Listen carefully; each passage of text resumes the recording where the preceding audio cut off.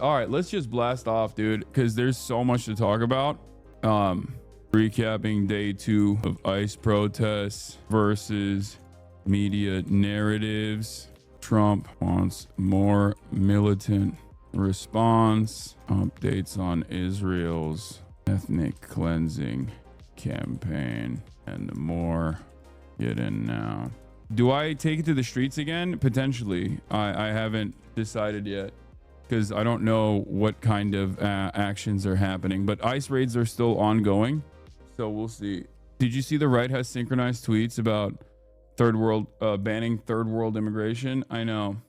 Hold on. Does anyone have a blast off or no? Hasanabi. Okay, I like this.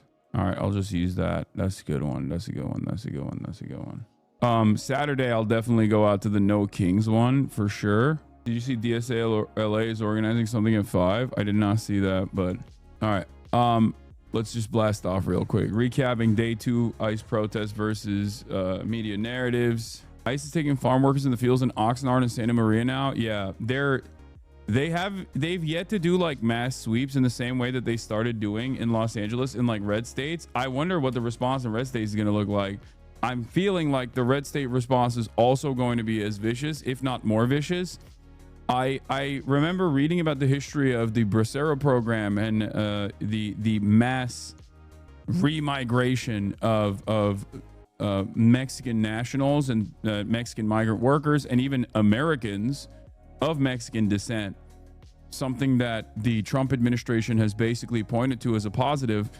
I remember that invoking a tremendous negative response from places like Texas back in the day, when all of the Texans themselves were hunting rangers with guns because they were deporting their ranch hands and their migrant workers and their friends and their neighbors. So back then, they would literally disrupt federal agents and federal agents trying to engage in mass deportation violently. And it was the hogs that were doing that. The hogs that had the guns that were doing that. They would roll around town in pickup trucks looking for fucking rangers. So that's the type of history this country had. No, before you say hands off my slaves, that's not it. Okay, that's not it. There is a long history pre so much propaganda. There is a long history of like even right wingers hating the cops in this country for a multitude of different reasons, right? I wish New York City's had the same balls as LA. New York City is currently under the control of a criminal who had a quid pro quo with the Turkish government and was investigated by the DOJ for said quid pro quo, and then ironically set up a separate quid pro quo arrangement with the Trump administration in order to allow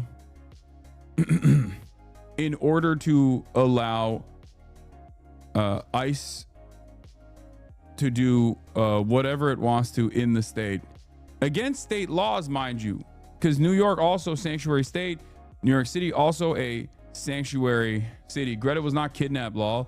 Yeah, you're right, dude. That's totally when a foreign nation, let's say you have a British-owned, British-sailed boat, okay, that's sailing from Italy to Gaza, and you're off even if you're not going to Gaza, let's say you're off the coast of England, okay, or off the coast of fucking Egypt, okay, and then this completely separate, insane foreign nation just comes in, dumps paint over your fucking boat, and then violently apprehends you. What would that be considered? That would be called kidnapping, or at least taking hostage, right? Like people that fucking lost their minds over the Houthis enforcing a blockade, okay, have no issue with what Israel did. No issue whatsoever. They're literally actually celebrating what Israel did, which at least I appreciate that, because like when I say what the Houthis were doing in terms of enforcing a blockade on the Red Sea was the correct thing to do, like I'm letting my position be known. I am putting my foot down and saying this is my moral boundary. Okay, what Israel is doing is unconscionable, and nations that are trying to stop what Israel's doing are on the right side. and history will vindicate them. That's what I'm saying. You, on the other hand, are saying, even though you are incredibly cowardly and you don't want to say it openly, you're basically saying all of the nations that are trying to stop Israel are bad, and what Israel is doing is right and good and awesome. It's not kidnapping law. You have no issue using that language when you're talking about Hamas. You have no issue using that language when you're talking about Ansar Allah. But seemingly, when Israel does the exact same thing at the behest of violence and the continuation of violence, because like Israel is not enforcing this blockade because other people are going to come in and be dangerous and scary to Israel. No, Israel's enforcing this blockade so they can continue the starvation. Okay? Like, you have to also remember why people are doing this, why countries are doing this. Like, when the Houthis enforce a blockade, it is to stop Israel. It is to render some sort of penalty to Israel for the crime of genocide. When Israel is enforcing a blockade, it is to stop humanitarian aid from going into Gaza. So not only is it the same action, but it's also on top of that, one is in the direction of good, a greater good. Institutions, it's like incredible. It's very, very frustrating. Yeah, Zoran is only 2 points behind Andrew Cuomo. We'll obviously talk about that as well. Do you think the parade Saturday will make things worse? I will be going to the No King rally to see how the liberals get down, because I want to see. They'll probably have mass mobilization for sure. Liberals are going to be mass mobilizing in spectacular fashion in ways that you never even saw, ways that you never even heard of. And that's ultimately not a bad thing. But yeah, here is the National Lawyers Guild, the wonderful people, some of which were Hasanabi heads that we saw yesterday with the funny hats, with the cool fluorescent hats. Here's an announcement from them. Okay.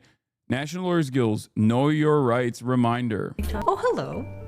We were just talking about you kids. I'm Denise Heberly. And I'm Bill Goodman. Together, we've been fighting fascism for over 50 years. And so much has changed over those 50 years, such as the ingredients to a successful firebomb. And the glass that bank windows are made of. But there's one thing that hasn't changed over 50 years, something that is so important to tell you kids who are new to this movement. Shut the fuck up. You're sitting in the police transport van after a protest? Shut the fuck up. In a holding cell with your comrades? Shut the fuck up. Cop knocks on your door? Shut the fuck up. Texting on an unsecured device? Shut the fuck up. Pulled over by the cops after a protest? Shut the fuck up. Cop just asking about your day? Shut the fuck up. Feds, call your mom? Tell your mother to shut the fuck up. Now, repeat after me. When the cops come calling, what do you do? Shut the fuck up! They're right. Don't talk to cops. Don't talk to cops. As I literally told you, even with my Customs and Border Patrol detention fiasco, don't talk to cops. Don't ever talk to cops. Don't talk to law enforcement. They're not your friends. Don't even talk to them if you're at a fucking barbecue. But that's for separate reasons, you know, because they don't deserve any sort of camaraderie and friendship from you. Okay? Unless you're asking where the horses are, or yeah, I mean, I'm don't do what I'm doing. Don't do what I'm doing, okay? When I'm on camera and I'm asking cops like, where can I piss, or where the horsies are, or whatever, like, don't follow my lead on stuff like that, okay? Don't do what I'm doing. Just do as I'm saying. I'm stupid. I'm a stupid person. And sometimes I have to pee. Nature calls. Can I see your service weapon, officer? I would like to take a look at it. Can I hold your gun? Is it okay to talk to them while tapping them on the out on the jujitsu mats? No. Hassan is white and rich. He gets some leeway with cops. We don't. Yo, speaking of being white and rich, I do have leeway with cops, but I will say this. There were some weird moments yesterday. I will say the second day, actually, at least for the duration that we were there, had less police retaliation. It wasn't like as violent and as aggro as the first day was, partially because the first day there were more numbers, and obviously pigs get very scared when there's a large number of people out there, right? They get, what do we know? Cops. If you ever see a cop running, you're fucking cooked, okay? if you ever see them lining up, you're also fucking cooked. As a matter of fact, if you see cops in general, you're kind of cooked. But my point is, they fear water bottles, they fear projectiles, it scares them, they fear loud noises, and also expressions of joy. They hate expressions of joy. Anyway, they hate bright colors, they hate press, they pretty much hate everyone. The only people that I don't see them routinely brutalizing are other white supremacists. So I guess, like, you know, there is that. But here is one thing that I mean, overall, it was more tense partially because they weren't like instantly fucking opening, and it wasn't like a constant barrage of them like pushing and then opening fire, pushing, opening fire. But instead, it was just like more tense. But one thing that I found out, or after the fact, but even though I got scoped a couple times by both the LA Sheriff's Department, but also the National Guard troops, was that they were pointing out people in the crowd. And I guess when he went and reviewed the footage, I think it's this guy looking right at us and pointing right at us and getting other homies to come over. March says they're pointing at us. Wait, like, technically, yeah, there it is. National Guard is here. But I can't tell if they were, you know, maybe they were just Hasanabi heads. You know what I'm saying? Maybe they were just, maybe he's a hate watcher, or maybe he was just a Hasanabi head. Who knows? Like, there's National Guard. Maybe they recognize you and we're just starstruck. Is that Hasanabi? Yeah. You got scoped by the ABC's chopper. They pointed you out taking photos and everyone coming up to you. Wait, really? That's funny. Maybe he just wanted a photo. I don't know. TikTok was saying it was because you look like a cop in your vest, lol. Yeah, I don't think the cops thought I looked like a cop. Let me tell you.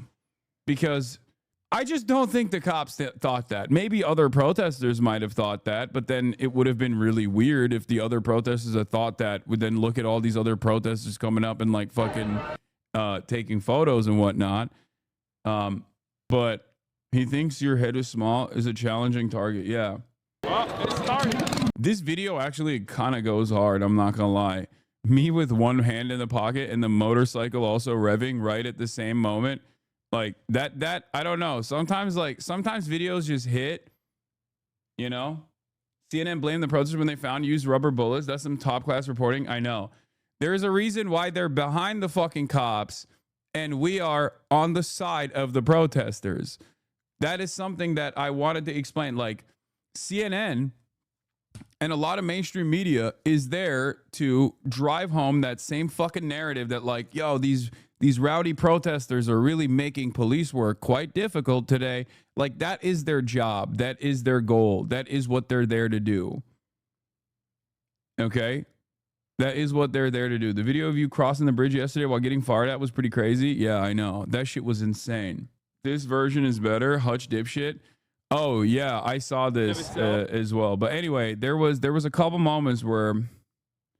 There were definitely a couple moments where, you know, cops were being fucking, I mean, cops were always being escalatory. They were always obviously opening fire without any reason whatsoever, just because they felt like it and to initially like move people, you know.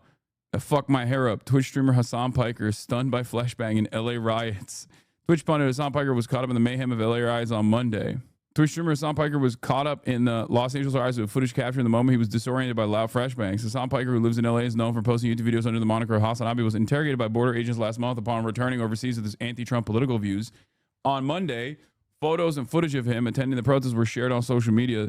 They're firing into the crowd now. I don't think that's fireworks, buddy. Piker is heard saying as he streamed from the scene. They're already deploying flashbangs. Not great. Look, what they're going to try to do is close down the other side of the road, he said while standing in a throng of protesters on a highway underneath a bridge. I think they're going to push from this side of the road. Oh, shit. Oh, that fucked my hair up, he adds as the loud bangs are heard. Piker continues to walk through the crowd as the loud bangs continue and fans are seen approaching him to shake his hand and take selfies. Yeah. Protesting for Gen Z has turned into a very different sport, I will say. Like, it is pretty crazy. I don't mind taking photos, you know, obviously, and it's great that like people are out there, right? And if you're out there and you're fucking Christ, the gray bars are back. If you're out there and you want a little treat on the side to get a photo, like that's fine because you're still out there, right? You're still protesting, but you know, don't overdo it. But it is wild how little people have, how little people care about their own safety and security. What is this? I saw the clip of you getting flashback on Instagram, 1,000 likes. Cool to see you reaching places I don't usually see you in. Yeah, like y'all need to take better care of yourselves. Okay, you're already out there. It's already like a dangerous situation, and you're just like, what's up? Can we take a photo as flashbangs are exploding? Tom Morello was present on yesterday's protest. Also, at the end of yesterday's stream, a guy took pictures of you. Yeah, I know. I saw that. I mean, I caught him doing that.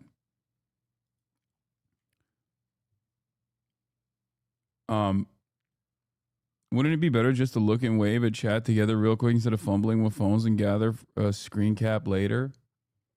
Yeah.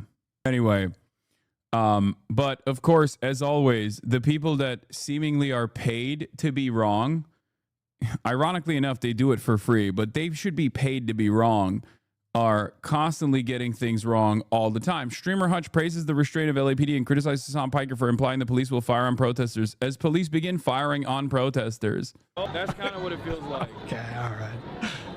If that makes sense. I just think I mean, listen, is it not kind of comical that he's been given this commentary about like, oh yeah, that's standard issue weaponry.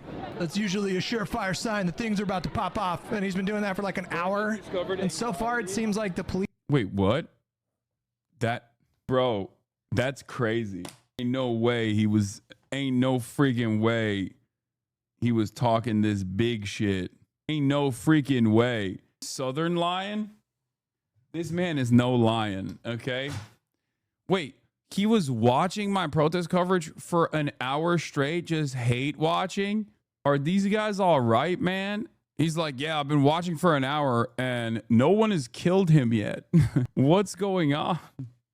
Pick up the slack, LAPD. I like that he is so, like, his perspective is so anti-me. Like, this guy's supposed to be a liberal, okay?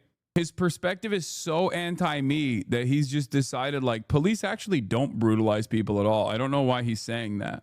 He's been given this commentary about like, oh yeah, that's standard issue weaponry.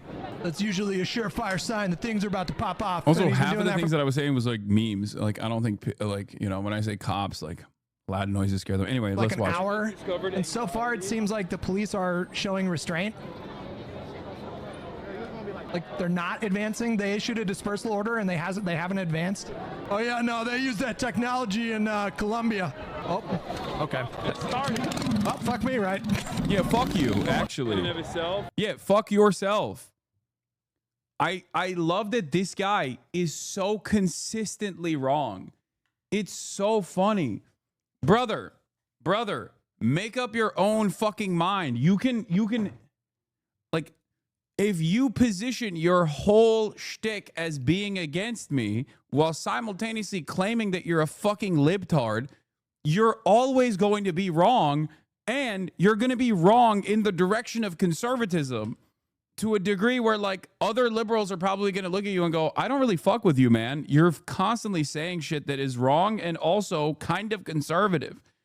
These guys refuse to develop their own political perspectives.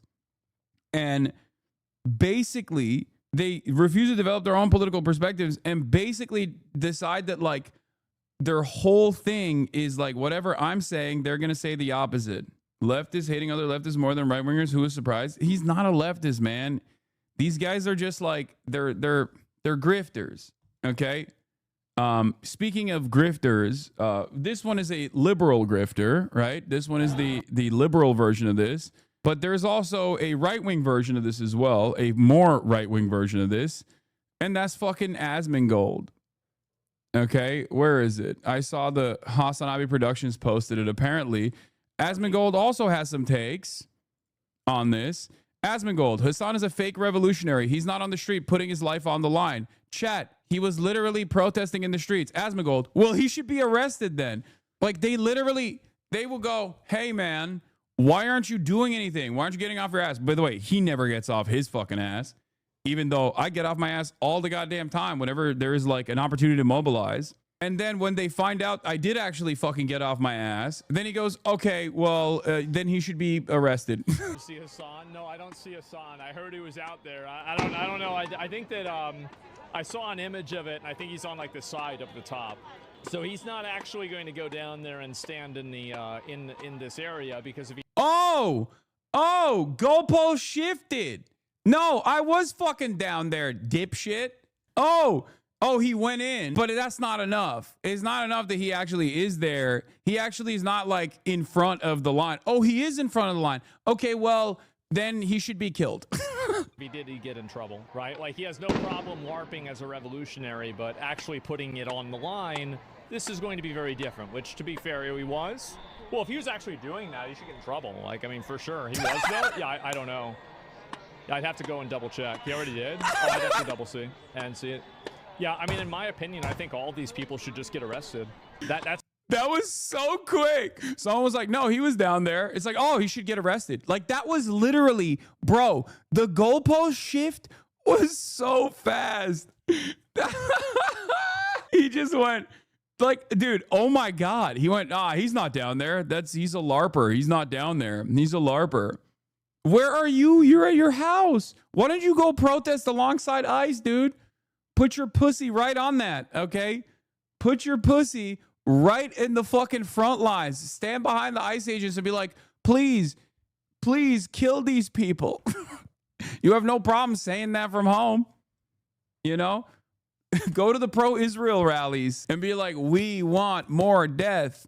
Yeah, go fucking assist ICE, you goddamn bootlicker. Jesus Christ. like, I mean, for sure. He was, though? Yeah, Look, this part is so funny, though. Holy shit. Someone being like, nah, he was there. He was in the front lines. Like, different, which, to be fair, he was. Well, if he was actually doing that, he should get in trouble. Like, just no. He should just fucking then kill him, arrest him. Come on. What's happening? I mean, for sure. He was, though? Yeah, I don't know.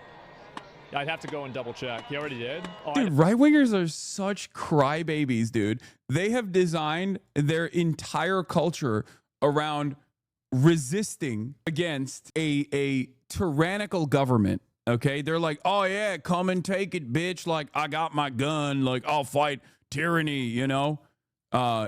They wave the Gadsden flag. But then the moment that the government is being tyrannical, they're like, oh, please do more tyranny, please. Actually, can I assist you? Can I assist you in the tyranny? We love the tyranny. I'd have to double see and see it. Yeah, I mean, in my opinion, I think all these people should just get arrested. That's really how I see it. Asmongold looking at the picket lines during the civil rights struggle. Yeah, all these blacks, they got to get arrested. And the whites too, actually. Separate but equal, guys. Yeah, based. It's separate but equal. Too much, if you ask me. It should be separate and unequal. But they got equality. It's just separate. They don't like it. Yeah. Why are they resisting? Yeah. Based. Yeah. I was going to be on board, but LBJ, not really good that he sent the National Guard to Selma. Why is he protecting these criminals? Obviously, the law's the law. The law's the law, guys. Chat. The law is the law. These blacks that are trying to trying to march, how about they don't march? I don't like it. We want to keep them separate. Yeah. Yeah. Law's the law. Law and order. Restore it. Yeah. Yeah, I mean, I don't see how like there's no other solution to it other than that. There's no other solution. By the way, the beauty of this is these people, okay, are engaging in a behavior that absolutely is a nuisance, okay? They're protesting and they've blocked off the highway in an effort to protest, right? Except they're protesting for a good cause, a cause that I 100% agree with, that ICE should not work within the confines of any state, really, but especially not in Los Angeles, which is a sanctuary state and a sanctuary city, right? No ICE.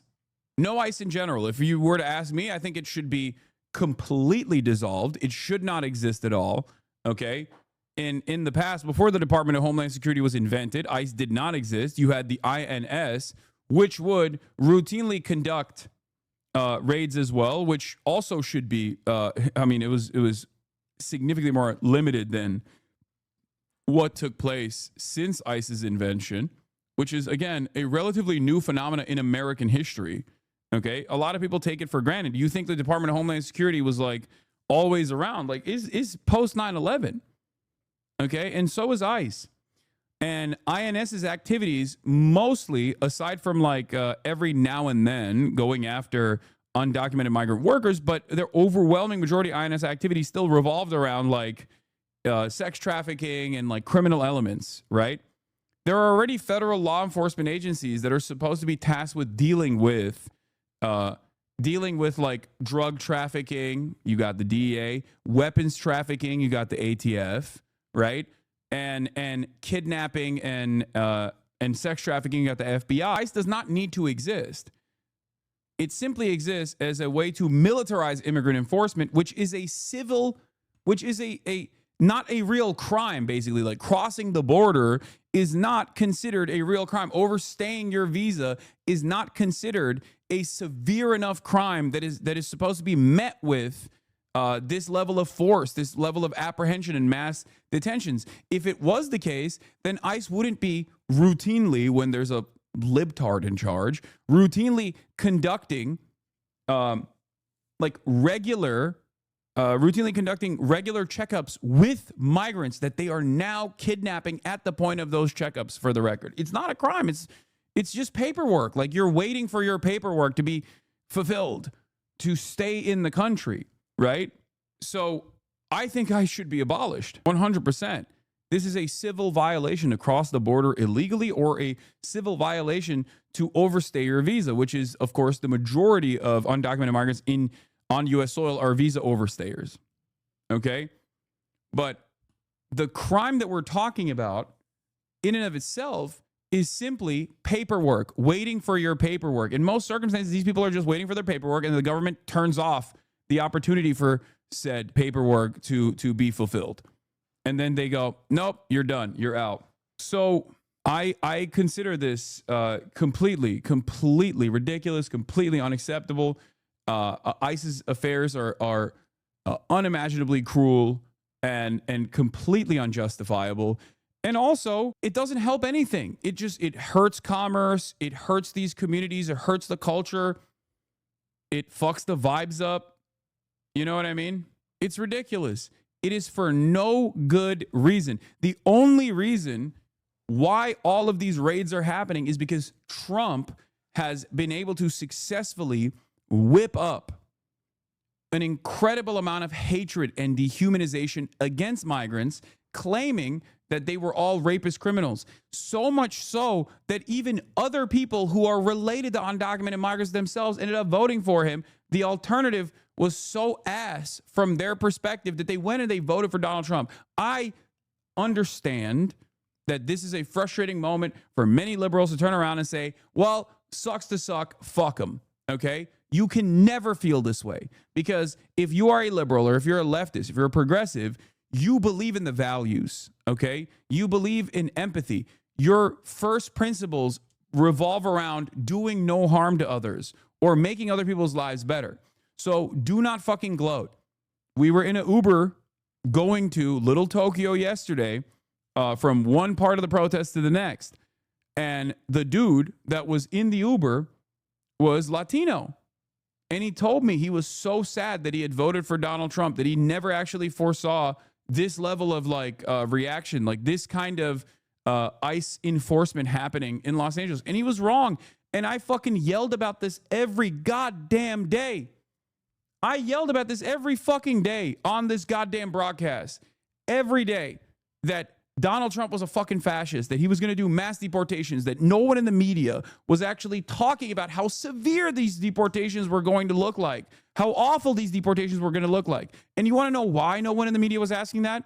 Because the Democrats themselves were also running on immigration enforcement. They were running to the right. They were trying to, don't say fell for it again, because you have to remember, while yes, people who were locked in, people who were laser focused, people who were paying attention, people like yourselves that were in here for the entire journey, sure, you understood the situation. Okay?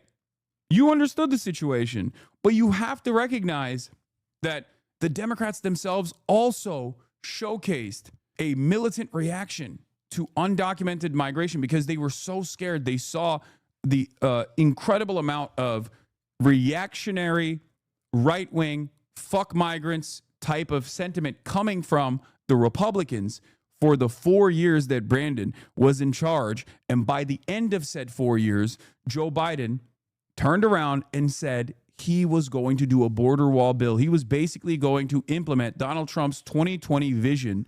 They openly admitted that migrants constitute a national security threat. They basically handed that victory to the Trump administration by saying, you know what? We got caught. Trump was right. Migrants are actually criminals. Some of them are really violent ones, as a matter of fact. But we want to be the reasonable way. We want to be the reasonable party that deports some of these criminal migrants. They want to deport every migrant. That kind of idiotic messaging is only going to make the average person think, okay, well, I guess the Republicans were right. I guess the Republicans were fucking right that migrants are criminals. Of course, they're going to think, yeah, I guess I should vote for the honest guys. Why should I vote for the diet version when the real full power soda exists? I'm using Felix Biederman terminology here. The full powered soda, the full powered sugar soda is the Republican Party. The diet, gay, elitist, technocratic version of said soda is the Democratic Party. No one wants to drink the diet soda. We're Americans. Oh, come on. John Oliver never stopped talking about it all the way through the Biden admin starting month 2. Are you John Oliver? Okay. So it was me and fucking John Oliver. CBS, ABC, NBC, CNN. None of these outlets were covering this issue from the perspective of the humanity of undocumented migrants and how cruel it is that we do not simply follow up on their paperwork. You want to know why? Because the Democrats completely dropped the fucking ball. They ran a successful campaign against Donald Trump's ridiculous anti-migrant policies. When Trump was in office, Joe Biden literally had a 100 first days immigrant agenda in his 2020 campaign. He didn't do a single part of it. Okay? He didn't do that. He didn't do that at all. And no one called into question his lack of interest in dealing with a migrant crisis. Impeding a highway? They are. They're impeding a highway. Yeah, they're impeding a highway, and that's unacceptable. But those cops are also then using said highway for the rest of the night to stage, okay, because that's what they did. Those cops then impeded the highway for the rest of the night as a staging ground, by the way. But Asmongold, of course, has no issue with that. These guys are impeding the highway in protest. That's wrong. They should be arrested. Cops impede the highway so they can use the same fucking taxpayer-funded weapons on their own fucking tax-paying citizens to defend ICE raids in the fucking state, a sanctuary state in a sanctuary city. That's perfectly valid. Do you understand the double standard? It all revolves around institutions and defending institutional power, defending state power. You're like, no, cops can do whatever the fuck they want. They can be as violent as they want. That's perfectly valid because on the other side, the people that are receiving that violence are probably doing something that they shouldn't be doing. You're not even like entertaining the idea that maybe the cops should not be doing this. The vast majority of Americans do not want to deport most illegal immigrants who lived here for years and are productive members of society. The fact that the Democrats are scared to fight on an issue where they have a 61-24% majority is absolutely pathetic. Yeah, also, this is not new, okay? People wanted fucking mass deportations, right? Everyone said, oh, well, 60% of Americans want mass deportations. What did I say? What the fuck did I say whenever those polls came out? Two things. Number one, those polls also have a second question that never gets brought up in media. When given two options, mass deportation or mass amnesty, the majority always goes with mass amnesty, okay? That's the second option is never discussed. And number two, these people are advocating for a thing that they do not understand.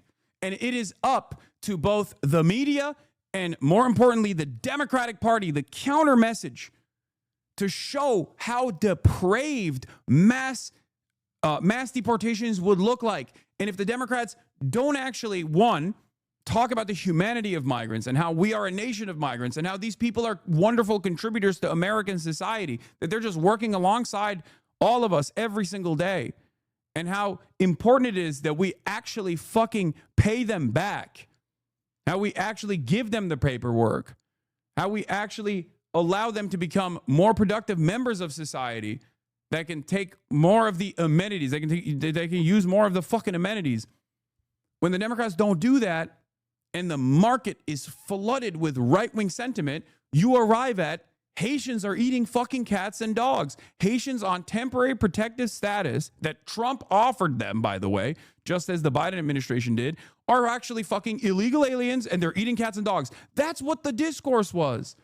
It blew my fucking mind. If you let these guys, even with liberals, okay, this is why I yell at liberals all the fucking time. If you let the right-wing reactionary psychopaths drive discourse, they are always going to escalate. They are always going to say even more insane things, even more violent things, even more radical things, because they have not logically arrived at their position. They have arrived at their position not by looking at the facts of the ground, facts of the matter, looking at the facts on the ground, looking at empirical evidence. They arrived at that conclusion out of fucking anger, resentment, and fear. They arrived at that because they have a white nativist attitude, a white supremacist attitude, an idea that like third world migration is actually disrupting American culture and ruining American society. We don't want to be around these blacks and browns. Like that's their fucking mentality. That's their primary fucking focus here. And they will do anything to try and radicalize average people every single fucking day. And they did it so goddamn successfully. It blows my mind. They did it so successfully that fucking Latino men were going, that's right. I, Jose, believe that we should fucking get these bad migrants out of this country. It's like, bro, they think you're the bad migrant. They think you are also the third world guy that fucking ruined the culture of this country. That's what they're saying. Oh. And now that this violence is unfolding, of course, people go, oh, never mind. I didn't like that. It's just like, as I said, the Uber driver who was like, you know, really devastated that he was watching his fucking neighborhood get ripped apart by ICE agents and having his neighbors get packed up. ICE going to school graduations. Like, how fucking insane is that? Where are these criminals that they're apprehending at school graduations? Are they apprehending these criminals at Home Depot? A dude that is so desperate for work that he's just gonna he's gonna do some drywall work, okay? For pennies on the fucking dollar. That's how desperate that guy is. That guy's the criminal, really? Not this goddamn administration filled to the brim with rapists and you know, drunkards and psychopaths, felons. That guy who just simply wants a leg up for his family. Guy who came here and is working in slave labor conditions with the hopes that maybe his next of kin will have a better opportunity, one that he is fighting desperately for. That guy's the criminal. Fuck you. And I want everyone to understand the only value that undocumented migrants present is their slave labor is not the argument that I'm making.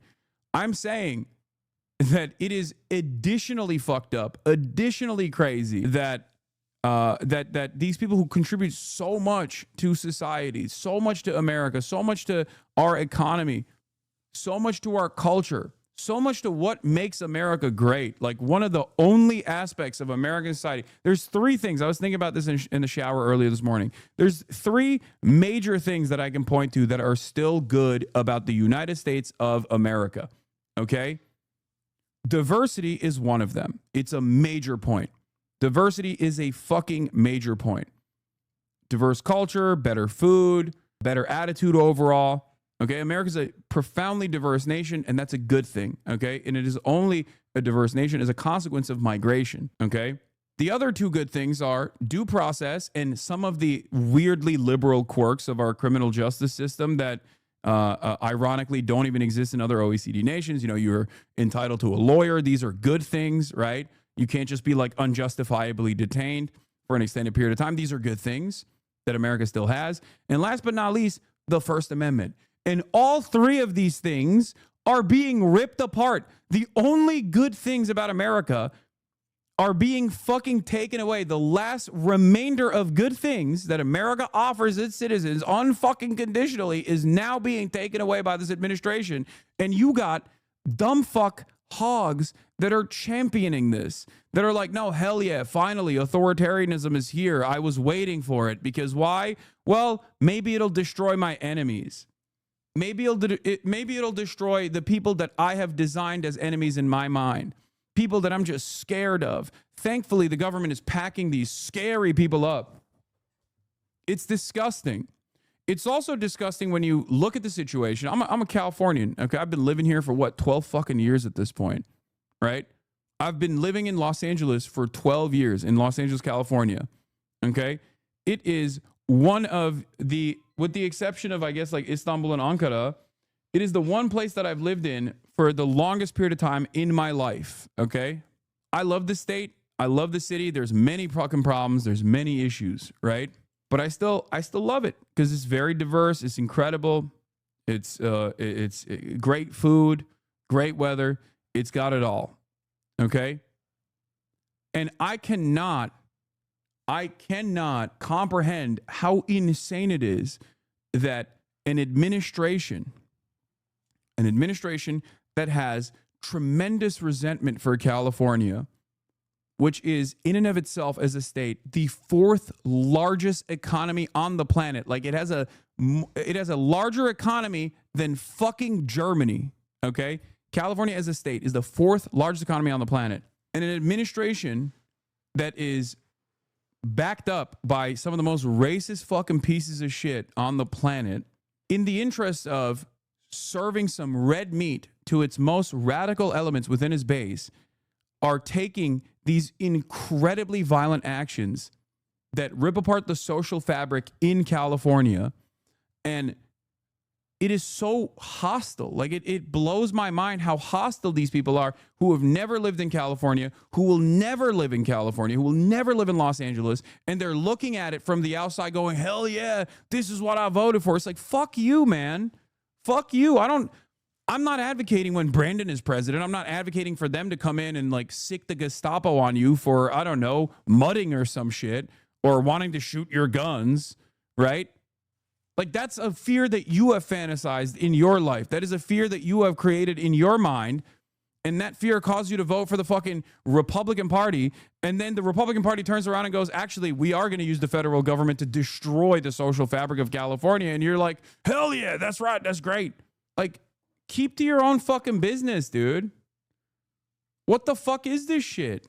It's so goddamn frustrating. This TikTok about living in LA and going to the protests is going viral. Yeah, I've seen this one too. Fox News. She called me today. She said, you need to get out of LA. LA is burning. Aren't you scared? Meanwhile, this is what's going on in LA. Thank you so much.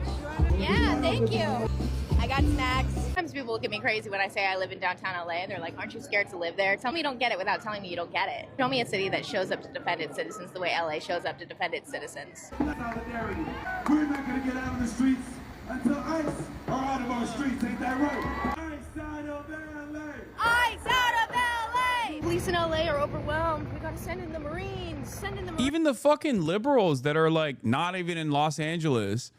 And I know they're not in LA because they're going, why are the brown people waving Mexico flags? It's like, bro, have you seen Los Angeles? Like, what the fuck do you mean? Why are the Mexican Americans waving Mexico flags in resistance against a fucking very clear racist act by the federal government that is targeting brown people? Of course they're gonna fucking wave Mexico flags. It's Los Angeles. What the fuck? Who gives a shit? What do you mean? What the fuck do you mean? It's not called the Angels. It's called Los Angeles. This shit's so fucking annoying. oh, they need to wave more American flags. It's like, yeah, really? Is that what's going to do it for you? Because clearly the acts from the Trump administration was not enough for you to say unconditional support to these people. You know? You have to see American flags for your sensibilities to kick in. Get the fuck out of here. Meanwhile, the Trump administration is also unironically using that as a reason to be like, see, it's an invasion. It's a foreign invasion. It's like, dude, they're American, you fucking idiot. They're American citizens. They're waving their heritage. Fuck your optics game. Holy shit. The fuck do you mean? What optics? Marines, meanwhile, the police in LA. Pokemon Go playing motherfuckers got their McDonald's delivered. Yeah. Like there is nothing more American, and I mean this in a positive way, okay? Normally when I say something is American, it's a pejorative, but in this circumstance, there's nothing more American in the positive affirmation sense than being able to fucking wave the flag of the country of origin while you are here, okay? What are we talking about? What are we fucking talking about, dude? It's disgusting. If you take issue with foreign flags being flown at protests, go take that up with Israel, which is a fucking Nazi country doing an ethnic cleansing campaign. Mexico ain't doing all of that, all right? Where's the smoke for St. Patrick's Day parade, you know? Oh, well, or where's the smoke for the Ukrainian protests? Oh, that's right, they're white, so it doesn't matter. It's not the kind of foreigner that we don't like in this country. To be fair, even with the Ukrainian one, people are starting to get agitated against that too because Donald Trump hates Ukraine too. It's so fucking stupid, but Italian flags at the Italian Day Parade. It's an invasion. It's an invasion. I'll die on this hill. We're never going to reach their sensibilities. Hassan, we need to raise the American flag so that the narrative can't be twisted in the media, which is what it's going to be. They do it every time. No, dude. What happens every time is squishy liberals such as yourself actually fucking fall into the same trap. You get dominated by the right-wing framing. You get dominated by the right-wing framing, and you actually lean on the sensibilities of a third party that you do not know exists out there, okay? The idea that there is a guy out there who's like, I don't really like that they're deporting people that are simply waiting for their paperwork to be processed, and I think that's an inherently violent act. But I can't get myself to be on board with these fucking protests until they wave the American flag, until they wave the flag of the state that's doing that. It's the same principle behind Black Lives Matter, which, of course, ended up becoming a commodified, toothless version of itself. But that's exactly what people were saying with Black Lives Matter. They were like, oh, well, why don't we say all lives matter, Hassan? Why don't we say all lives matter? I was there. I was there at the fucking protest back then, too. I know everybody always was like, oh, Hassan, you never go out there. This is a war in the media. Okay, we're not trying to woo ourselves here. We're trying to woo the fucking morons, the idiots of the country. No, dude. My point is the idiots of the country are not actually going to fucking realize that these are good protests because they're waving the American flags. They don't give a shit. They're going to move the goalpost to the next thing. What is wrong with you? It's the same as like my fucking haters. Here, I'll use a hyper-specific analogy here to Twitch streaming. Asmongold is like, oh, he'll never fucking go down there.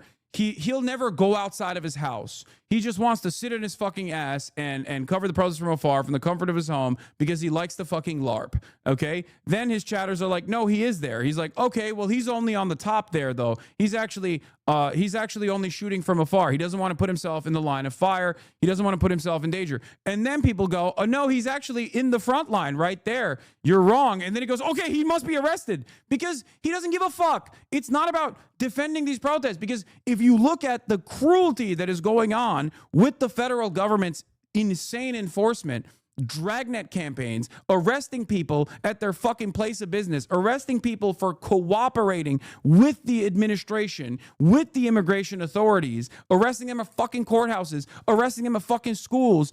If you see all of that and you don't give a fuck and you don't actually unconditionally 10 toes down support the fucking protest, then a flag is not going to do it. Okay? That's it. So don't come in here, which is one of the only fucking outlets, one of the only media outlets, one of the only communities that is actually doing exactly what you wish we were doing, which is to counter that fucking misinformation, to counter that goddamn narrative and be like, no, actually, you're wrong. Optics are very important here. It's not. It's not. Okay? Optics are utterly irrelevant. Optics are only relevant for the squishy liberals who are going to find the next thing to grab onto to say, sorry, I'm a white moderate. I'm a white moderate, and I place a timeline on another man's emancipatory movement. Okay? The real thing to do in this circumstance is to tackle the issue head on. The real issue to tackle here is their lack of interest in trying to create a movement of justice, as opposed to the presence of order that they have in their lives. Because if you are from these communities, if you have undocumented migrants, or once again, undocumented migrants can mean people who are waiting for their fucking court date. Okay, 93% of undocumented migrants that have court cases that are pending actually follow through and they go to their immigration court dates. Okay, remember that 93%. So these are people who think that maybe through all of this naivete that they believe that this fucking government is going to do the right thing, that, you know, they are going to actually, if they play ball and if they cooperate, they will inevitably allow them to have the proper paperwork to fucking live here. Okay, explain that to people. Explain the cruelty of the people. Okay? Explain the actual problem. Complaining that people in Los Angeles are waving the fucking Mexican flag is one of the most insane things I've ever seen. One of the most insane complaints I've ever seen. Netizens of Bilibili are loving your coverage of the protests. This is the day you wore your red star hat. Support for Super Earths. The Ministry of Truth is fagging illegal broadcasts. What is happening to my camera? My camera is tweaking right now. Hold on here. We'll just go with this then. Oh, all right. Today's look is so MB haha. Black Ops Live demo. Twinkling red star. Los Angeles has established diplomatic relations with me. I unilaterally recognize the integrity of the territory. Early Cuban military uniforms. Yeah. I think that a lot of people fail because of their own personal sensibilities. I think a lot of people fail in this because they think there is an optics game here that you can win over without actually just like addressing the root cause of why these protests are happening to begin with. Okay? Address why these protests are happening. Explain to people why these protests are happening. That is an infinitely more successful way to approach these people. If someone is saying, yeah, all of this immigration, like kidnappings and all this stuff is really fucked up, but these guys are waving the Mexican flag and I can't find myself supporting someone who waves the Mexican flag, then okay, that person is probably not going to be on your side regardless. They're going to find another thing. They're going to say the same thing that they did with Black Lives Matter. Oh, I think that it's really fucked up that the police are actually pretty racist towards black people in their policing practices, but I can't in good conscience support a movement that says like fuck pigs, for example. That kind of language is very spicy. I don't like it. It's like, okay, so you misunderstood what was going on here. Every single historical struggle that has ever existed has been met with people that are tackling the problem from a privileged position and would rather maintain a presence of order rather than advocate for justice, because advocating for justice in this circumstance requires you to demand change. And oftentimes that demand is not going to come from the magnanimous nature of our politicians and our systems and our government that is designed the way it is. It's only going to come when it's met with force. That is precisely the reason why, regardless of how people have whitewashed the civil rights struggle, for example, there was a tremendous amount of resistance and a tremendous amount of unpopularity until the pressure was so unimaginably high that the fucking dam broke. That's why I also always stress the importance of consistently pressuring and continuing to protest against Israel's genocide. Okay? It is exactly the same. It is identical. The response is identical. asking a minority group to sacrifice their heritage in favor of assimilating to American culture, even symbolically, should never be a solution. It's also not a bad. It's also not a bad thing. It's not even a point of contention. I have no issue with someone waving the flag of Mexico, man. I think, like, especially in places like Los Angeles, but anywhere in America, it's great. It's wonderful. Why would you care? Why would that be a bad thing? You know, it's these people's heritage. It is a part of being an American. Okay. It is a part of living here that you get to do that. Yeah. Central Committee says liberal nitpicking and protest isn't some good faith advice. It is what they do to give themselves permission to do nothing in the face of fascist repression. Exactly. Well, see, I'm a good person who would totally fight fascism, but these protests have such bad optics that I can't. Very specifically, we had these exact debates about people saying ACAB in 2019. I literally debated Hutch on that point. We had to use the military to force desegregation. Exactly. People don't fucking get that this is historic. Mexico is like the concept of the Basque country. Yeah, even fucking Will Stancil had a really good take on this. I can't believe I'm saying this. I am not doing this 2020 it's racist to criticize protest tactics thing anymore. It was a catastrophic failure on every level. Okay? Okay, march down and tell them to stop being so Mexican. Good luck. You can either accept these communities exist and are proud and defend them, or you can side with the MAGA Nazis and tell them to pipe down, but for optics. This is a banger take from Will Stancil. What the fuck is going on? I can't believe I'm saying this. I saw another thing that he said that was also actually very smart. He was responding to another one of these like liberal optics peddlers, okay? There was another thing that he said. It doesn't matter. Just like, dude, listen.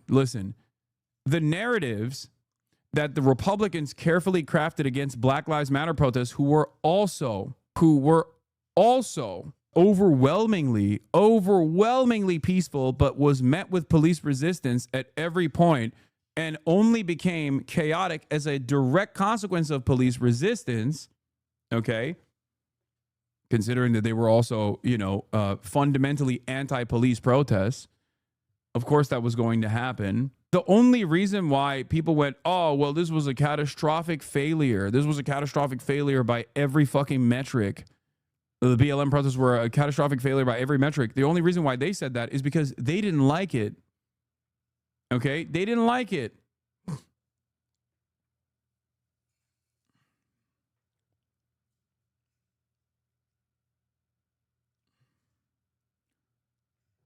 The thing, by the way, if you have any optics considerations still to this day, right now, the greatest antidote to that optics consideration and that liberalism that you still have in your heart and mind and soul is to attend one of these protests.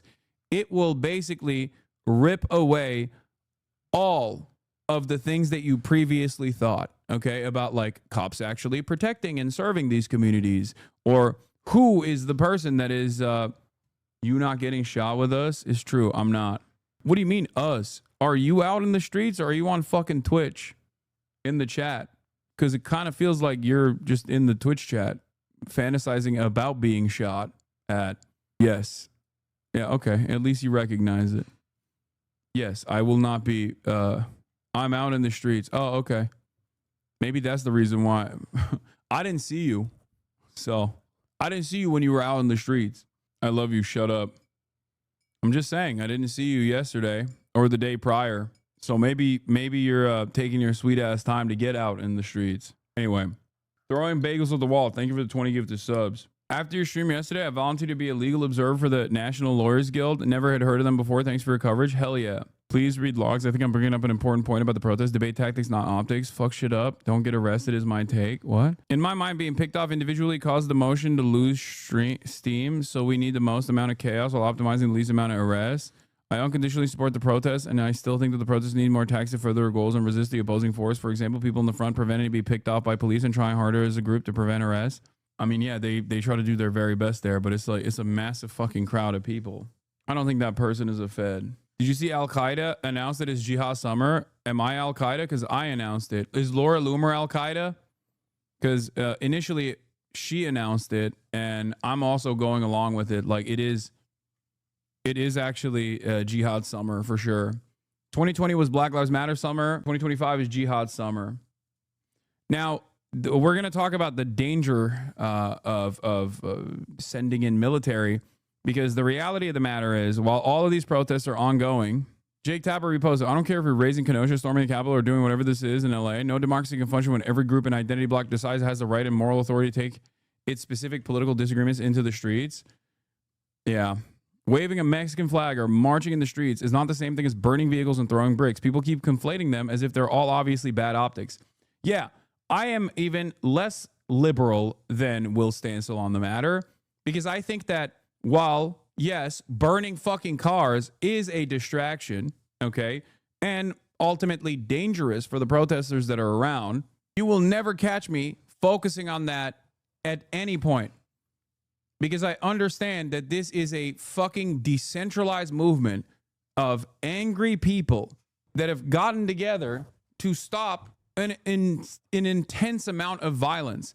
Nothing that these protesters can do will ever meet the standard of violence that the state maintains with regular frequency and force. Okay? Guys, stop talking about JPEG Mafia and bringing up JPEG Mafia in this fucking chat, okay? Like, ironically enough, he's over here talking about how fucking silly it is that people make their protest about defending me or some shit, which there is some truth to. Like, don't fucking make me going to the protests or whatever the primary position of importance here. But what he's doing is even dumber. He's not out in the fucking protests. He's just chirping from home. Stop fucking arguing with him, okay? What are you doing? Anyway, I want to reiterate this point over and over again. No matter what, the protesters and the 1% of the protesters that like burn cars or whatever, or even fucking some of the people that are opportunists who like go in, there's people that went into the Apple store, which is ironic because like it's the dumbest store to loot, because automatically every single thing that you took is decommissioned. You're never going to be able to use them. But like, no matter what these people do, okay, it will never even come close to the standard of serialized, systematized, legalized violence that the state enforces every fucking day, including but not limited to the additional violence that even goes beyond the previously established standard of violence that people perceive as normal, like things such as poverty, okay? The structural violence of poverty, things like that are ever present, ongoing, beating the shit out of homeless people, okay? Instead of taking care of them. These types of things are inherently violent, and it's the type of violence that we don't even see. In order for the protesters to ever reach the same standard of violence of the state, they would have to be the state. They would have to literally have a militarized force conducting not even like guerrilla warfare, but like a militarized force with drones, with long-range acoustic devices, with full-blown riot gear, with lethal weapons and less lethal weapons that they use on the fucking cops. Like, think about that. That's like, the standards are so fucking distorted. The asymmetry is so crazy. So I always find it strange when it's actually other citizens, other civilians, other people that are not in the police force, other people that are not in the fucking military, or other people that are not in government that turn around and say, no, I can't believe they fucking burned a car down. It's like, yeah, that's fucked up. Okay. It's fucked up. It's fucked up. But you are insane if you think that that is fucked up, but the other shit that's happening that the state is doing is not a million times more fucked up. Like, focus on the real harm here, please. Okay? And guess what? There were a lot of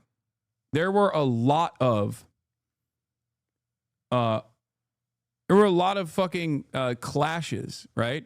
Born out of the police's incredibly violent reaction to people protesting that took place yesterday. But as opposed to the first day, the property damage was far more limited. And the reason for why the property damage was far more limited is because They weren't. Cops were not escalating to the same degree as they did the first day. Okay? That's it. Because the standard of violence is always dictated by the party that holds all of the power. The state dictates exactly what kind of retaliation to the level of violence that they are presenting towards people who are protesting. Is it effing? What? What happened? What? That was weird. I'm fine on here. I don't know what's happening. I'm still here. Nothing on my end. Refresh. That was the weirdest stutter I've seen in a while. Maybe the fucking feds are coming after me finally.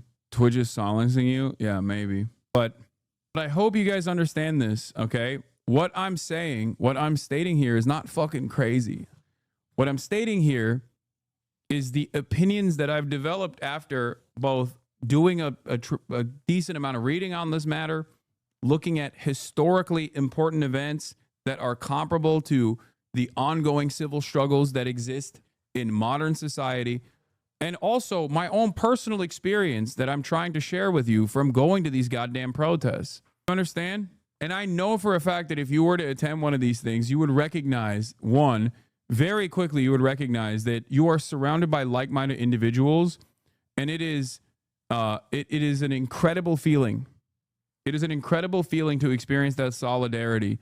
Like-minded individuals who care for one another, who are there to share resources with one another, to engage in acts of mutual aid, and that the real fear and the real violence that you meet is not by your fellow protesters, but instead is by the fucking cops. You are safe in the crowd, and with the amount of with the tremendous numbers that you have, you recognize that, like, when you do a show of force, a demonstration, the only thing we have as citizens is the number of people that we have on our side.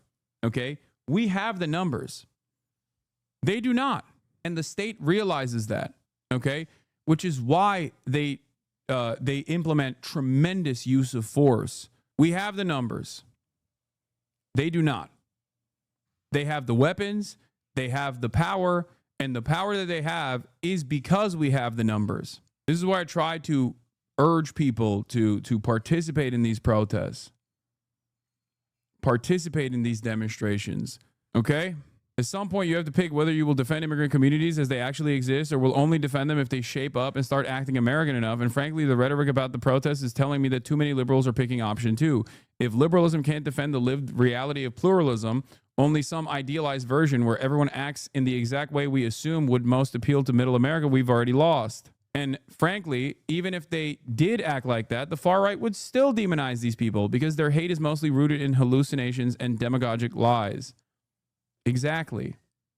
Will Stancil is popping off. He's right. Can't believe I'm saying this. Anyone that does not actually offer support by recognizing the real vector of harm here, which is the state's ridiculous enforcement of violence upon communities that do not deserve it at all, okay, is basically giving ammunition to the Republicans. One of the funniest things I saw, by the way, going back to like narratives, rhetoric, and how silly all of this stuff is, and I have to point this out, is yet another fellow former friend of mine who turned evil, okay, XQC. Here it is. I saw his community is eating him alive because, you know, he was a relatively progressive individual back in the day, and he developed a huge community of somewhat progressive juicers, right? Maybe they hate me, and that's fine. But ultimately, still, they are, you know, there are a lot of progressive people here in his community, and they're all fucking mad. And hey, hello, XQC fan, hello, post, hashtag bring this back. Okay, this person doesn't even follow me, by the way. This is like a real XQC fan. His entire account is dedicated to XQC.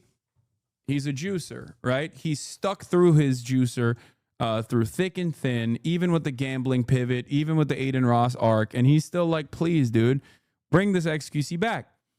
To which, and this is a tweet I'm going to read to you because back then, This is a very narrow focus that I will explain to you about how so many people signal what their politics are, especially people in our space.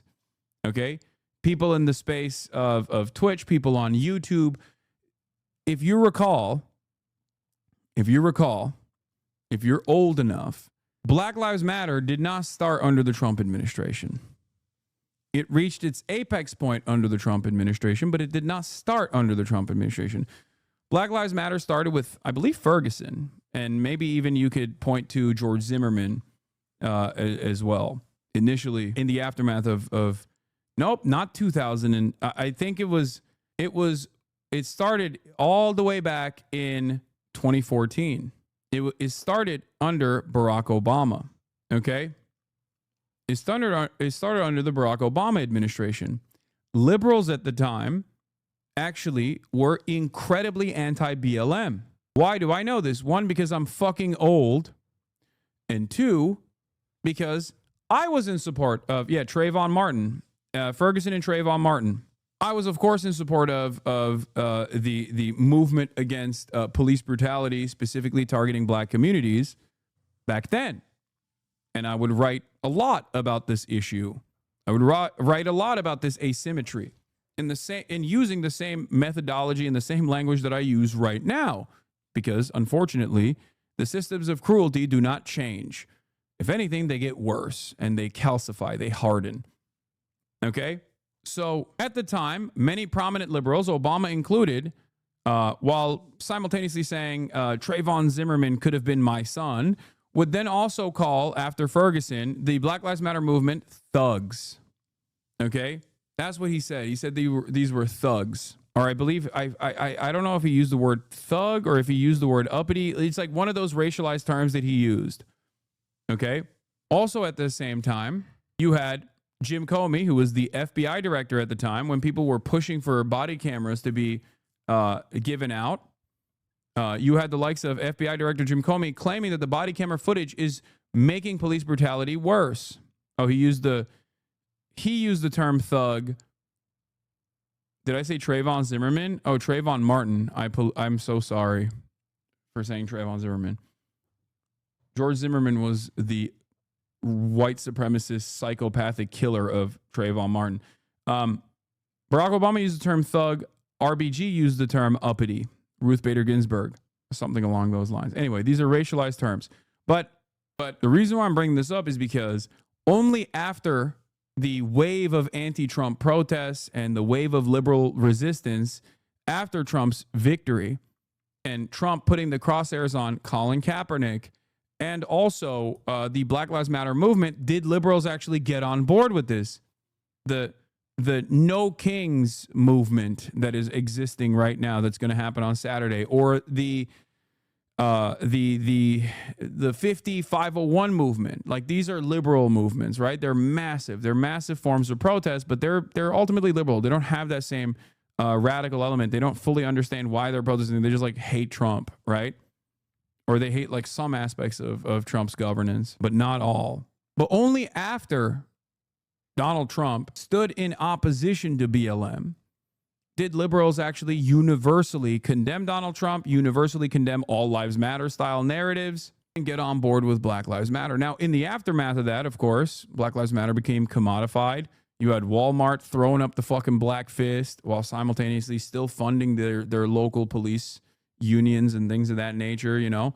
It became an aesthetic. It created a permission structure where you were expected as a human being with fucking, an observable conscience, you had to say you're pro BLM, you're pro Black Lives Matter. This is a great example of people who were not even thinking twice about openly stating their support. June 8th, 2020, XQC tweets in all caps, "It is a shame it has to even be stated, but of course, hashtag Black Lives Matter. We fucking love you. Keep fighting the good fight so everyone understands this. I want everyone to feel safe, respected, and have all the same opportunities to do great." To which XQC himself didn't fucking realize he had tweeted this and said, The replies on this really give good insight on how much fact checking is being done on X these days. Most of the replies are saying he changed. LMFAO. Literally not a single person even verified if the tweet was real. Cringe. I guess he was right because he was one of the people who didn't even verify that the tweet was real. And then he realized it was real. He said, wait, the tweet is real. Ah, ha, ha, ha, ha. I'm not even going to delete the main reply. That's just too good. The most embarrassing thing.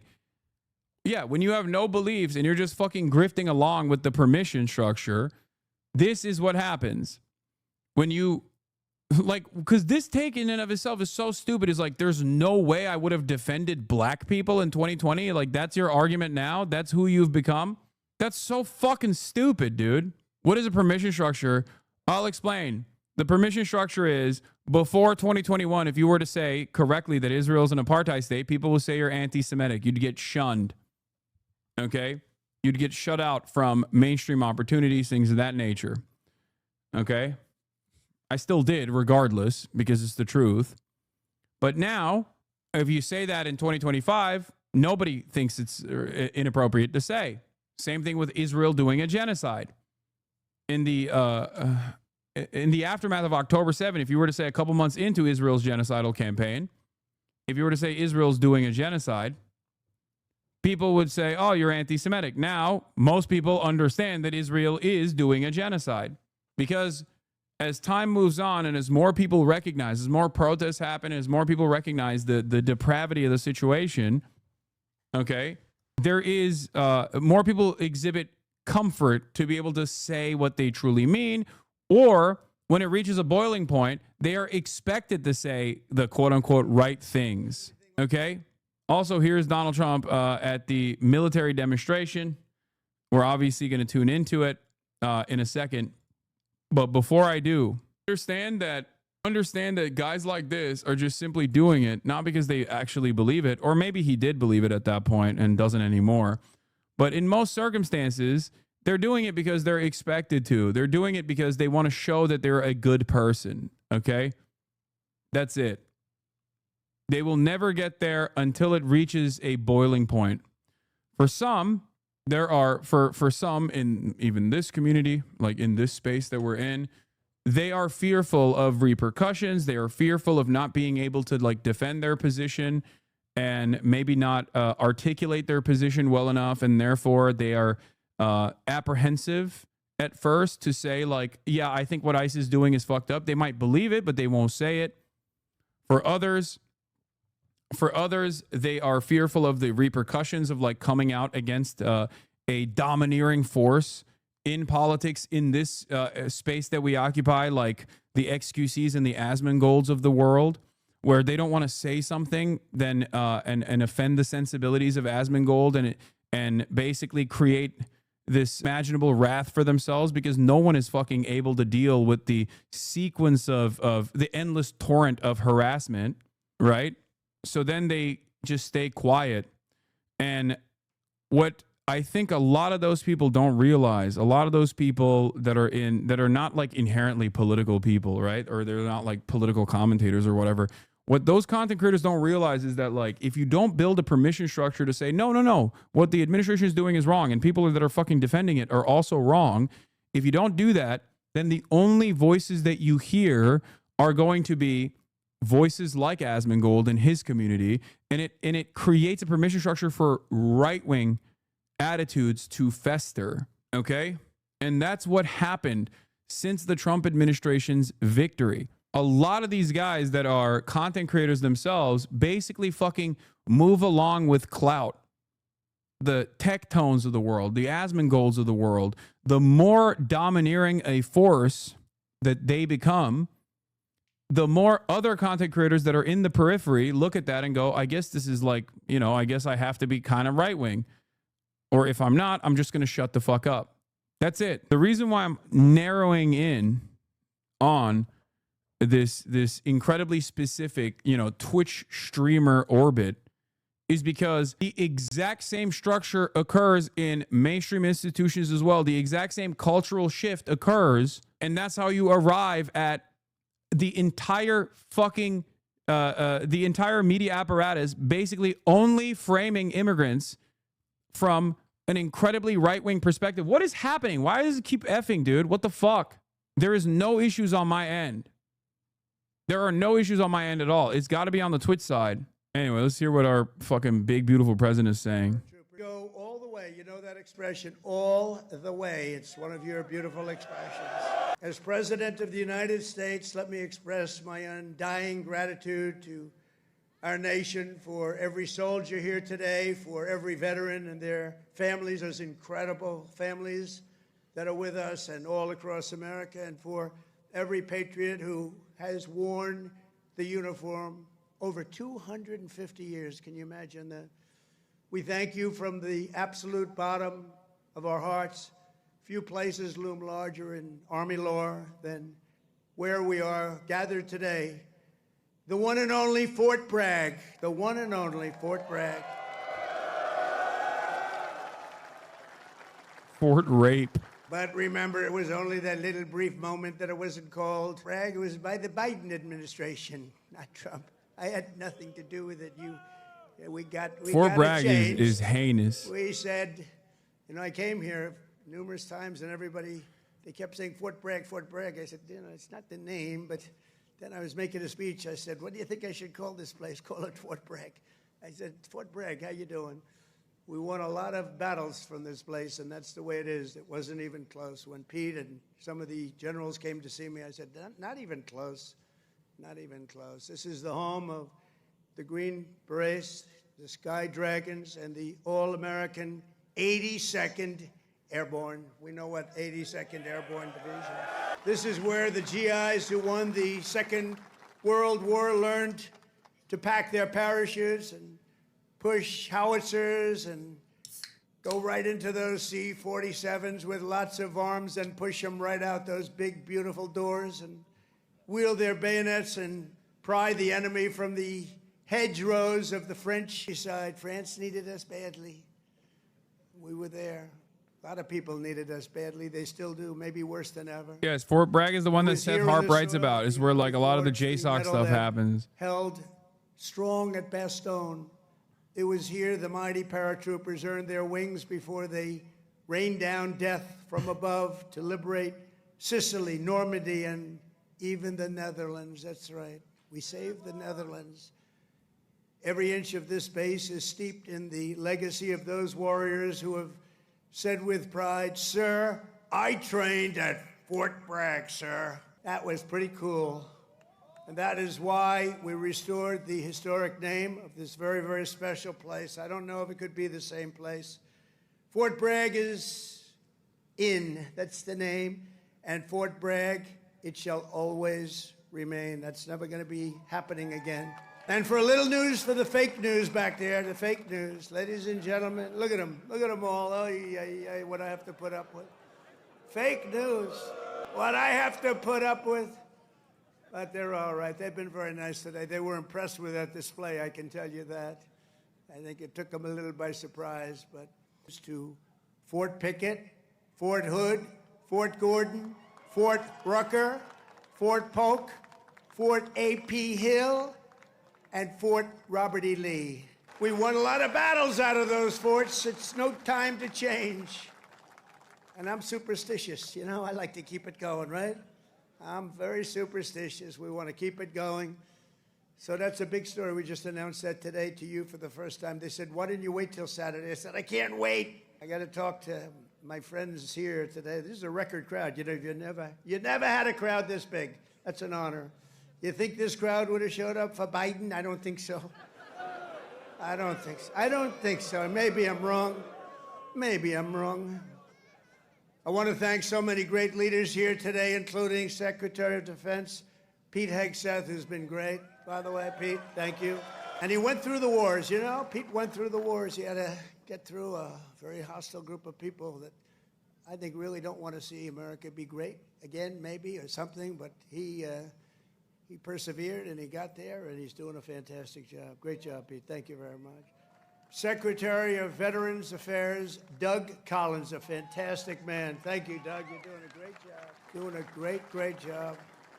Way, way up from the last administration, Veterans Administration. And it's way up. You saw the recent poll. The people are happy. They weren't happy a couple of years ago. They were really happy 5 years ago.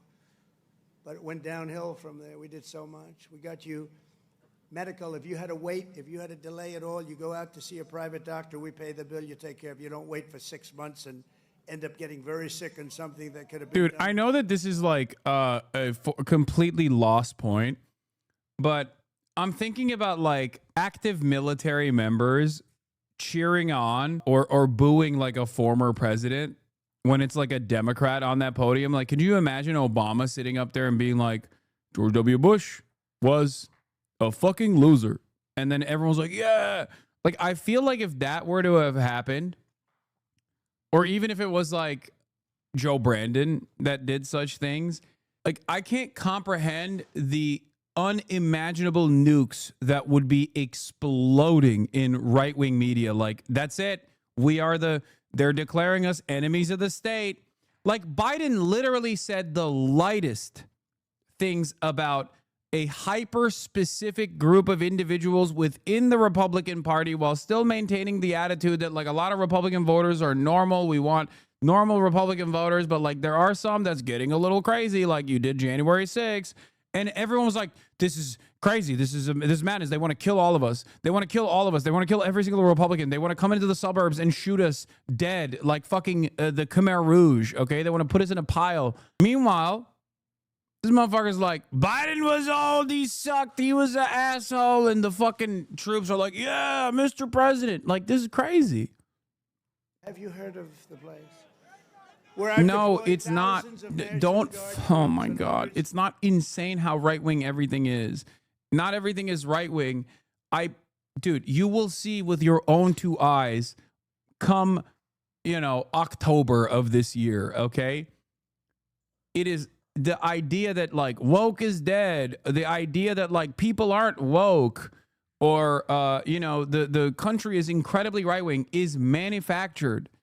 This is a manufactured narrative. It's because we spend so much time on Twitter. We spend so much time on social media. We spend so much time looking at media narratives, and the media narratives are dominated by a strong authoritarian right-wing party that is constantly cutting reactionary propaganda with no liberal opposition. Okay? That's it.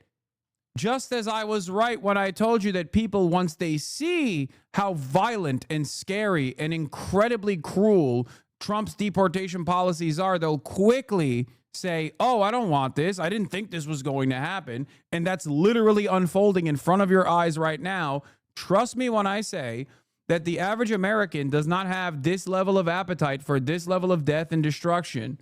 This man is trying to collapse civil society with authoritarian strong arm measures.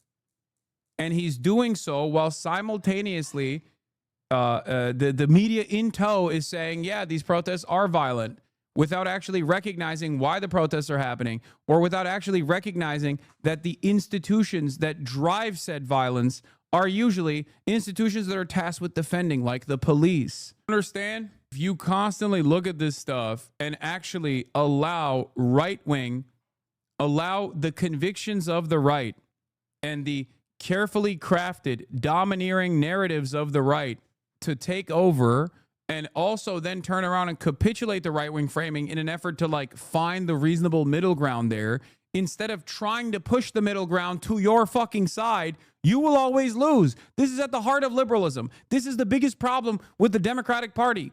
This is, if there's one thing that I get actively angry about with regular frequency, the most common point of resentment from my end towards the Democratic Party is this.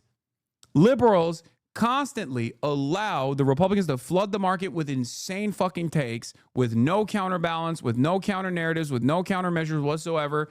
And then that discourse moves people into adopting reactionary frameworks, even if they don't recognize how that right-wing that right-wing legislative agenda, when it bears itself out, is going to look horrible when it's going to come to their neighborhood. Only until it comes to their neighborhood do they, only after it comes to their neighborhood do they recognize that this is actually cruel and unusual.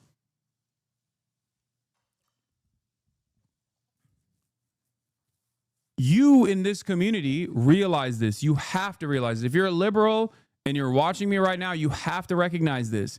Move people to your side in the same way that Republicans actively are trying to basically pull people to their side by fucking lying. They lie all the time. You don't even have to lie. You can just say the truth.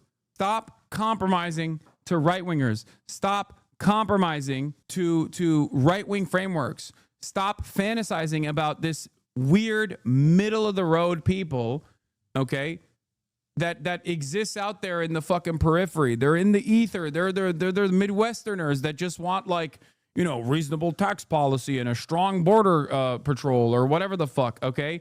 Make the argument to them that a lot of these narratives are just completely fucking made up. They are hysterics born about the fantasies of racists.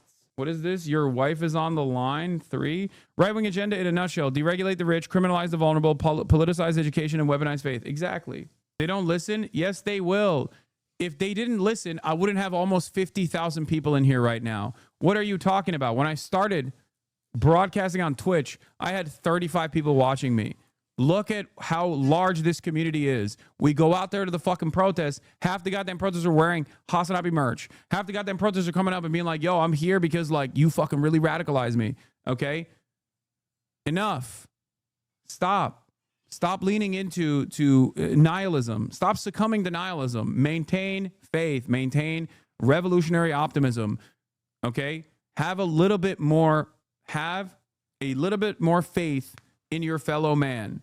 Okay? I'm going to shake you. Yes. There are so many people in your immediate vicinity that you could convince. Okay?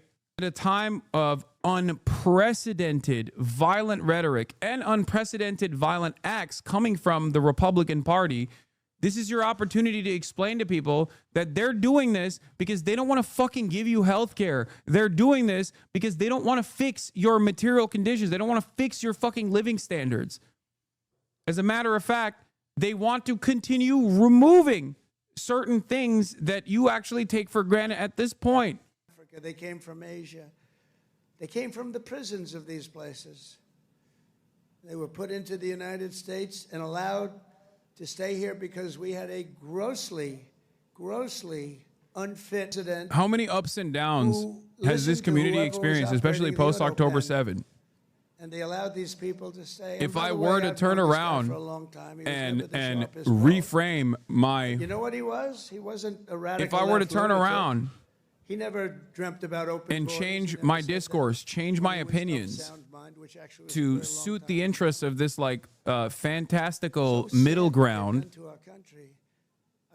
I wouldn't be who I am. I'd be someone entirely different. The financial numbers, we've now got the hottest country anywhere in the world. And 6 months ago, it was the coldest country. We're being laughed at all over the world. I was in Saudi Arabia, Qatar, UAE. We brought back $5.1 trillion into our country, and all 3 leaders, they're great leaders, all 3 said, you know, you are presiding over the hottest country anywhere in the world. And they said the exact same thing. They said 6 months ago, it was the coldest country. I'll tell you, it changed on a date. You know what November 5th was? It was the election of a president that loves you. And that's when it all changed. That's when it all changed. Within the span of a few decades, Los Angeles has gone from being one of the cleanest, safest, and most beautiful cities on earth to being a trash heap with entire neighborhoods under the control of national gangs and criminal networks. It's horrible what's happened so quickly. As the entire world can now see, uncontrolled migration leads to chaos, dysfunction, and disorder. And you know what? They have it in Europe, too. It's happening in many of the countries of Europe.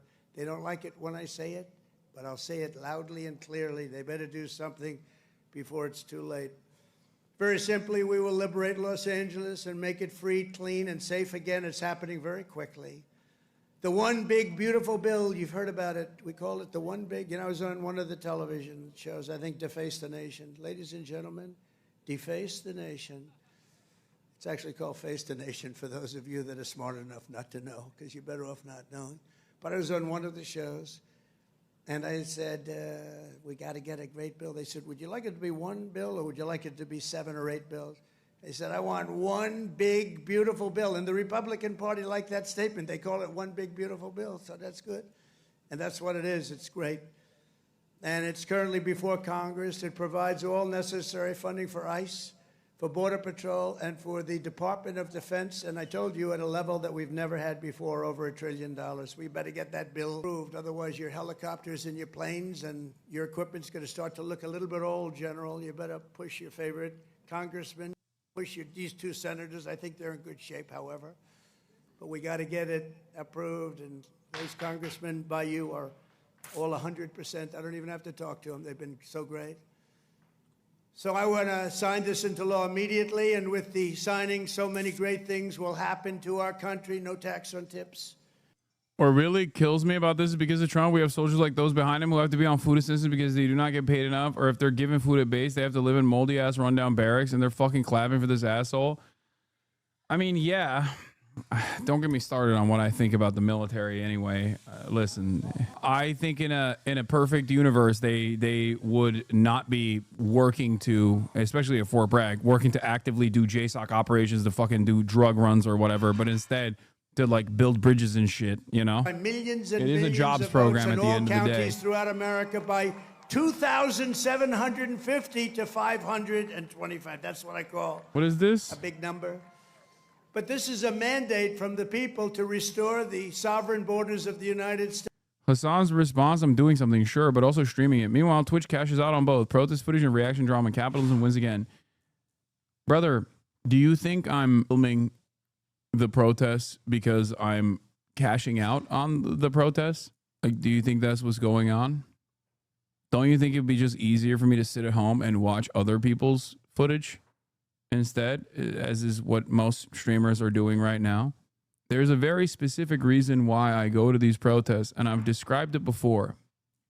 The reason why I go to these protests is because I want to show the side of these protests from the side of the protesters that the media does not show, okay? It's that simple. That's the reason. That's the reason. They said, we're going to run again, and if I win, which I hope. The other reason is because I want others to go out there as well. But we did. And show We up won in by numbers. Millions and millions of votes. So beautiful to watch. That was such a beautiful. 9:02 in the evening. They said, ladies and gentlemen, Donald Trump is projected to be the winner. I said, well, you think that was easy? I don't think these ladies from North Carolina think it was easy. You know, they followed me. I don't know what happened to their husbands. They're married to very nice people. But they've been to, 138 rallies. They said more. And they're from North Carolina. It's nice that we have one nearby finally, right? They go all over the country. I don't know what the hell's going on, but they're great. They're North Carolina, beautiful, wonderful woman, and we appreciate it. Like 130 rallies or some crazy number. Are your husbands satisfied with that? Are they okay? Oh, here he is. He showed up. One of them showed up. That's great. Congratulations. Great women, actually. The great patriots. We will use every asset at our disposal to quell the violence and restore law and order right away. We're not going to wait 7 days and 8 days and wait for a governor that's never going to call and watch cities burn. And let me tell you, if we didn't do this, Los Angeles would burn. It would be burning to the ground right now, just like their houses burned to the ground just a few months ago. And the only flag that will wave triumphant over the streets of Los Angeles is the American flag. So help me God. The American flag. This is why I get extra mad at liberals when they go, oh, the flag thing. Like, you don't have to hand it to these fucking losers, man. This is why the optics thing is bullshit. The true reason we're here today celebrating. Do you see what I'm saying? This is why the optics thing is fucking bullshit. You're literally just conceding to their framing. Instead of being like, who gives a fuck what flag they're waving, dude? Yeah, they're Mexican Americans. That's the beauty of America, okay? Do you like tacos? That's how important it is. Do you like burritos? When the Continental Shut the Congress fuck up. created the Army and appointed its first commander, name happened to be George Washington. Has anybody heard of him? George Washington. Are you okay, darling? Are you all right? Also, obviously, the notion of like the city being burned down is also ridiculous. I'm here, okay? Ain't no burns happening. Thank you very much. These are great people. They've been waiting here a long time, General, so, you know, we want to give them all the time they need, right? Thank you very much. Greatest people in the world. They are amazing. Amazing. Thank you very much. Thank you. Okay, honey, thank you. Beautiful young person. Beautiful young person. We have a lot of young people, you know, they have... We won young people, old people, and everything in between. It's sort of nice. Remember, they used to say, but Trump doesn't have the young people. We won everything. Thank you very much, Doctor. Great job. When the Continental Congress created the Army and appointed its first commander, General George Washington, Okay, I'm bored of this. This shit sucks. All right. Protests against federal immigration raids have gone into their 5th day. Trump administration is sending 700 Marines to the city. And President Trump ordered the deployment of 2,000 more California National Guard troops, making for a total of 4,000 over the objections of Governor Gavin Newsom, who was challenging the action in court. Our chief national correspondent, Matt Gutman, is on the scene for us there in L.A. We saw him. We saw him yesterday. The sexy man. Sexy war correspondent man with the sexy hair. He was there. He was fucking. Let's see what beautiful sexy things he has to say. Yeah. Problem yok. Yeah. He was there being sexy. It seems like his job. He was really nice to you. No. That's different. That's a different sexy man. No. That's what's his name? Ghazi? No. You're thinking of the NBC guy. The NBC guy's actually dope. He's had me on a show a bunch of times to talk about Israel stuff. This is the other guy. This is the war correspondent. Is it Gotti? Stop saying Benghazi. Shut up. Gotti Schwartz. Yeah, he's cool. He's chill. Gotti is actually dope. He's cool. This guy's a different guy. He was just being sexy and talking about the dangers of fucking burning Waymos or whatever. Good morning, Matt. Hey, good morning, Robin. It is entirely possible that by the end of today, we will see nearly 5,000 combined California National Guard and Marines deployed here in Southern California. The question is, where will they be housed? Where will they be sent? As you mentioned, California Governor Gavin Newsom insisting they are not needed here. And last night, we were out here just outside this federal complex watching an overwhelming number of local law enforcement break up protests of about several hundred people here much more quickly than they had in previous nights. Overnight, hundreds of police in riot gear facing down protesters for a 4th consecutive night of clashes. The administration now making the unprecedented move of dispatching 700 active duty Marines to the streets of Los Angeles and increasing the California National Guard presence to over 4,000. Throughout much of the day, a quiet tension had settled over the city. That didn't stop the administration from bypassing the governor, who said he did not ask for this support and doesn't want it. You can see how much smoke is being deployed on the other side by the LAPD. That is, these officers are moving people away from the federal building. You can see federal law enforcement there and California National Guard, and there's skirmishes right up and down this street with law enforcement. This protester, Addie, says she's been out on the protest lines for 4 I want to show you guys something, by the way. Right there, we're over here. We were making our way to the press box that was up there on the other side. Okay. And then they came in and they started deploying fucking tear gas and munitions from above. The federal police started deploying munitions from above at the top of the building, the top of the federal building. And the cops started fucking exploding, okay? They started just going crazy. That's that funny footage of Hutch being like, oh, this guy, why is he lying about, like, the cops being violent when they're clearly not? Okay? Maybe because I'm fucking there and I've seen them do it to me and other people. But one of the unique things that I saw during this push was a dude in plain clothes that I thought was an agitator potentially. Like I thought was a protester with a fire extinguisher, because in the chaos, I didn't fully recognize what was going on.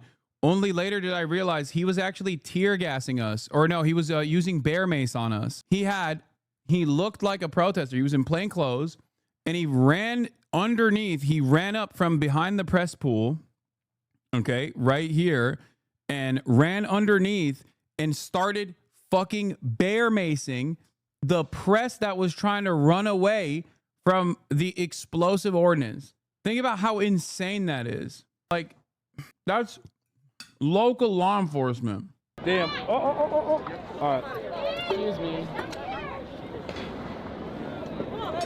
You good?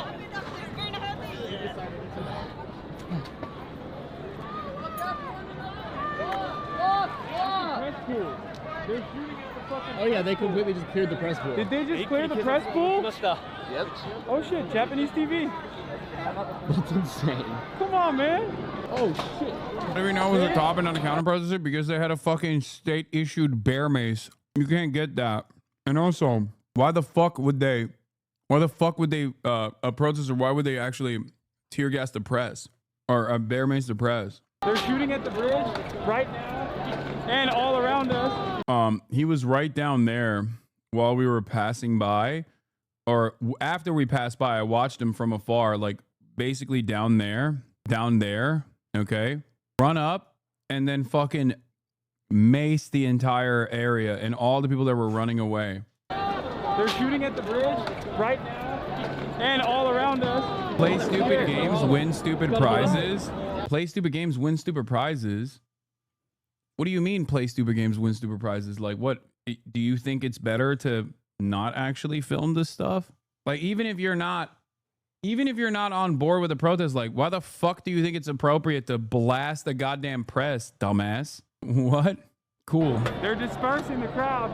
Law enforcement. This protester, Addie, says she's been out on the protest. Play stupid games, exercising your First Amendment rights, win stupid prizes, have the state beat you up and brutalize you. For 4 consecutive days now. Why is this personal for you? It's personal for me. I was undocumented once. I came to this country when I was 5 years old. I've lived here without an identity until I was 20 years old.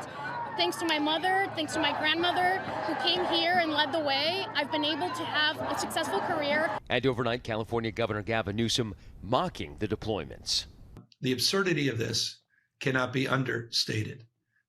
There were 2,000 National Guard that were, quote unquote, deployed, of which only 315 actually were mission assigned. 1,700 have no particular role or responsibility. Embattled LA Mayor Karen Bass warning that Trump might be using LA as a trial run for other cities. A test case for what happens when the federal government moves in and takes the authority away from the state or away from local government. I don't think that our city should be used for an experiment. Well, maybe we can do this to other cities. Earlier in the day, the president suggesting that Newsom should be happy he sent in the military, that Southern California was a, quote, mess. He even suggested it might be a good idea if his border czar, Tom Homan, arrested the California governor. I would do it if I were Tom. I think it's great. When asked by our Karen Travers what crime Newsom has committed to warrant arrest, the president responding, I think his primary crime is running for governor because he's done such a bad job.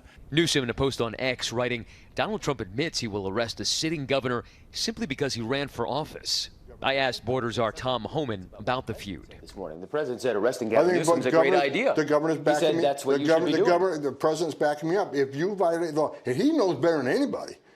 You know, he's a president of the United States, and they arrested him. Homan overseeing part of the federal response on the ground from Los Angeles. The administration recently slamming protesters for concealing their faces with masks. Critics arguing ICE agents have been concealing their identities using face coverings and unmarked vans. Why don't you ask me why the protesters are wearing masks? Why are they wearing masks? To hide their identities because they don't want to go to jail. Correct. Our officers but they're protesters are not employees of the federal government. Our officers are wearing masks to protect themselves and their families. Why can't the protesters want to protect themselves and their families? You're a fucking public servant, dog. You don't get to hide when you're engaging in illegal actions. There are no both sides. Protesters should be allowed to wear masks, and federal government agents should not be. I don't even believe in the both sides get to wear masks argument. You're a public servant. What do you mean? But I'm paying your fucking salary. If you're gonna tear gas me, I might as well see your face while you're doing it, you know?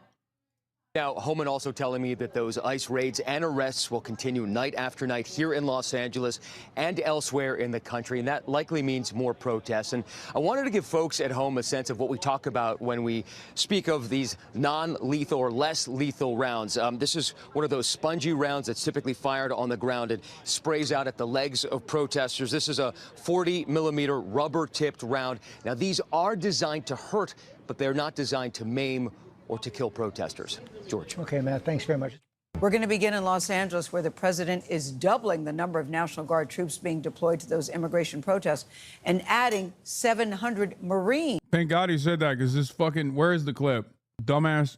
I can't believe Aaron Burnett actually literally said these were actually tossed by protesters at the media. What people in the crowd have been firing at the ground. Those caused some of the explosions. What? So like a foam thing, you can smell the explosive on it.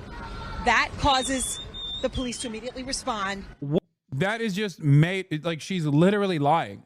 That is the shell of the 40-millimeter rounds that they're firing into the fucking crowds. It is insane. Ironically enough, the fucking very same people that she's defending here ended up detaining another CNN journalist later that night. Once again, the media is so predisposed with defending the police that if she was fired upon by those things that she's pointing to, that means the cops fired it at her. But she can't say that, because in her mind, it's like, no, the police are good here. Their presence are good. They're a force for good. So even when she's being fired upon by the cops, she's like, yeah, these other protesters have been doing it. Clinton News Network, dude. CNN, fake news, CNN, lying again. Bro, what's actually wild about this shit isn't even the fact that, like, she's lying at the behest of the cops, but she's also dropped even self-preservation at this point. Like, she's not saying don't believe your lying eyes. She's saying don't believe my lying eyes.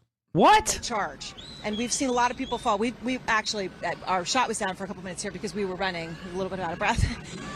Just because you have to get away from them. They just start running. What are those? Start firing a lot. Wait, does anybody know what those are? Yeah, and then there was an arrest back there that now I can't see. But when there was a protester that fell over and the police and the protester were...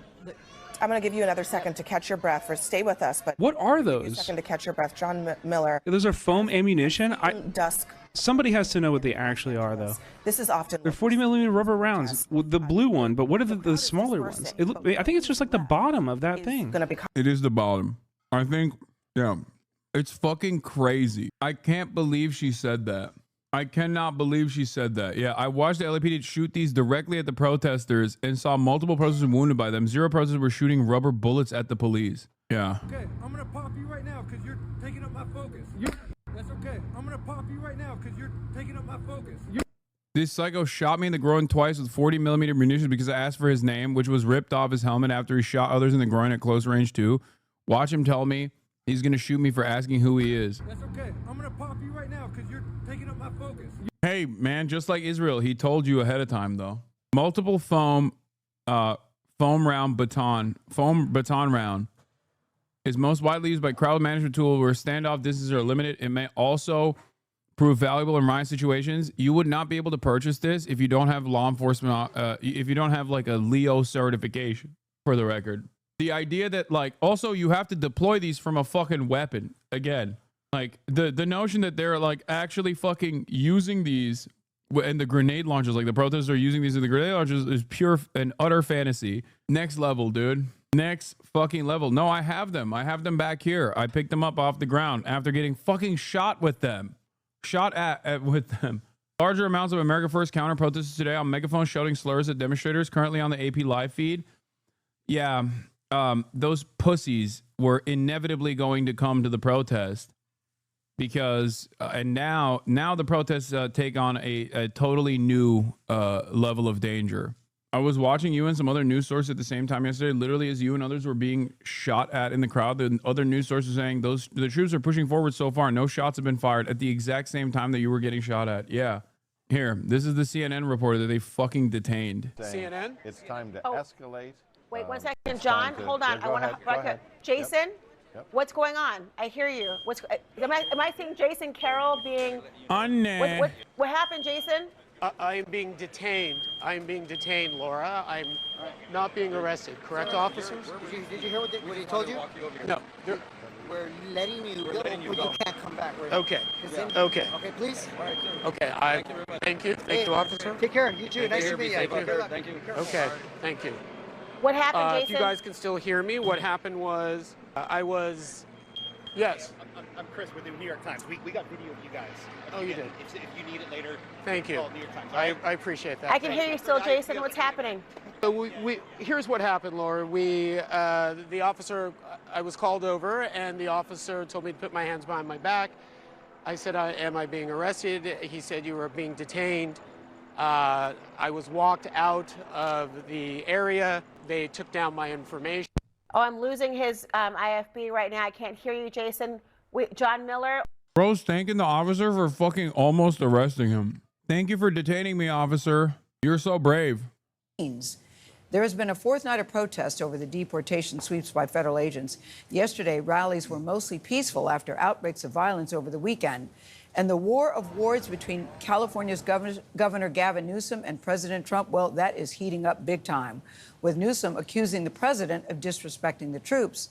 Jonathan Bigliotti is in downtown L.A. with the latest. Jonathan, people very worried about what we're seeing in L.A. these days. Good morning to you. What can you tell us? They are, and good morning to you, Gail. 4,000 National Guard members. That's more personnel than protesters we've seen on the streets. The governor yesterday tweeting out saying that they were deployed in haste with a photo showing the conditions inside the facility behind me. You can see the members there on the floor, their accommodations lacking very much so in that case. Meanwhile, yesterday, protests were largely peaceful. The LAPD having control until the evening. I think we are too.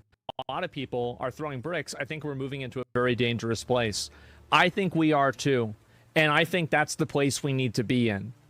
I think that people should know that this is extremely dangerous and they should be afraid to do this. And they should be afraid to be in these crowds of people that are violent and that are attacking police officers. I want them to be afraid. That's the goal. A lot of people are throwing bricks. I think we're moving into a very dangerous place. I think we are too. And I think that's the place we need to be in. I think that people should know. Based. How can someone be such a ginormous pussy while also simultaneously try to present themselves as this like mighty force to be reckoned with at the same time? Well, maybe they behave this way, and that's the reason why they're right-wingers, where it's like they don't have that kind of power and motion. They don't have that. They don't have the power to do anything. They're utterly powerless. So they just hopefully latch on to state power and state enforcement. Oh my God. Y'all are state. Please keep being insanely fucking violent. When conditions here pick. More cop insanity. I wonder if the Attorney General or XCC are equally outraged by this one. Yeah, LAPD breaking someone's back window is a treat. I also saw the video of LAPD breaking their own car as well. Did anyone find that video? Yeah, you hear that they broke the window of the car. Look at that motherfucker. As a little treat, dude. Yeah, they were handing out. Is socialism or barbarism? Thank you for the 20 gifted subs. They were handing out people. They were handing out water bottles to people. Oh, here's the other one. This is no, not this one. No. Do you guys have the video of the cop breaking his own cruiser's? Yeah. I think they just want a new cruiser. You know what I mean? I think they just wanted a new cruiser. It's like old, or maybe it's because they want to break the window so they can drive it later. I don't know. It's most likely because it's already broken. So they want to see through the window if they can even drive it. But it is pretty funny. Or they could have just been like, oops, this cruiser broke. Guess I got to get a new one. You know, I could see that. Picked up about 50 people, according to police, were arrested. Overnight, police clashed with pockets of protesters in downtown LA, some throwing flares and fireworks as officers moved to break up the crowds. Nearby, this car caught fire. Earlier, groups of demonstrators faced off against National Guard troops protecting the federal building downtown. This is really a remarkable scene here in downtown LA. You have the LAPD out in a show of force. They're trying to squeeze the protesters out of the heart of the city ahead of nightfall. And amid the tensions between protesters and local law enforcement, 700 Marines are expected in the city, along with the 4,000 National Guard troops deployed by President Trump. The introduction of federal military personnel without direct coordination creates logistical challenges and risks confusion during critical incidents. Clip, they broke the windows because the windows are already smashed. They had to drive away. I know. I know. I said that. What the fuck? Anyway, there was more that I'm going to talk about. Oh, another one of these moments that I think is like really stupid is when the media's like, they're throwing fireworks in the direction of cops. It's like, bro, they're throwing fireworks in the direction of cops. What are the cops throwing? The cops literally have all the gear. If you think protesters throwing fireworks is a scary situation, what do you have to say about chemical weapons that they're using? Like, they were using chemical weapons on not that large of a crowd to begin with, like with regular frequency. So please, for the love of God, have a little bit of parity here, even though there should be no parity, because there's no parity between a crowd of protesters and the militant police, like the heavily militarized police force. It's so strange. Around the country, demonstrators are showing up in solidarity to protest the federal immigration crackdown. As immigration sweeps take place in communities across Los Angeles, federal agents are seen targeting schools and businesses. And heartbreaking videos surfacing like this one. Yeah, famously where the crime manifests, schools and businesses. When I'm trying to find like rapist criminal migrants that I've fantasized about, I think of the normal places that migrants exist, schools and businesses. Hearing to show a father being detained and taken by agents in front of his family at this Culver City car wash over the weekend. How did we get from gang members to Home Depot?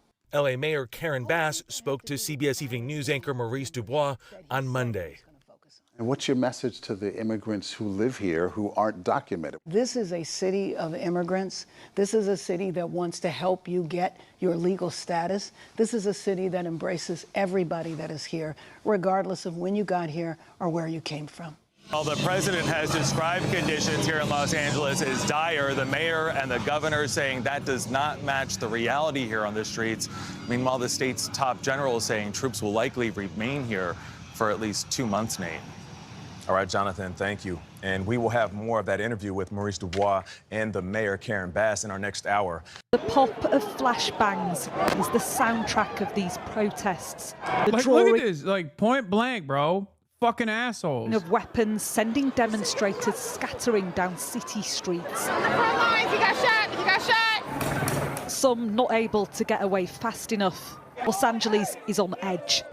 This part of downtown in the grips of a military operation, the centre of a political standoff. This is one of the main government buildings in downtown LA. Earlier on, it was being guarded by police and sheriff's deputies.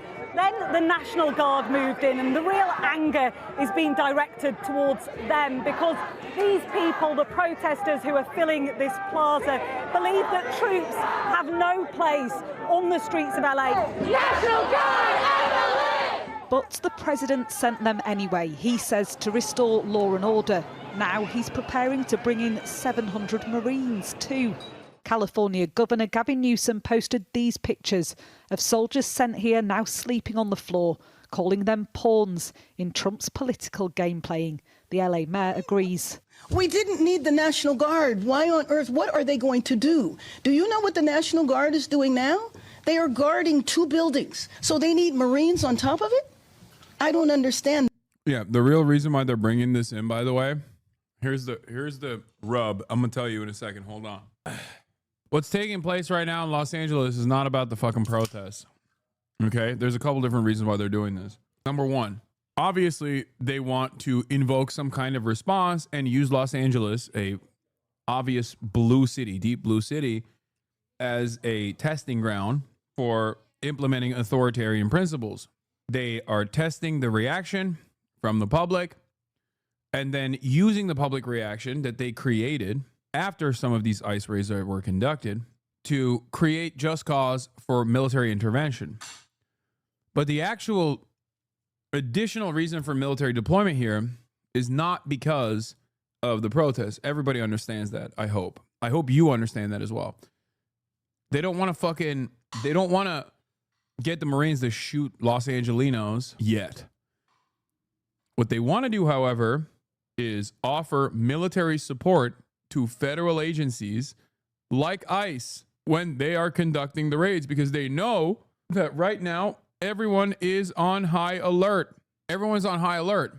So if ICE were to conduct like a massive dragnet campaign like they did at the inception point of this kind of resistance, they would be met with tremendous response from the community.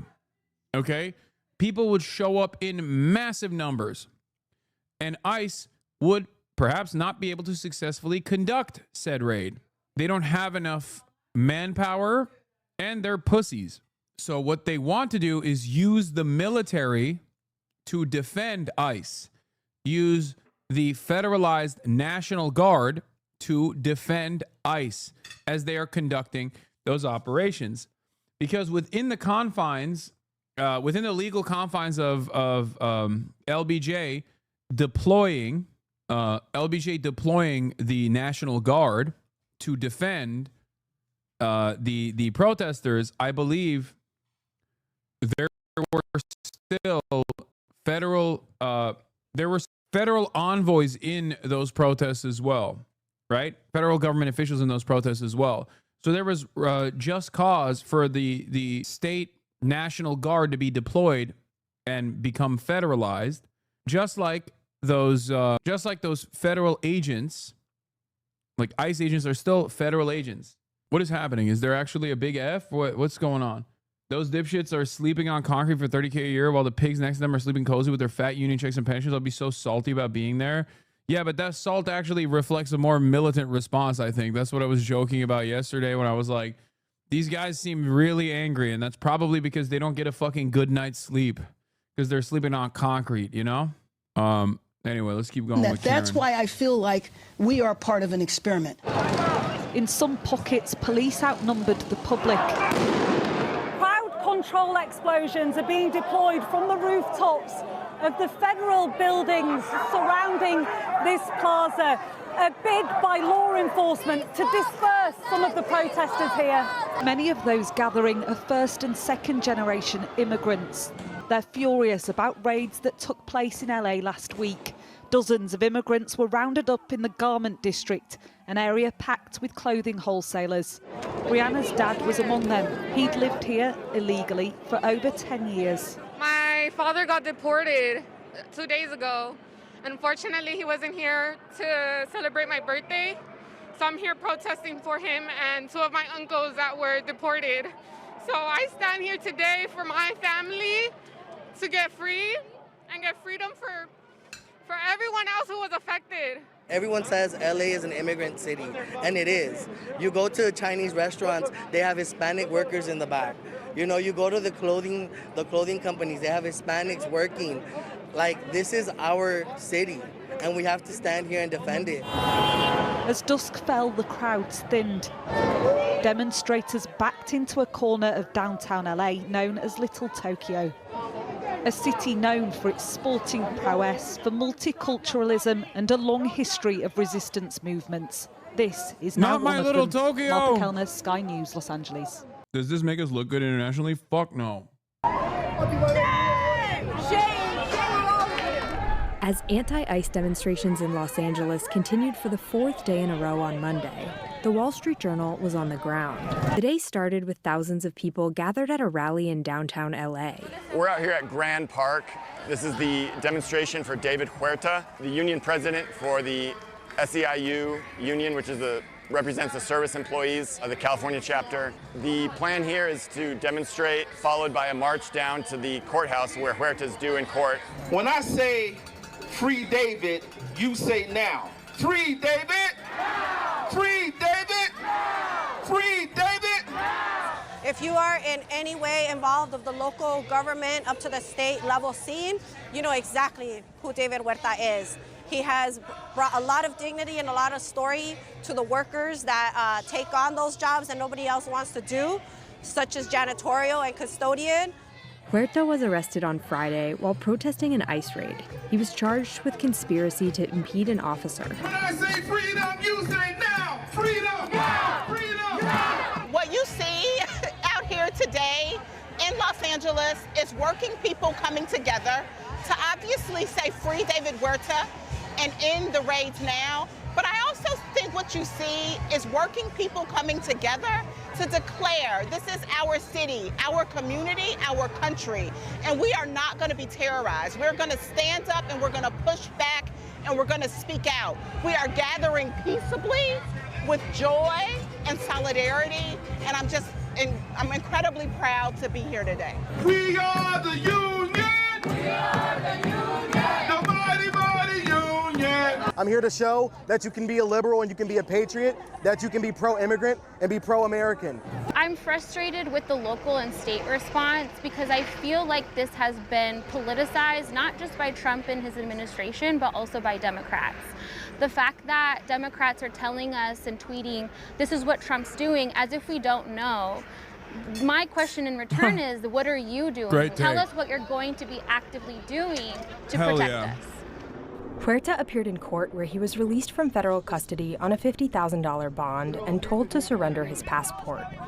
The U.S. military announced that roughly 700 Marines were being mobilized to Los Angeles, the first time in more than 3 decades that Marines have been sent into a U.S. city to address civil unrest.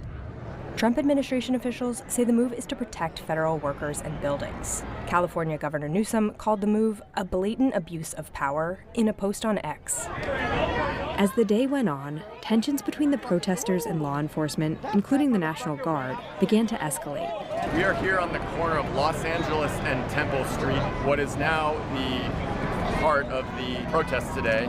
And we had an hours-long standoff between protesters, the National Guard, and the sheriffs in front of this federal building here. The protest at this moment has significantly ramped up over the last 20 minutes or so. It follows, a day of much calmer protest than yesterday. The National Guard and Sheriff's Office pushing this way.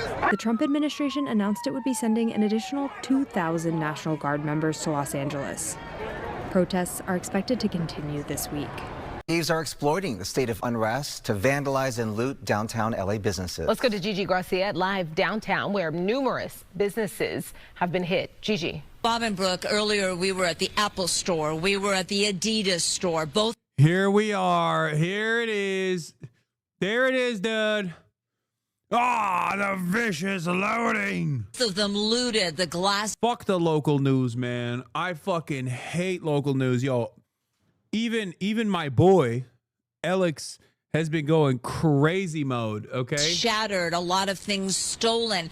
And they're big companies. They'll take a hit. But it is the small, the mom and pop businesses that have also been looted that are heartbreaking. Joining me now live, Nimat, his daughter Sheila. They've been in the jewelry business, Nathan's Jewelers, since 1987 here on South Hill. And we're going to show you the shattered glass in just a moment. Nimat, I mean, you have tears in your eyes. Yeah. Of what they've done to your business. What they done to my business? I don't know. I have to go inside see what's going on. I don't know what they done to business. Right, but you were telling me that why take out whatever issues people have on you, a small business owner? Not only me, there's a lot of people. There is so many people. How does this affect you? Very bad. It's 1 week is a riot, and people of the transgender and the other things, and they close the business, and nobody can come inside.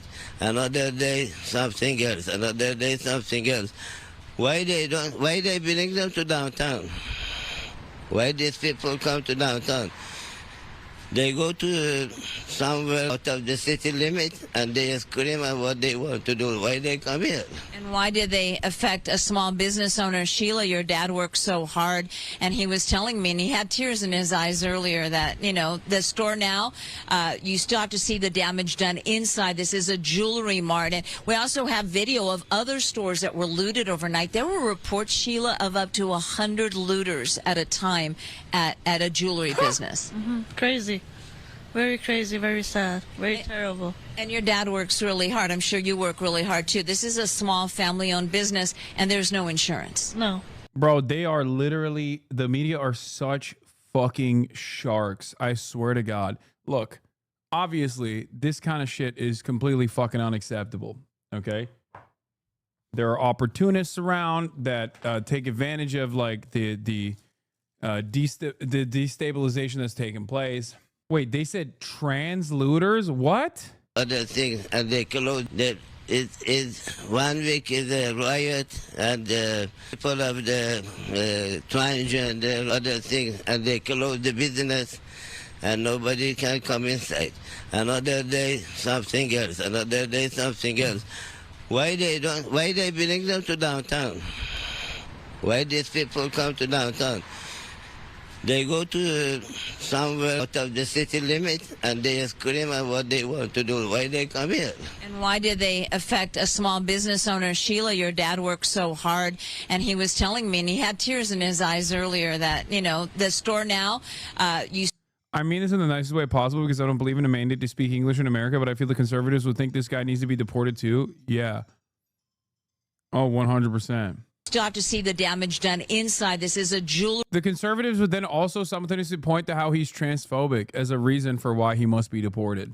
Because remember, conservatives hate when like brown people exhibit the same conservatism. This lady is such a fucking vicious little shark here, okay? You hate them, right? You hate the protesters, right? I mean, what is this doing, right? It's actually, it's illegals, right? Or it's transgenders. Wow, it's transgender illegals, actually. They're just angry that they're not getting bottom surgery after coming here from Guatemala to invade. What? Back on Fig, shouted out your stream.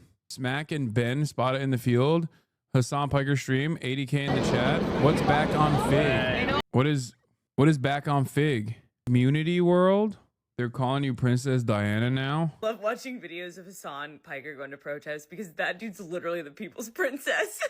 He's shaking hands, taking selfies. People are like, man, dude, I used to watch you, but now you're my hero. Thanks for being here. He's so pure. Yeah, I mean, let's not make me the focus of the story, though. You know, what's important is that people are going out there and protesting. And, you know, that's what's important. But thank you for saying I'm the people's princess. I'll take it. Videos of Hassan. It's a honor that I will carry with me. They left Adam the 16 or 22. Okay. The dudes that left the Adam 22 podcast, they also saw you with the inmates combating the fires. Have you seen this one yet? What is this? That's Hassan Piker, girl. That's my man. Yes. Period. Oh, not you, girl. He like the twinks. Except March is like a twink. Period. God damn, he is big in person, girl. Look at them boots, honey. Girl, that ass. Top or bottom, you think? Girl. Top or bottom? Hassan Pike me. As if it's here. Hassan Pike this ass, honey. Ass, honey. Hassan Piker. And you know what? He probably want a matcha. I know. He just want a little something. Period. He out here trying to get his little sticky. Oh, were those the guys that were yelling at us? Couldn't tell what was going on. March and I were like, are they yelling at us? Hassan, pike me. Also, why do you walk like that? Dude, honestly, I get a little self-conscious about this, but I think it's because I have a ginormous ass. Like, I used to be really insecure about how big my ass is. Like, it is crazy. We thought they were haters. They just wanted to fuck you. Yeah, I didn't realize. But like, it looks weird. It looks weird because my proportions are weird. And the reason for why my proportions are weird is because, again, I have an insane ass and it looks crazy. It looks bulbous. God damn, he is big in person. Like, I got a thing around my waist. I got my hoodie wrapped around my waist and you can still see the dumpy shake and quake while I'm crossing the fucking street. Look at this. Look at them boots, honey. Girl, that ass. Like I'm twerking and I got pants on and I got a hoodie wrapped around my booty cheeks and you can still see the shit quake. The self-graze is crazy. No, I'm insecure about it. I'm insecure about my ginormous ass. Like it's not even, I'm not showed up to, what were you talking about? Not making it about you. Okay, man, we can have a little bit of fucking fun in the process. You know what I mean? We're memeing, you know, after this, what? Uh-oh. There's a little bit of baby F. Calm down. It's back. A little bit of frame drop. Everybody fucking acts like, dude, frame drops, drop top, okay, for 2.5 seconds. And chatters act like is a hard cut. Chatters act as though it's over. You know what I mean? It's like the stream ended, that an EMP was dropped. The Marines are outside of the door. They're knocking. They're going to fucking invade my house. Huge F. Unwatchable. Half the time while people are spamming F, like by the time they get to pressing enter on that F spam, the F is over. At a jewelry business. Crazy. Very crazy, very sad, very terrible. And your dad works really hard. I'm sure you work really hard too. This is a small family-owned business, and there's no insurance. No. How is this going to affect your family? Really bad. People are stupid. What can you do? And why target you? You have nothing to do with any of this. I know. I don't know why. I'm sorry, Sheila. I'm sorry, Nimat. I hope the damage isn't too bad inside. We live in San Bernardino. Chino Hills. It's far away to come in here. And we are scared to drive the car, comes in here, they damage the car. We took the bus at 2 o'clock and we came right now in here. I hope the damage isn't too bad. Your business was one of many businesses that were looted overnight.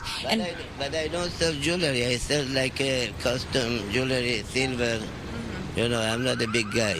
I'm not a big fish. You're not a big fish. Well, that's why it hurts even more, because you're not a big fish. You're not Apple. You're not Adidas. And they're going to take a loss, too. I'm so sorry for this. Multiple businesses. There were many arrests made. The irony, of course, is that if that dude is undocumented and the government comes in the middle of the fucking workday and storms his fucking jewelry store and black bags him and ships his ass to CCOT, this woman's going to sit there and be like, well, another day where law and order is restored. And that's my fucking point. Like, you can't, like, this is unacceptable, certainly. Okay. I'm not going to sit here and be like, oh, brave theft has been happening. Revolutionary theft is occurring here. Okay. Like, I don't give a fuck about Adidas's bottom line or whatever. But ultimately, obviously, there's going to be opportunists. Okay.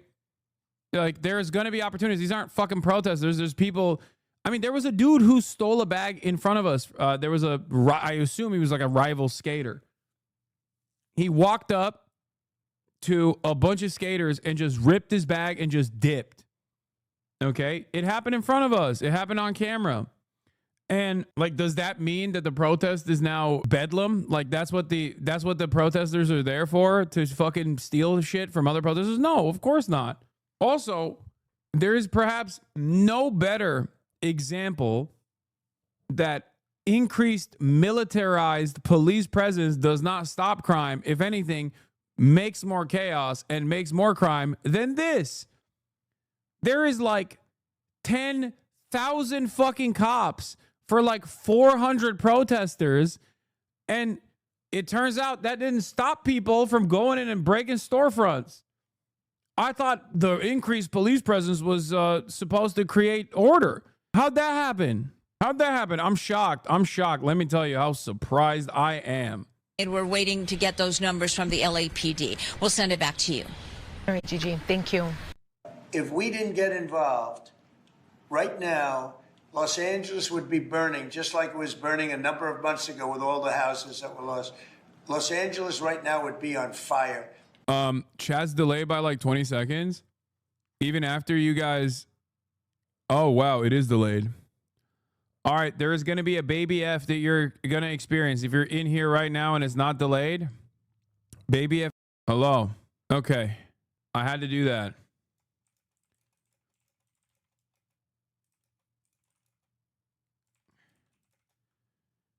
I had to do that so I can refresh. I did it twice. Sorry. We're back. No, I did it twice on accident, but the chat was really delayed, but it's fine now. Okay. Let's get back to Donald Trump. Trump, National Guard will be in LA until there's no danger. Full Q&A. I suspect that the reason why he's deploying the National Guard and the reason why he is deploying the Marines is because he wants to offer aid to ICE when they conduct their raids, and partially because he wants to use this as an opportunity. He wants to use this as an opportunity to test it out to see if he can do like military. He can claim insurrection and then utilize the military to punish states that he doesn't like. Chat is so fucking stupid. Holy shit. He's obviously not saying trans rioters. He's saying every week is another issue causing riots, either trans issues, which, yeah, doesn't happen, but being duped by moral panic, or now this new issue, no ability of understanding English as a second language. Shaking my fucking head. Listen, I feel bad about the dude whose shit got robbed, okay, by opportunists. But let's not act like he's a fucking, this reactionary small business owner is a beacon of fucking moral consideration, okay? He's literally saying that when there's a pride parade, that's an issue, okay? Give me a fucking break. Like, he acts like a pride parade where there were trans people in downtown Los Angeles was a riot, okay? A transgender riot, specifically, which I personally think is insane. It's not true. And we have it in great shape. We're not playing around. How will you determine whether or not there is an insurrection? Well, you'll take a look at what's happening. I mean, I could tell you there were certain areas of Los Angeles that you could have called it an insurrection. It was terrible. But these are paid insurrectionists. These are paid troublemakers. They get money. And when you take a look at what they do, where they show up and everyone's saying, is pounding the curb, breaking the curb, and handing big pieces of granite, in some cases it's granite and concrete to other people, and they're running out with it, and then we watch the other people, and they try and throw it into the face of the soldiers, throw it into the face of the police, and they hurt some people very badly. They go up. Yeah, these are paid protesters. They're Hamas. They're foreigners. It's a foreign invasion. It's a foreign invasion that's taking place on U.S. soil. We have to use the military. Also, it's good that we use the military because the military itself. Wait, what is happening? Are there still frames dropping or something? What the fuck is going on? I'm getting so pissed. What the fuck is happening, dude? Chat, I need to test out the delay. Press 1 if the chat is delayed. Oh my God. Why is the chat delayed again? What the fuck? There's like a 25-second delay. What the fuck is happening? Hold on. I usually press fix ingest and the delays go away. But right now, 3 to 5 minutes after I hit fix ingest, there's still a 20-second delay. Not sure why. This chat isn't delayed. Keep going. No, it is delayed. On bridges, they drop it down on the cars as the cars are moving. They're not breaking the curb because they're doing a demolition service. They're breaking it to hand out to people as a weapon. It's bad stuff. I've never seen that before. Mr. President, how soon do you want to see FEMA eliminated? And what's your message to the governors about how much more of an expense is going to fall to states? Yeah, well, it's not going to be so much to states. We're going to give out less money. We're going to give it out directly. It'll be from the president's office. We'll have somebody here. Could be Homeland Security, but we're going to give it out through a method where it's given out. As an example, I just gave out $71 million to a certain state. They were looking to do about 120. They were very happy with the 71 million. We did a little cutting, and they were very happy with it. So we're going to do it much differently. We think after this, Christy, I'd say after the hurricane season, we'll start facing it. Yes, sir. You set up a FEMA council over the next couple of months. We'll be working on reforms and what FEMA will look like in the future as a different agency, as under the Department of Homeland Security to the president's vision. And it will empower governors to go out and respond to emergency situations. And that what the president does best is to make sure that the taxpayers are only fulfilling the need to which is appropriate, and that people are responsible to respond to their own people closest to home. So if a certain state, as an example, gets hit by a hurricane or tornado, that's what a governor, governor should be able to handle it. And frankly, if they can handle it, the aftermath, then maybe they shouldn't be governor. And Mr. President, when is the last time you spoke with Governor Newsom? A day ago. Called him up to tell him, got to do a better job. He's doing a bad job, causing a lot of death and a lot of potential death. If we didn't send out the National Guard, and last time we gave him a little additional help, you would have, Los Angeles would be burning right now. Los Angeles would be. Dude, that's such a fucking crazy lie because, wait, hold on. Can happen when interacting with the remote too much. I know that's weird to say. Do you have Twitch disconnection protection enabled? He's claiming that fucking Los Angeles is on fire. It is not on fire at all. That's completely made up. And police presence or any kind of fucking presence like that has not been helpful. It's only been harmful, even though it's also been like relatively limited. It's been somewhat limited as far as like what the National Guard can even do. They all they can do is just like sit around in the fucking federal agencies inside of the federal buildings and just, I guess, take pot shots. So it's all bullshit. Not a lot different than what you saw. I found the guy who sprayed the press. It's only like 6 seconds. Oh, here it is. Yeah, this is the guy. Yeah. Sorry, I know there's like a major delay between chat and you guys seeing it, but I thought that this guy was like, I thought it was a fire extinguisher at first, but yeah, there's like a 10 to 12 second delay here and there's not really anything we can do. Wait, disconnect protection. Oh, it is on. Display temporary visual for viewers for 90 seconds while you troubleshoot and reconnect. How long would it take to, is it 1 second or like 30 seconds? So was the guy a cop? No, he's an undercover plainclothes officer. The delay is not that bad. No, it's like 12-second delay. I'm annoyed by it. I'm going to fix it depending on how long it takes to fix it. Right now, there's like a 5 to 10, 12, 20-second delay. Video clip of the moment. There's only like 6 seconds to show the man in the question, hence the screenshots. Just as general information, what should states like TN or the South in general do when protests aren't happening? I don't know. There's always something happening. You can inform your family members. You can organize in your communities. You can do your own protests. The bloodlust is crazy. Yeah, so many fucking freaks. So many freaks are basically fantasizing about like the U.S. Marines coming in and killing all these like Los Angelinos. And would you be shocked if I were to tell you that a lot of those fucking freaks are actually the Gadsden flag bearers? You know? Would you be surprised? Would you be surprised to know that all of those people who are like, we're resisting against a tyrannical state are the ones who are now celebrating the prospect of like U.S. Marines killing protesters in the state of California? Just a nuisance from their perspective. Anyway, listen, there's going to be a 30-second F.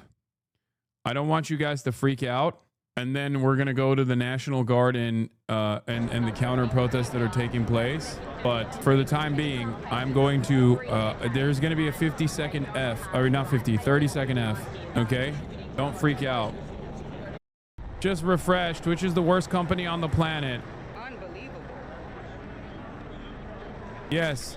The fucking, the chat is now no longer delayed, but it doesn't fucking matter because it hit a hard reset on the stream. There's nothing, I don't know what this says about me personally, about my personality, but there is nothing I fucking despise more than shit breaking completely outside of my control. You know what I mean? There is literally nothing I can do here, okay? If you can't see the stream, refresh.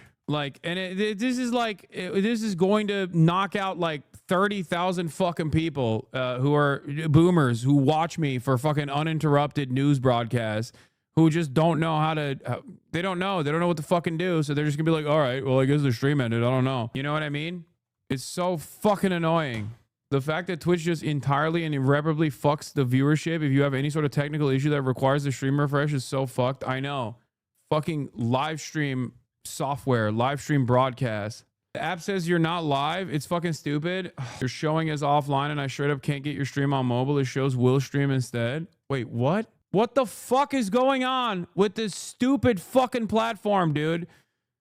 Fix the fucking platform, Twitch. Fuck. Oh my Lord. I'm gonna lose my fucking mind. I'm gonna lose my goddamn mind. Oh, it's so fucking annoying. What's up, dude? Dumbest fucking website on the planet. It's literally, it has one functionality and that is live streams. It doesn't have a VOD capability that's appropriate. There's no way to fucking literally even reset VODs. There's no way to fucking edit VODs. There's no way to rewind VODs. The one thing that it's supposed to do, it still can't do well, okay? The one thing that this stupid fucking website is primarily tasked with is literally just live streaming. That's it, okay? But there is no physical way, there is no physical fucking way for this stupid fucking live streaming website to unironically continue a live stream uninterrupted when there are technical issues happening without a hard cut of the fucking VOD, and then it literally kicks you off. Like it kicks every single person that's viewing the fucking broadcast physically off the broadcast. They're like, nope, get out of here. Please leave. Please don't fucking watch any longer because this stream is over. In the process of, like, they have a service. They have a software. They have a new thing that they added called disconnect protection. Okay? The disconnect protection that they actually have on the goddamn stupid fucking website is supposed to literally go, okay, you can do a hard cut for 90 seconds. Okay? Disconnect protection is supposed to go on for 90 seconds. If you are offline for 90 whole seconds, the website is not supposed to automatically kick you off. But of course, the one fucking there's a lot of issues with Twitch, and I understand that there are a lot of fucking issues with Twitch. I get it. There's some valid, very hard to solve issues, but this is the one fucking thing. What is a PA gonna do? You got to start multi-streaming on YouTube or hire a PA? What is a PA gonna do, chatter? What the fuck are you talking about? What the fuck is a PA supposed to do? Go to the Twitch headquarters and fix it? This is a problem entirely outside of my control. There is literally nothing I can do, and I feel so helpless about it, and that's precisely why I'm so fucking mad, okay? There's nothing that anyone here could do. There's nothing that even individual engineers at Twitch can do. The only thing they can do is maybe try and add another fucking setting to Twitch that hopefully won't shit the bed. Oh, anyway, the reason why the delays were occurring was some IRL toolkit issue, but in order to fucking fix it, they had to do a hard cut and hard reset, and the disconnect protection literally fucking cut after 15 seconds instead of the 90 seconds that's supposed to happen. And because we came back in like 16 seconds instead of the 15 that is allowed, I guess, or some reason why the disconnect slate just cut in 15 seconds, it just completely shut down the VOD, made the fucking channel offline. Anyway, whatever. This is irrelevant to all of you. You don't give a shit because you're just in here to be like, newsman, talk about the news, newsman. I know. It doesn't matter what my fucking personal feelings are about the goddamn website that I'm on, and I'll just get back to the fucking news as newsman. Take place in California and Los Angeles just a little while ago. And, you got to remember, we have the Olympics coming, and we don't want people looking at Los Angeles like it would have been. It would have been bad. Last night, they had total control. If we didn't have the military in there, the National Guard, and then we also sent in some Marines. We had some bad people. We have people, they look in your face and they spit right in your face. They're animals. And these are paid insurrectionists. These are paid troublemakers. They're agitators. They're paid. Do you think somebody walks up to a curb and starts hammering pieces out, has all the equipment necessary, and starts handing it out to people to use as a weapon? Jaeger Larson, thank you for the 100 These are gifted. paid insurrectionists or agitators. Valisa, or thank you for the troublemakers. 5 You can call it gifted. whatever you want. And the Gaffigas, thank you for the 10 in gifted. custody some very bad people. Some very bad people. Mr. President. Did you see the guy throwing the rocks at the police cars as they went by and crushing their windows and endangering our police? We're not going to let that happen, yeah. Pardon me, Mr. President. On those Marines, Governor Newsom has described them as political pawns. Yeah. Also, once again, the dudes in the fucking ICE cars kidnapping that guy's community members and his neighbors, that's fine. That's, of course, we need to do that. How dare you try to disrupt, dude? How fucking dare you? Those people were destined to be political pawns, right? Those people were destined to be political fucking pawns that will have their lives ripped apart by an authoritarian, psychotic fucking government that is simply using them as though they are... Sorry, there's mic noise, I know. So fucking annoying. Wait, don't tell me I'm it's curious for effing your reaction again. to that and what you see as the Marines' role and what are their rules of engagement? All I want is safety. I just want a safe area. Los Angeles was under siege until we got there. The police were unable to handle it. You can speak to the chief. He said it on television 3 nights ago. He said, this is more than we can handle. They said that. And the LA police, I know a lot of the police in LA, they're good, they're great people. But Like, do you approve of Trump's new YouGov poll? Do you approve of Trump's handling of deportations? Disapprove 50%, approve 39%. That number is still high. Part of the reason why that number is still high is because the mass deportations have only happened in a limited fashion, and it's mostly just like impacting, right now the biggest version of these mass deportations is happening in Los Angeles. Wait till it happens in fucking Arkansas, okay? They are already working to vastly increase the deportations. The Trump administration is planning a major increase of deportations to Guantanamo, including citizens of Britain, France, and other allies. Officials said they are unlikely to inform the foreigners' home governments about the transfers. Once this starts going to Nebraska, once it starts happening, it's happening apparently today in Phoenix, is what people were saying. People are saying that it's going to start happening in Nebraska this week as well. Okay? I promise you, when it comes to your fucking neighborhood, you will not like it. Because so many people, unfortunately, are just utterly delusional about the harm that this kind of shit does. Okay? So many people are completely delusional about what mass deportations look like and what the negative consequences of mass deportations look like until it happens to them. That's it. Until it happens to their neighborhood, until it happens to their neighbor, until it happens to their loved one. That's why you have so many Latino people who fucking voted for Donald Trump. I mean, they're obviously a small part of the puzzle, but it was because they truly believed the insane message from the Trump administration.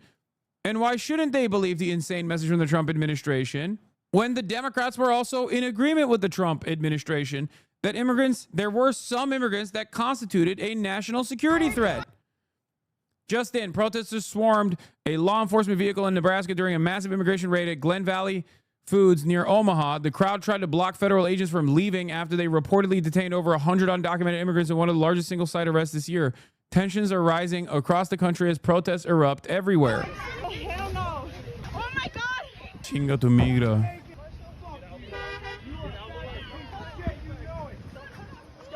Fucking migra. Get back. Hey, that was Get a back. team. Get back. That was a team. Fucking migra. Fuck you guys.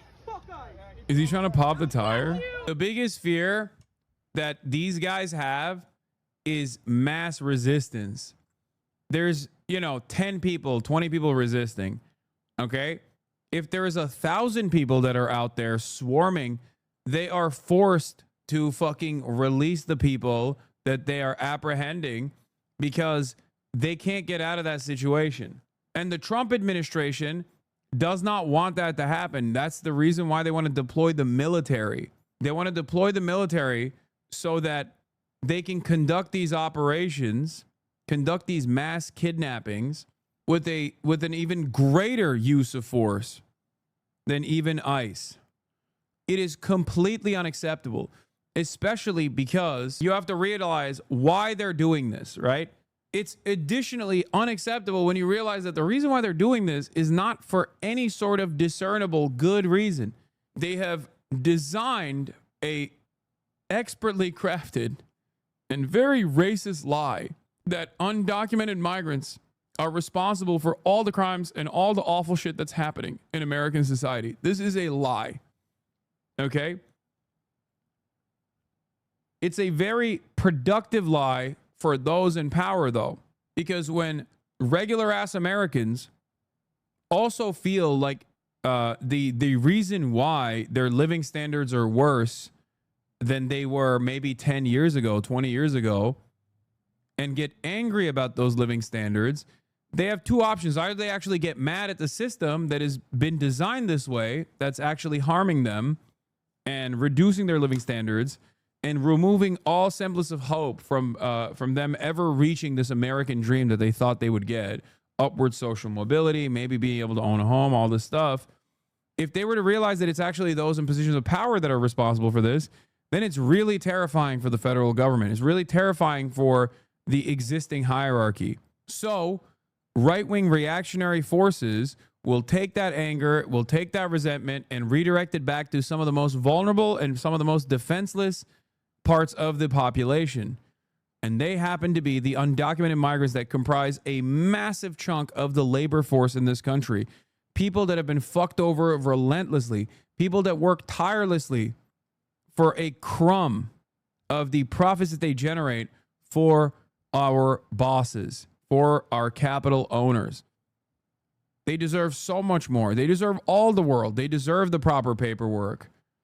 They deserve to live in this country as they have already. They deserve to live in this country free of this kind of torment.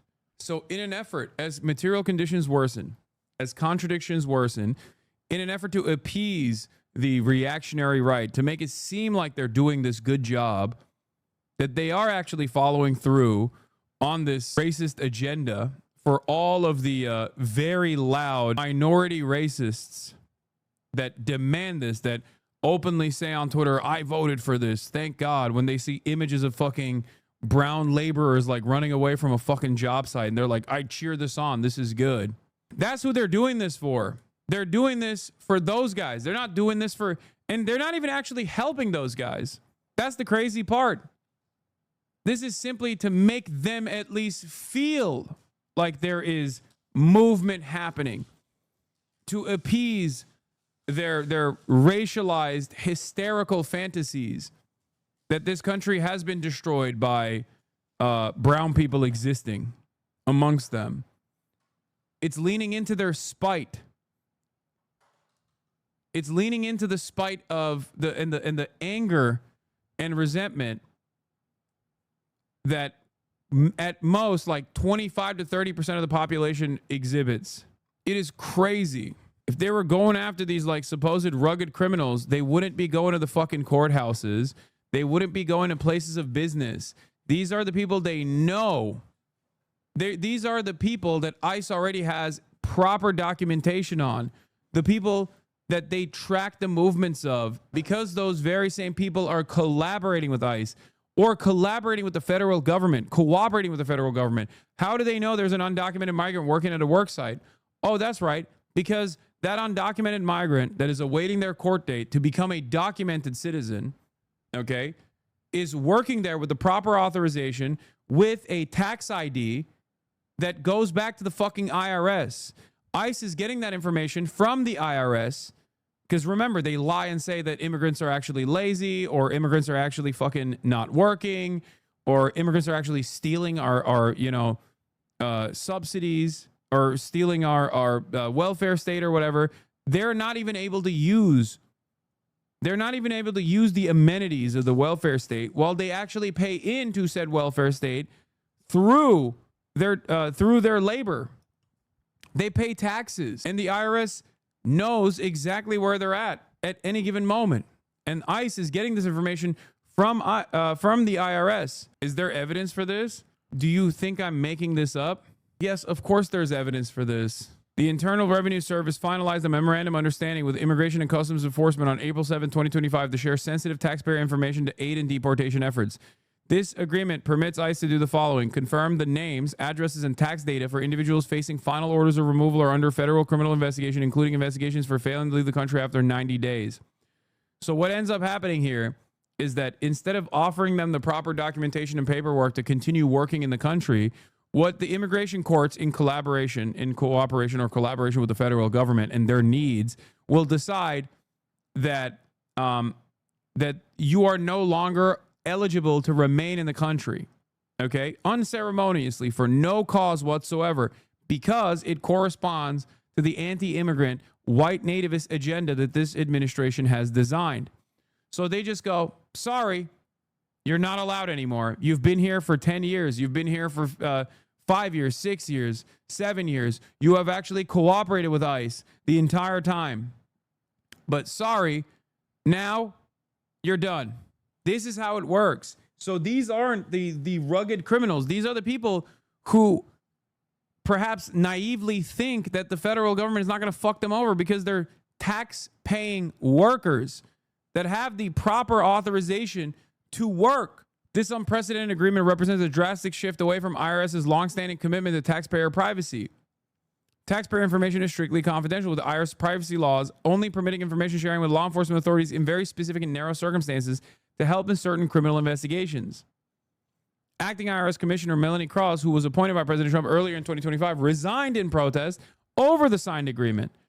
Other top IRS officials, including Chief Privacy Officer Kathleen Walters and Chief Privacy Officer Teresa Hunter, also resigned over concerns that the MOU likely violates taxpayer privacy law. The MOU primarily dictates how ICE agents will request the information and handle the data provided to them by the IRS. According to terms of the MOU, this new data sharing allows ICE to make a request for a taxpayer's name, address, and taxable periods for which the return of information pertains, while providing IRS with the federal criminal statute being investigated and an explanation of why disclosure of this information is important to their investigation. After the IRS receives this request from ICE, they will match it with the administrative data, and if they find that the information is relevant to the investigation, the IRS will verify the information such as name and addresses. Parts of the agreement are redacted, preventing the public from fully knowing the agreement's scope. Again, these are taxpayers. They are tax-paying migrant workers awaiting their proper authorization and full clearance for naturalization, or at least like a legal permanent residency status, okay? They are in the country. They have an ongoing court case with immigration authorities.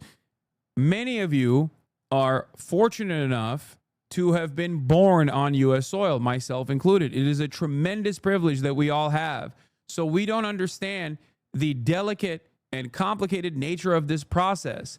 A lot of people are automatically considered illegal immigrants or illegal aliens, if you want to fucking call it that, like the administration does, because the administration chooses to now decide they are illegally on U.S. soil. This is precisely the reason why I always say the difference between an undocumented migrant and a documented one is just simply the push of a button. It's just paperwork. It's just proper documentation and proper clearance. A lot of these people that they're talking about, the overwhelming majority of these people that they're talking about, are actually here working, paying taxes, and have the proper clearance until the administration decides we are going to send a message that we don't want any fucking black or brown people in this country. Fuck them. Okay. And we're going to shed the population of as many people as we can with whatever kind of ridiculous paperwork that we can throw in their direction. The reason why ICE raids have escalated in the last week is because Stephen Miller gave another directive to Kristi Noem, the Department of Homeland Security, and said, we want 5x the number of deportations. 5x. They have quotas. These people are not being removed in a lawful manner because they are rugged criminals. They are being removed from U.S. soil after living here for fucking decades at times, who are often married to an American citizen, have U.S. citizen children that were born here, that only know America as their home, and they're being removed from U.S. soil and potentially being sent to a slave labor colony because there is a quota that has been enforced by the most rabid, virulent racist, Stephen Miller. That's the only reason. Here, Stephen Miller told ICE agents to target Home Depot, where day laborers typically gather, or 7-Eleven. He bet he and a handful of agents could go on the streets of D.C. and arrest 30 people right away. Who here thinks they can do it? Miller asked, asking for a show of hands. Agents didn't need to develop target lists of immigrants suspected of being in the U.S. illegally, a long-standing practice, Miller said. Instead, he directed them to target Home Depot, where day laborers typically gather for hire, or 7-Eleven. Convenience stores. Miller bet that he and a handful of agents could go out on the streets of Washington, D.C. and arrest 30 people right away. ICE agents appeared to follow Miller's tip and conducted an immigration sweep Friday at the Home Depot in predominantly Latino neighborhood of Westlake in Los Angeles, helping set off a weekend of protests around Los Angeles County, including at the federal detention center in the city's downtown. On Saturday, Trump ordered 2,000 National Guard troops to Southern California despite objections from Governor Gavin Newsom. Those people that they're fucking sweeping, this is what I mean when I say a dragnet, by the way, because here's what they do, okay? Here's the other technique. They know exactly how many migrants, both the migrants that have a removal order on them that they just got out of nowhere because the courts wanted to fucking, the courts are also obviously working in unison with the administration. Immigrant courts are not a third party that is completely removed from the administration. They are working in unison with the executive office. Okay, so they will either remove the, they will either change the court dates without informing the person. And then when they don't show up, then they have a lawful removal order, knowing full well that there are other migrants with actual, like, full-blown documentation that are working at the same work site. They go in and they grab as many fucking brown people as they can. That's literally how it works. Okay? They grab as many brown people as they can when they go into the work site, as many people as they think are illegal, as many people as they think are, looking foreign. That is what a dragnet is. And then once you are detained in that process, they try to, once again, revoke due process or do another thing that's really fucked up. This is why immigrant attorneys always say, never sign paperwork. Okay? They literally will go in. They will even arrest people who are American citizens in the process. They will detain them in the process. Okay? And they will hand out paperwork to every single person that they know is not a full-blown naturalized U.S. citizen. That paperwork is a self-deportation order. So if you sign that paperwork because you don't speak English well, or because they lied to you about what the paperwork contains, which they can do legally, okay? It is not illegal for them to lie to you. That's the other side of this. That's insane. Okay? When you sign that piece of paperwork, it's over. You have signed your own self-deportation order. You signed a piece of paper that says you are going to self-deport.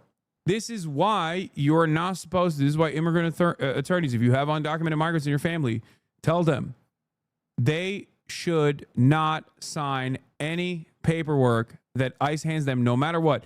The only piece of paper that you sign is the one that your attorney gives you. And you have still, right now, the legal right to an attorney. You can get one pro bono. When you go to your immigration court hearing, because they're supposed to take you there, you say, no, I'm not, signing any paperwork. When you stand in front of an immigration judge, you have to show why. Obviously, if the only thing you're going to say is your name and whatever, the only thing you ask for is, I want a lawyer. I want a lawyer. And if you don't have money for a lawyer, then the court has to assign you a lawyer for free. Again, one of the best parts about the American criminal justice system. Okay? Not for immigration, love? No, yes, for immigration. What? Yes, for immigration as well. Yeah. If you're going to sign a piece of paper, no matter what they tell you, the only thing that you should ever sign is a piece of paper that your pro bono lawyer, or the lawyer that the legal counsel that you retain, to hand you that piece of paperwork. That's the only thing you should be fucking signing. Okay? This is how it works in immigration law as well. Even though, no, it's not only in criminal. In immigration law, you can also get you can also get a lawyer. You can also demand a lawyer. What are you guys saying? Giving advice to criminals? These people are not criminals, you fucking idiot. I got in an argument with a family member who kept saying over, okay, whatever. They need to do it the right way. Access to counsel in immigration court. Immigrants in immigration court do not have a right to government-appointed counsel. Lack of legal representation has a profound impact on immigrants' outcomes and removal proceedings. Okay. You can still ask for a lawyer and you can still qualify for a pro bono lawyer. Okay? You can still qualify for a pro bono lawyer. All right?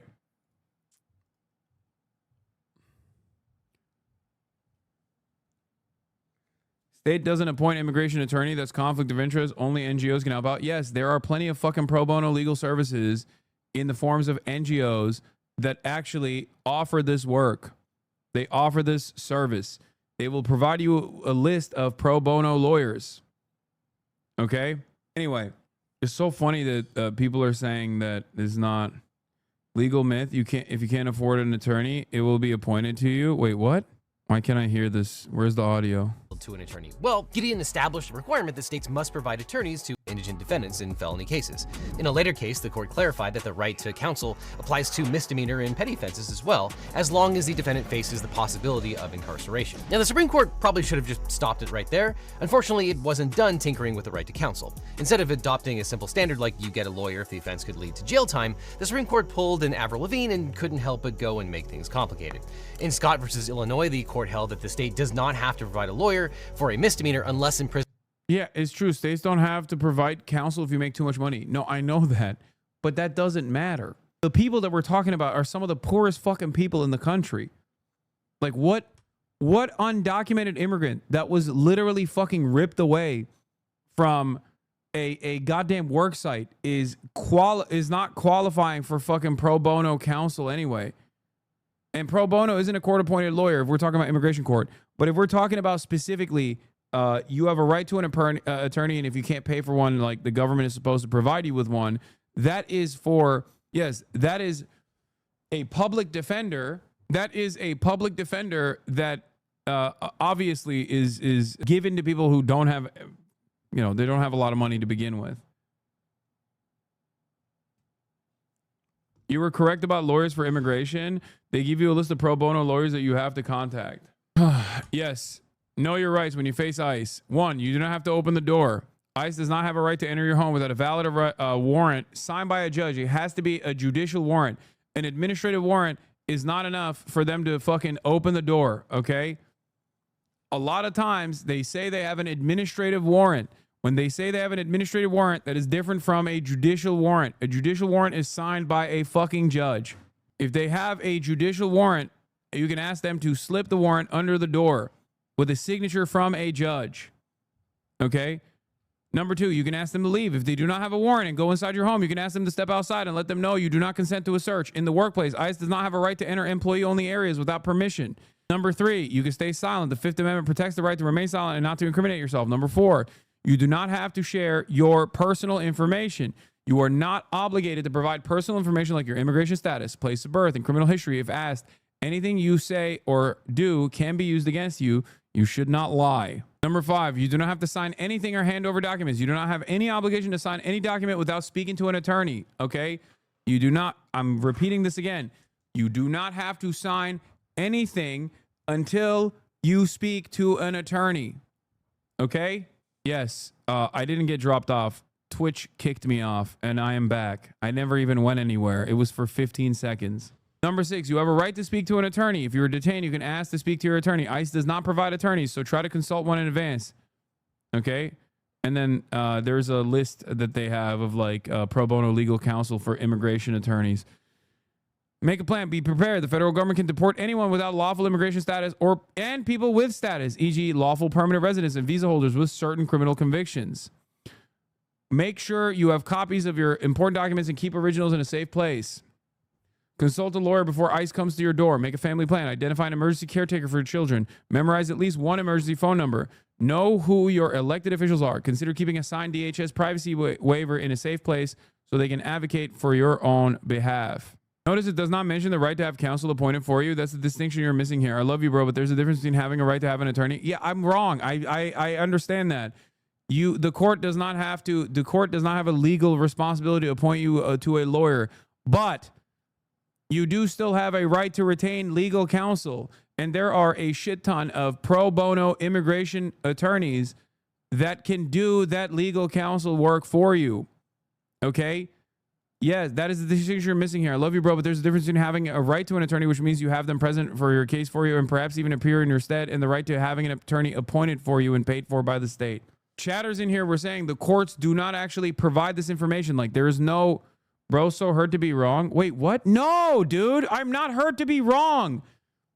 I was responding to the chatters that were saying, no, you do not have any fucking opportunity to get legal counsel whatsoever for free. They're spreading fucking dangerous misinformation. People that were claiming in the chat that there is no, you're getting one guy, boss. I know the people are so fucking stupid because this is incredibly important information, especially the fact that you should not sign anything. Okay. You should not sign anything unless your lawyer hands it to you, unless your retained pro bono or paid for legal counsel hands it to you.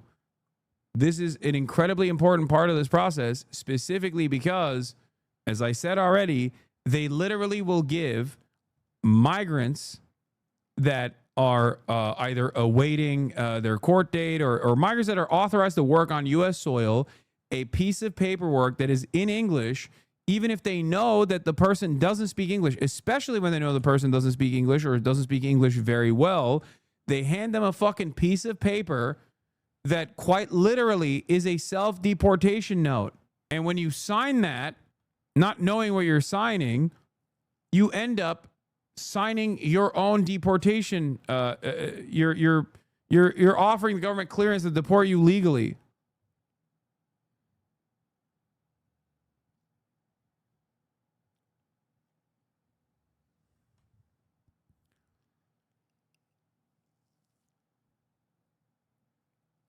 Jesus.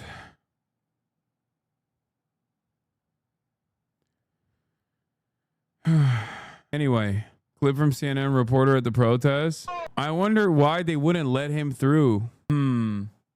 Interesting. I can't seem to figure out why they would let the lady through and the cameraman through, but not that guy. Are you grabbing me? No, I didn't touch you. So wait, okay. So it's, you can see, Jake, it's a little chaotic. So what they're trying to do is... You guys gotta keep walking. We're gonna keep walking. We're gonna keep walking.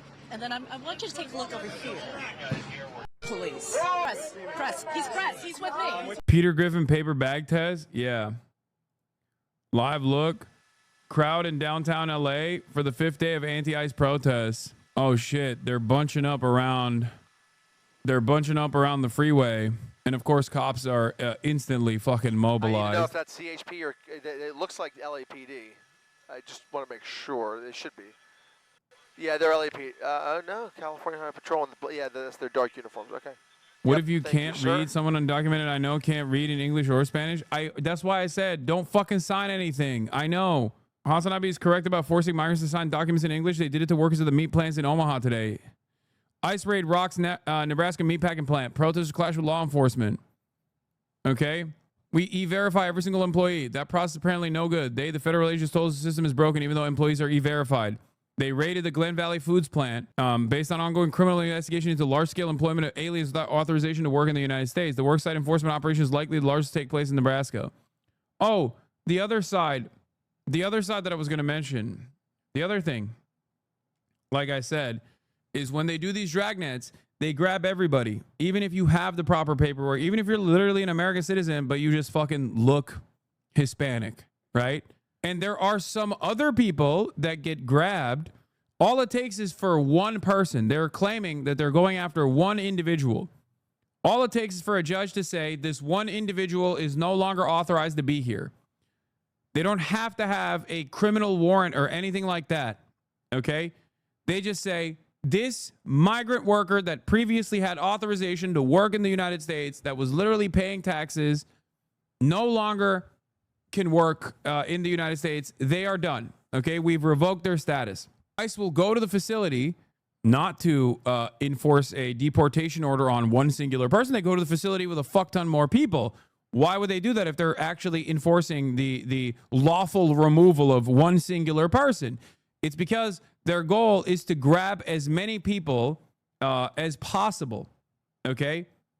Their goal is to grab as many people as possible, even some Americans along the way. It doesn't, you know, they'll release the Americans, at least for now, right? But every single other person that is an authorized migrant worker in that facility will then also get fucking deported. They're called collateral arrests, okay? They are called collateral arrests. So when they're in the process of enforcing a lawful deportation order, even if that lawful deportation order is not so lawful when you look into it, okay? Not because like the person committed a crime or anything, they will engage in what is known as a collateral arrest. That means that they are basically fucking arresting every single person and then fixing the books after the fact. And the reason why they do this collateral detainment and subsequent deportation is because they want to get the fucking quotas. That's it. And they do a bunch of like, you know, comically evil shit as well, like truly heinous. ICE releases Honduran mother who was detained in Aurora for months after DoorDash delivery arrest. Carla Medina, who has won her asylum case, is reunited with her family.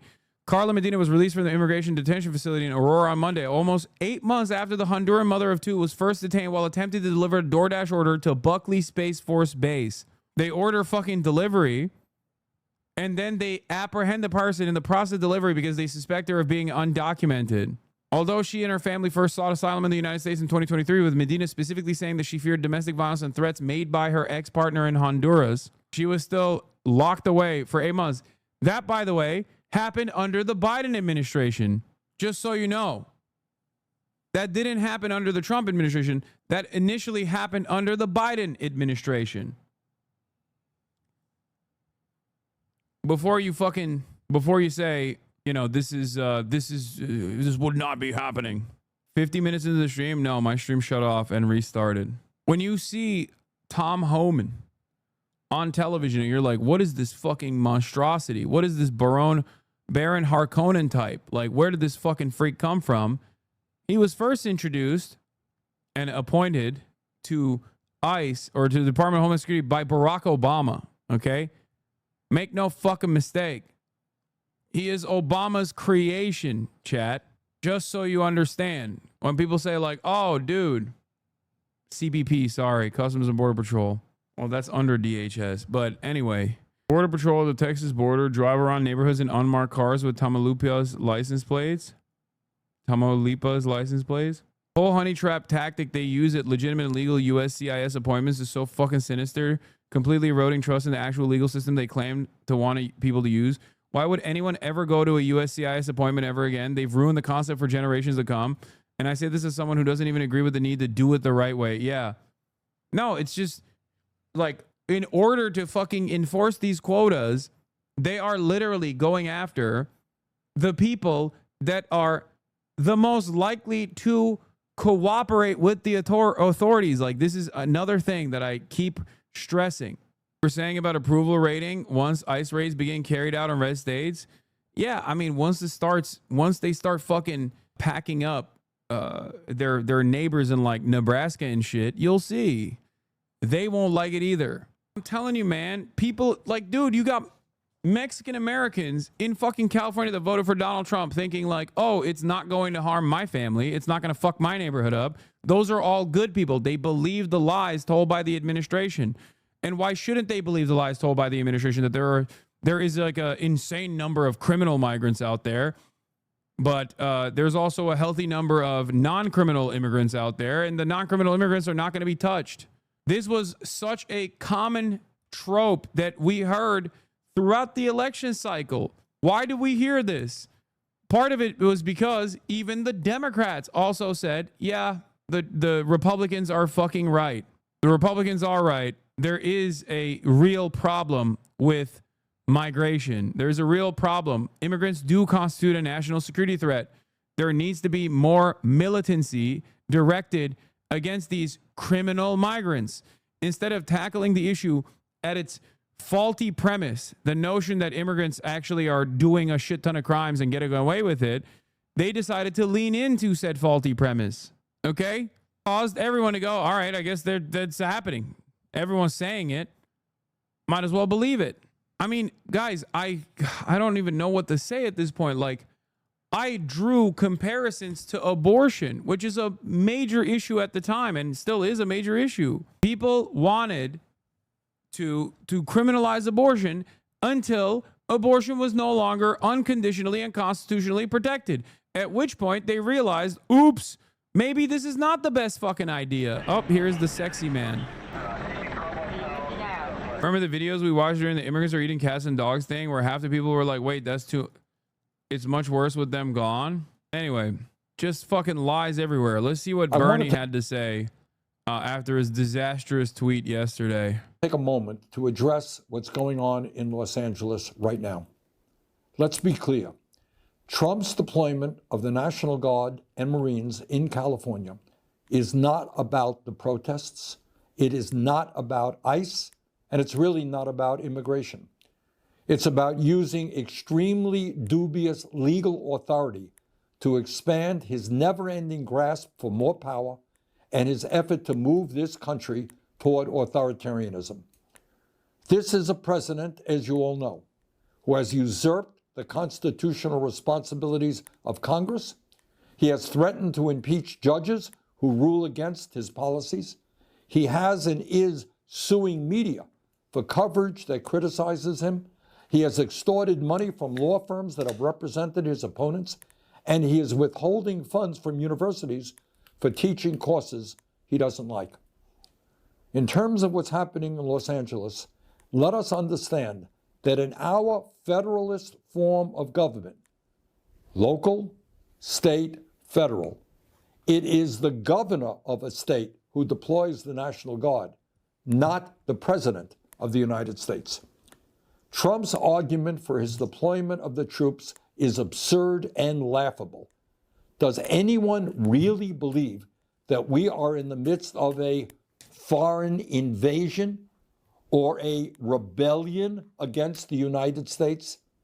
That, believe it or not, is his legal argument. Let's take stock of what Trump has done here. He has conducted massive illegal raids. He has provoked a counter response, and then he has called in the troops. That is how an authoritarian rules. In this unprecedented moment in modern American history, it is imperative that all of us, no matter what our political views may be, stand together against the president who has little respect for the rule of law or our Constitution. I wish he would have just said this. I wish he just said this yesterday. Like, he got outflanked by Kamala, dude. If Kamala is outflanking you, you're cooked. You're totally and utterly cooked. This was my response to Bernie's initial tweet where he's like, Dr. King defeated racist government officials and ended segregation through disciplined, nonviolent resistance. Defeating Trumpism, oligarchy, and authoritarianism requires that same level of discipline.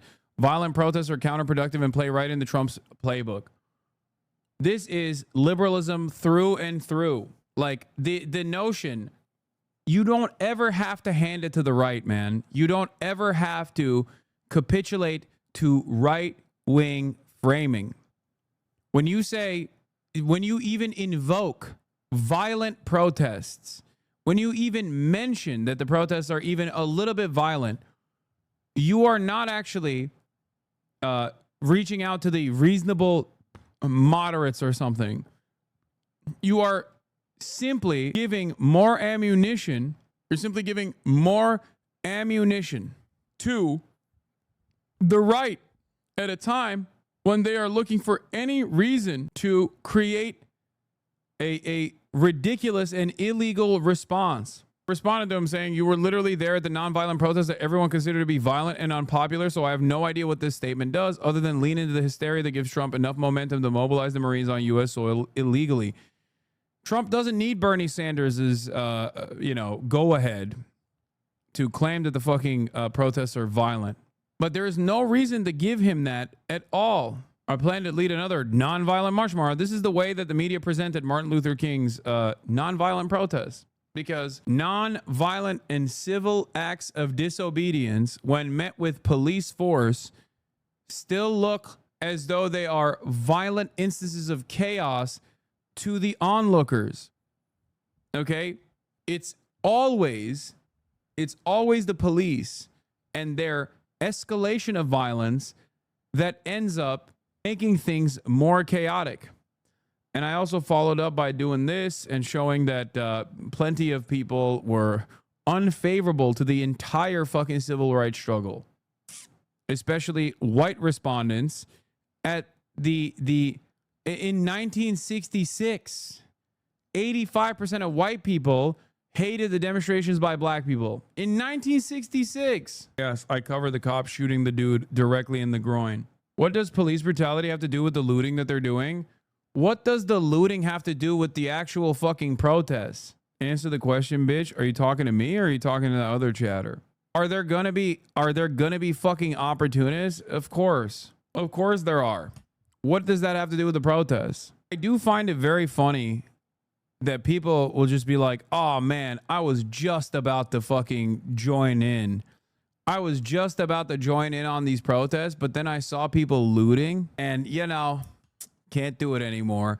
Oh, I was just around the corner. You know, I was driving up to the protest to join because I think it's unconscionable that people are just getting black bagged and shipped overseas for no real reason, for no good reason whatsoever. But then I saw that they burned Waymos and it's like, well, you know, can't do it. Oh, I was just about to go and protest side by side to defend my own fucking community. But then I saw that they're not waving American flags, or there isn't a sufficient number of American flags. So I just had to turn the car around, you know? I don't know how this happened, but somewhere along the line, the media and all of these institutions ended up successfully causing onlookers and people that are in the margins, people that are in the periphery, to genuinely place the interests of property over the interests of human fucking beings. But the reason why you even care about property damage is because of its impact on human beings to begin with. You're like, well, these are random innocent people. Like, they didn't deserve to have their storefront crashed into. They didn't deserve to have their shit stolen. Now they're going to incur a financial penalty for no reason. Right? That's the reason why you care about property damage. That's the reason why you should care about property damage. And it's so interesting that people literally take it one step further and they go, no, I only care about property damage. I don't give a fuck about humans. Like I said, the greatest example is from earlier today when that when the immigrant store owner was talking about how his storefront was broken into, and people that get mad at that would literally not even feel a moment of remorse if ICE had actually black bagged that guy. It makes no fucking sense. What's worse for that family? Having the father ripped away from them and shipped off to a slave colony with no due process, or the fucking storefront being broken into, you know? That's when libs hit you with the, well, two wrongs don't make a right. No, one is a much, much larger degree of wrong. It's like the same brain broken response from liberals to like Israel doing a genocide, and then them hyper focusing on the fucking Houthis trying to present a militant response to said genocide, where they're like, well, the Houthis, they stopped ships from going through the Red Sea. They stopped commerce from flowing through the Red Sea. How dare they? It's like, okay, dude, Israel's doing a fucking genocide though. Like, what do you mean? Like, one is a significantly larger evil that warrants an immediate response. Shock moment. Face off between anti-ICE demonstrator and LAPD leads to physical confrontation. That's crazy. Okay, that's definitely a vet. He's just tanking it. He's just tanking it. They're just peppering his ass. Oh, fucking Christ. As soon as he turned his back and started walking away, that's when they fucking pounced. God, they're such pussies, dude. God, I fucking hate the police so much. Oh my God, they're such animals. They are such fucking animals, dude. What a way to frame it, by the way. Face-off between anti-ICE demonstrator and LAPD leads to physical confrontation. Who fucking did the physical confrontation? The guy's just standing there. He's not even looking at the cop. The cop fucking pushes him with a baton. Like, what is this? What is this? Like, look at the people around him. There's a dude behind him, like a child behind him, carrying water for the protesters to give out water to the protesters. Does this look like an immediate fucking dangerous presence?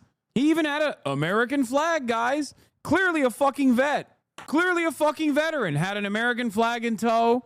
He's got it all. Like, I'm sorry. If this guy is walking like this, okay, if a guy that looks like this in broad daylight is walking comfortably around you, there is nothing going on that warrants this fucking insane response. Okay? That's a grown-ass man with a tote bag walking around the streets of fucking downtown Los Angeles. Clearly, there is nothing that warrants this degree of escalated use of force. Like, what are you? This is why I kept pointing to, like, the children, okay? When we were down there, we just kept showing you, like, kids on bikes and stuff, like little kids. There were kids that looked like they were 12, okay, that were running around, and cops were just fucking deploying tear gas into crowds with children in them. Hits him again. They keep shooting him. He tanks it. The other protesters like, dude, stop. He walks around. He walks quietly, and instantly the two pigs rush him as soon as he fucking turned his back. Jewelry store was not looted by protesters. It's over in fucking Lakewood, way fucking south of Paramount. Local news be lying. Wait, that jewelry store wasn't in downtown Los Angeles? What are you talking about? It was in downtown LA? Senator Fetterman said that your party uses the moral high ground when you guys refuse to condemn the violence that you were seeing in LA. What do you say to Senator Fetterman? I mean, I think we should absolutely condemn the violence of ripping apart families, of ICE breaking the law. Excellent. That's a certified classic Hasanabi style misdirection. Okay. When someone goes like, oh, you support terrorism, and you go, I don't support Israel. What are you talking about? Israel is a terrorist entity, and I don't support that terrorism. Perfect. No notes. Great. Oh, John Fetterman condemns the violence of the protests. Do you condemn the violence? Yes, I condemn the violence of ICE ripping apart families. Yes, I think it's unimaginable. It's unique. It's cruel. It's unjustifiable violence. I see you know your judo, madam. What's the crime? Wanting to consume a succulent Chinese meal? Get your hands off my penis. I think people need to fucking judo chop this shit more frequently. Like, I'm serious. Politicians should be fucking doing this judo flip every time, dude. Flip the fucking faulty premise directly back at the person asking the question. Because it's not even incorrect to say that. It's like, okay, yeah, cars burned down. It's fucked up. I agree, you know? It's dangerous. Dangerous for the protesters. All right? But you know what's fucking way more aggressively violent? The federal government going after people in courtrooms, dude. And I think we should absolutely condemn the violence of ripping apart families, of ICE breaking the law, of them going into elementary schools and churches and raiding workplaces.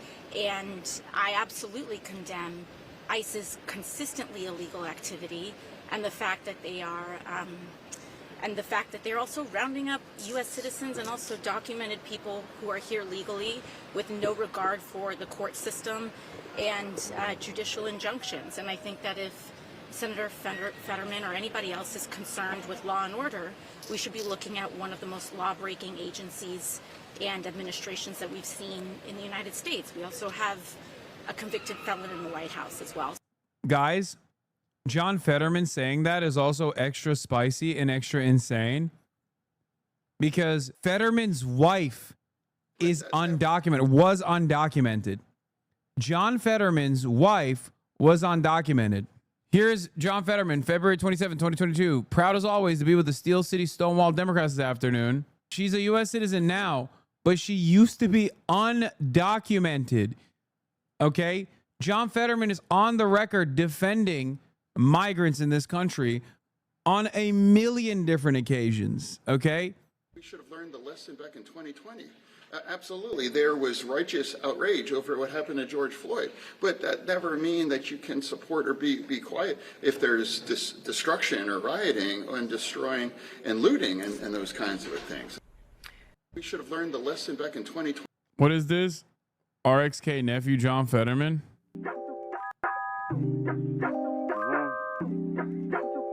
Wonder. The bitch pregnant out of Republic. RXK nephew. Felix talked this into existence. I'm moving like John Fetterman, 60 miles per hour over the speed limit, watching live leak videos while yelling at my wife over the phone. First rapper to diss John Fetterman. Neff, drop a whole Bossa Nova album. 100 mil to Israel like Fetterman. 100 on the highway swerving like Fetterman. Neff out here single-handedly reshaping the Pennsylvania political landscape. What? Live Los Angeles, 28 U.S. Marines pulling up on black Ford Raptor trucks. Helicopters landed. What? 28. After 6 months of war, much of Gaza is reduced to rubble. Violence good. Violence bad. This is what the inspiration was? Is that what it is? The inspiration post. RXK nephew. This was on May 5th. This is before the song came out, right? Oh my God. I hate when John Fetterman controls my thoughts. Look at this new hoodie I just bought. Another 20 million from the Israel lobby. I hope my son cry when he finds my body. I'm the worst member in the Democrat Party. Killing my son at my son's birthday party. I love my wife because she's real tall. 2 million Arab kids. We bombing them all. Wifey talking about why you vote like that. Grab the wheel and make us crash. Fetterman rearranged her back. She needs perks all the time. My ops in the waiting room, reading time. She said, babe, calm down. You got delusions. I said, bitch, you're the prosecution. First job at 38. I was mayor of Braddock. Kid's birthday party lighted up like Stephen Paddock. Oh my God. If you're not in the know, for what they are referencing here, a lot of these bars, every single one of these fake bars is actually maybe a slight exaggeration of real-time events. Bro, people in LA shooting live rounds. Wait, what? No, cops are deploying tear gas. They're not shooting live rounds. What the fuck? Wait, what? Safe here in this county, working with law enforcement, whether it's local law enforcement or even federal law enforcement. We're going to work as a team to keep people safe. And again, as you pointed out, the number of bad actors proportionally are very small, but they have huge impact in the city. We're going to go after the bad actors, whether they get arrested in the last 4 days, whether they get arrested in the weeks or months to come. The advantage we have is that this is being filmed at probably a record level. We have more social media video of who is doing these bad acts than probably any other time in Los Angeles County history. So we're coming after the bad actors while still protecting the legitimate protesters. All right, District Attorney, I very much appreciate your time. I thank you. That's such bullshit. They are not protecting the legitimate protesters. Cops on the ground make no distinction between protester, press, National Lawyers Guild, legal monitors, people who are distributing aid, field medics. They literally shoot them all. Okay, they do not care. As a matter of fact, I feel like they shoot so frequently at every single person that it almost feels as though, what the fuck is happening here, by the way? This is crazy. It feels as though, oh my God, they're actually going to do a curfew. Oh my Lord. Biggest decision to make in this breaking news moment, and that is whether she will impose a curfew on this specific area of Los Angeles tonight. It's a crucial decision. She's going to be with us in just a couple of moments. To understand the world. If they do a curfew, maybe we'll go out. I feel like given that we are technically pressed, oh, they're fucking arresting every single person, huh? Is that what's going on? They just like completely box them in? Visible to the officers, which is always what you want to do under any situation. What are they saying? Okay. There's this law enforcement presence because you don't want to make the officers uncomfortable. You don't want to have your hands in your pockets because they don't know what you're reaching for. So if you could just keep your hands within their line of sight, that's the best thing you can do. And at this point, it appears that everyone here is doing just that. So I guess they're doing mass arrests now for protesters. This is the result of kettling. They'll now single each one out and surround them and shove and arrest. No, I know. Yeah, they just point to people in the crowd. Yeah, they will be collected, and eventually when these people do get released, they can try to get their items back. So I don't see anything in terms of like very small children or pets. Oftentimes that does happen in these situations. So then that would require Just pointing a rifle with lethal rounds. all adults, from what I can see, except for those 2 teenagers that we saw walk away. But any other little items that they leave behind will be collected by officers. And Wait, that's a fucking real ass weapon, dude. That's not like a fake gun. That's not like a less lethal or less lethal round. That's just pointing a fucking straight up AR into a crowd. What the fuck? Moves up or comes into view, that's when the crowd, Bro, this is on camera. What is happening? Goes forward and tries to get closer to the federal building, and of course the bands get things. What is he doing? Okay, I don't know what this gentleman here is doing, but. Well, and that's what was that? This is on that's a rooftop. An actual rifle. No, it's on a that's what I elevated platform, and that federal agent is pointing a rifle at somebody. That's the guy in the yellow, I guess. Yeah. These 2 guys. And you can see they're. Bro, the dude in the yellow is taunting a motherfucker with a M4. That is, dude, that is crazy. They're kind of taunting each other. You saw that federal law enforcement agent, wave his hands like, let's go, let's go. And that guy in the yellow doing the same thing. I mean, something escalated quickly to point, lethal munitions at that. What? Dude, I fucking hate the goddamn media, bro. The escalation is coming from the hopped up psychopath with a fucking M4 that he's pointing at the motherfucking civilian, dude. The motherfucking unarmed civilian. Are you insane? Escalation is not coming from the ground. Media, figure it the fuck out. They're taunting each other. Like the asymmetry that I am experiencing, that I am seeing with my own 2 eyes is glaringly obvious. It is very strange. It is very strange to me that despite that asymmetry, the media is like, well, they're fucking taunting one another after recognizing that that's an M4, that's lethal rounds. Person, that was intense there for a second. So I don't know what the conflict was with that person in the yellow, but that federal agent with the rifle there was not having it. There's some fireworks now that we see going off too. Maybe that's what that was about, but that can get even more dangerous when we actually witnessed this. We saw him. You say that's a lethal weapon. Yeah, Mike. Yes, that's an absolutely. actual. Okay. Yeah. Well, that's not good. You can see the provocation happening right here, and then there's some more tear gas. Yeah. Now what we've seen, we haven't seen it here, but what we saw a lot yesterday is the tear gas would get thrown, and the protesters would grab it and throw it back at the law enforcement officers. That happened to CHP a lot yesterday when they were trying to regain control over the freeway. So, but that hasn't happened here. Hopefully they'll de-escalate this a little bit. But this guy on the left here, that agent on the left with the lethal weapon there, was not having whatever was going on. No, it was pointed right at that guy. Yeah, and see, look, he's waving him over. I wonder if those guys have on masks. When I say those guys, the agitators. See, there he goes again, pointing it at him. You think the problem here is the quote unquote agitators with masks? That's you take issue with protesters wearing masks and not the mask wearing federal law enforcement agents who are brandishing and training their sights on American citizens. I assume when she says the mask wearing agitators, she means the law enforcement, right? Am I living in like upside down world? What the fuck is happening? Is this bizarro world? Is this the alternative universe that we exist in where it's like up is down, wrong is right? Because without commentary, if you play this out on mute, without commentary, if you play this out on mute, this back and forth here, you're like, oh my God, a federal law enforcement agency officer who is masked is literally aiming a lethal weapon, an M4, directly at a Los Angeles citizen. I couldn't tell if that agitator did. I mean, you certainly law enforcement does. That's been kind of the name of the game for them, and that's something that they say they need to do to protect themselves and their identities. A lot of the protesters did, and I don't, John, if we can see that guy. Oh, in this yellow, is I don't know if Santa he's got one Ana. on. Yeah, this is in Santa Ana. This is not downtown.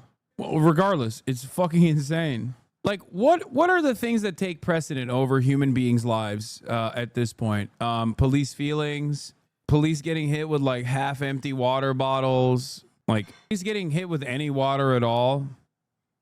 Police being spooked by loud noises. On this area is there are so many different groups of protesters. You have the group that ran out to the 101 freeway, then you have this group here, and then on the far intersection near that VA building that Mark just talked about, there's another group there. Now, most of them were taken into custody with that dispersal order. We saw them drive away in the LAPD buses just a short time ago. I also just want to show you this on-ramp to the 101 freeway. There's even more California Highway Patrol there that are just at the ready in case something happens. In many respects, Jamie, we're just gonna have to move for a second. There's a car. Back up. In many respects, they have been essentially keeping that on-ramp to the freeway closed, so protesters couldn't go on there. But as you saw just a short time ago, they were able to access another entrance to the 101 freeway. I'll send it back to you. Yeah, and Josh, if you could clarify, you were happy as fuck. So I just showed you him, right? Filthy pigs just pegged a single woman trying to get home at nearly point blank range. I want us to focus on this guy right there. Look at him. Trigger happy as fuck. So I just showed you him, right? Look at that. Oh, what's passing by? Where's our money going, right? Where are our tax dollars going, right? Right? Yeah. So we've got trigger happy fucking bitch over here. Look at, they're telling her to move, but that's a public sidewalk. They're telling her to move. Watch, if they shoot her.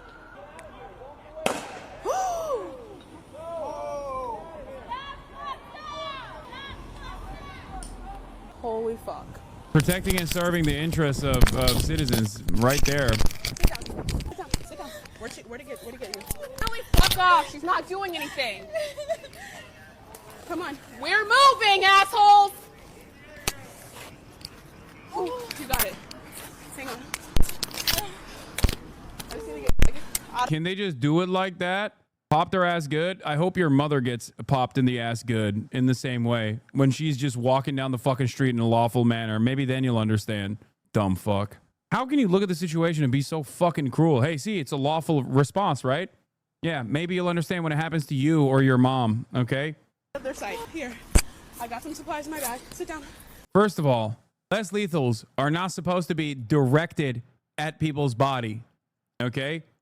The appropriate usage of less lethals is literally the ground. They're not supposed to be directed at someone's body. They're also not supposed to be used point blank. They're not supposed to be used at that distance at all. That motherfucker literally hit the person. No ricochet, straight up, directly hit that person. Less lethals are lethal at close distances. Less lethals are still lethal at close distances. Less lethals can still be lethal if shot directly at the body. They shot her. Yeah. Point blank. I literally just got it on video. They're gonna shoot. We're moving! We're moving! Stop! He's injured! Come on. We gotta get across the street. Come on. We gotta go across the street. Where are you going? I live here. Okay.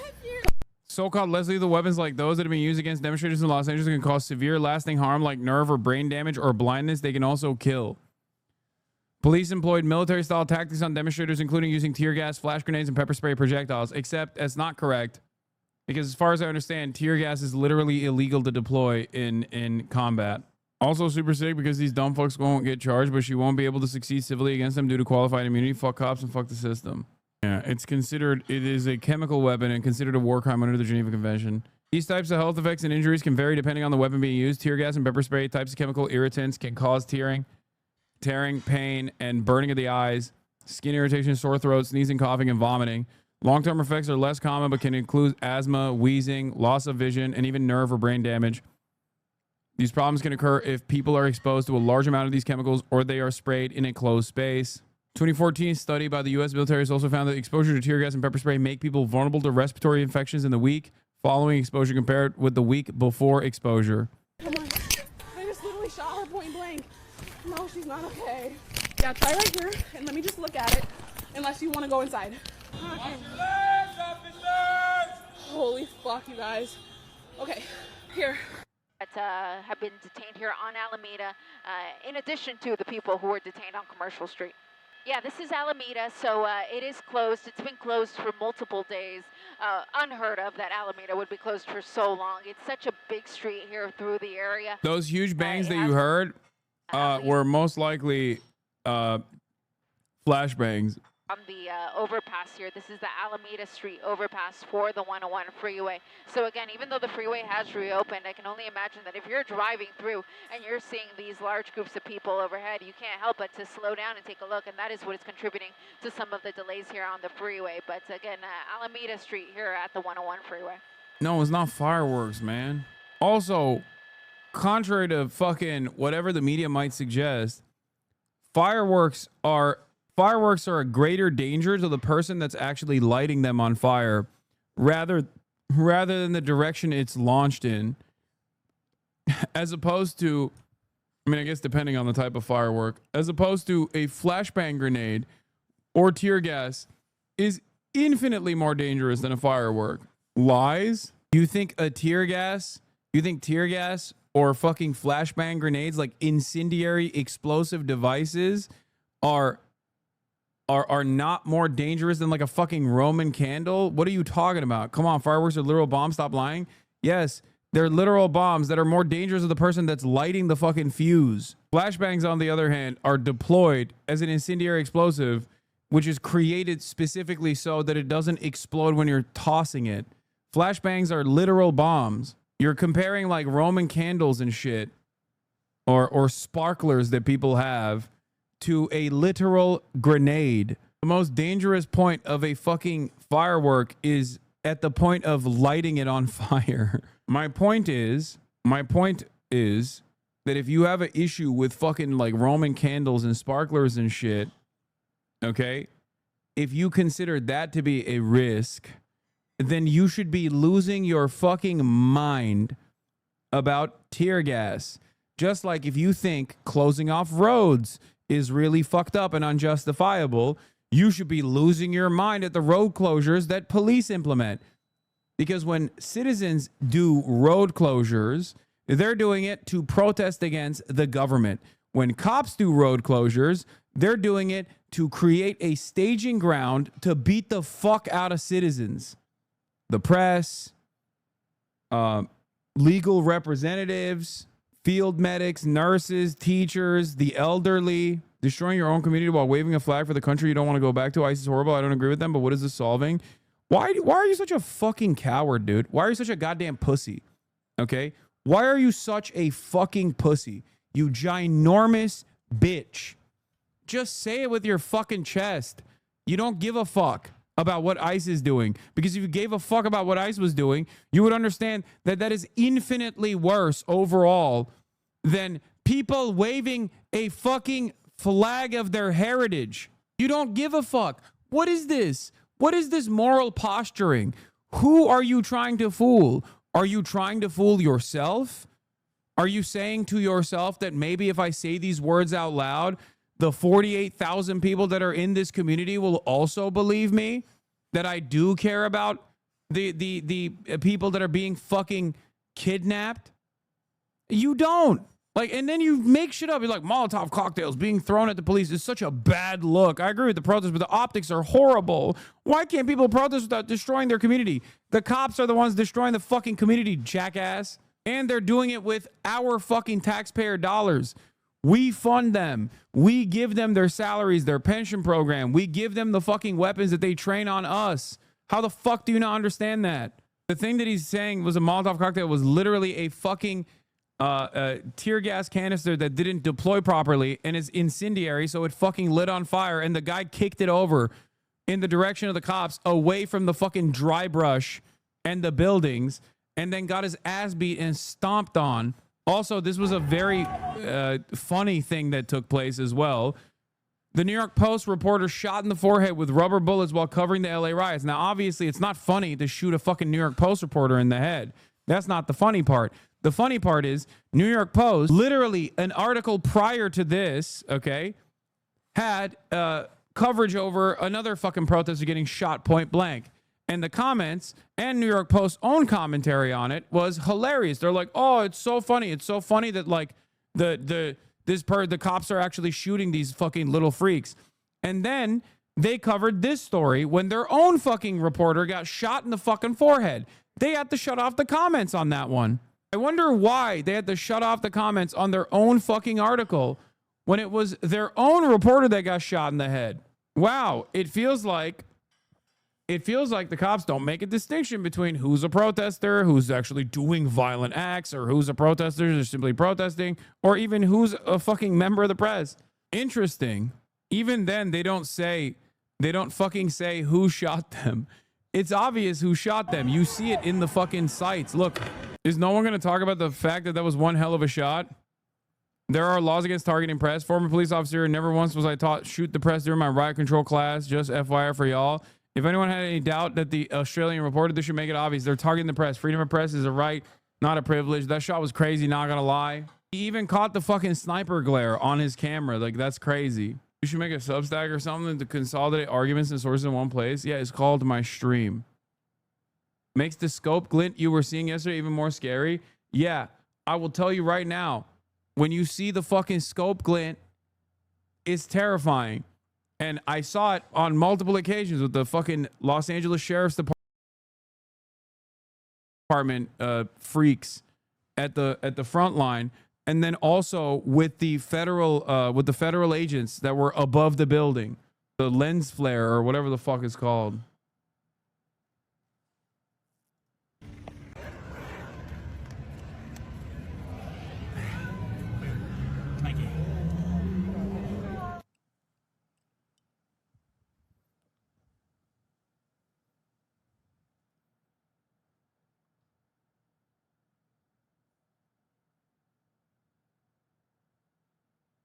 Representatives are now being indicted for anti-ICE behavior.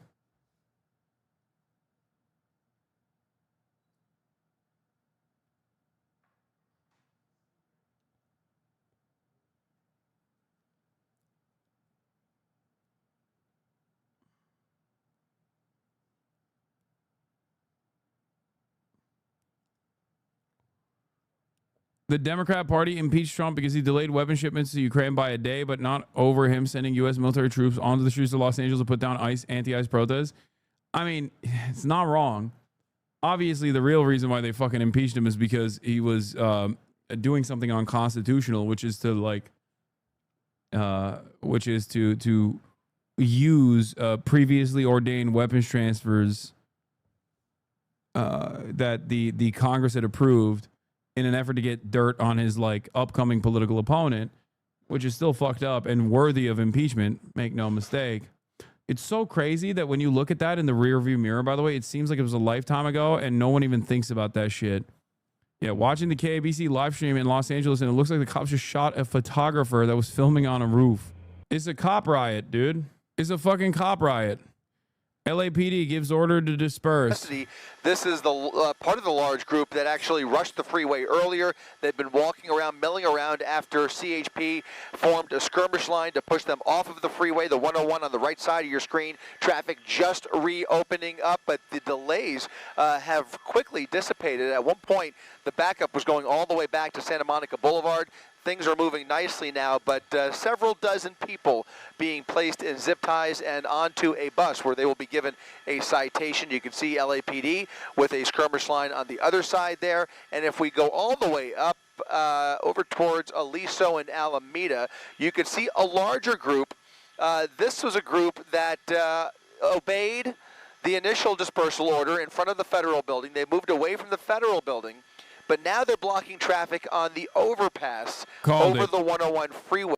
By the way, I called this earlier today. National Guard troops are now protecting ICE agents as they make arrests in LA. I told you.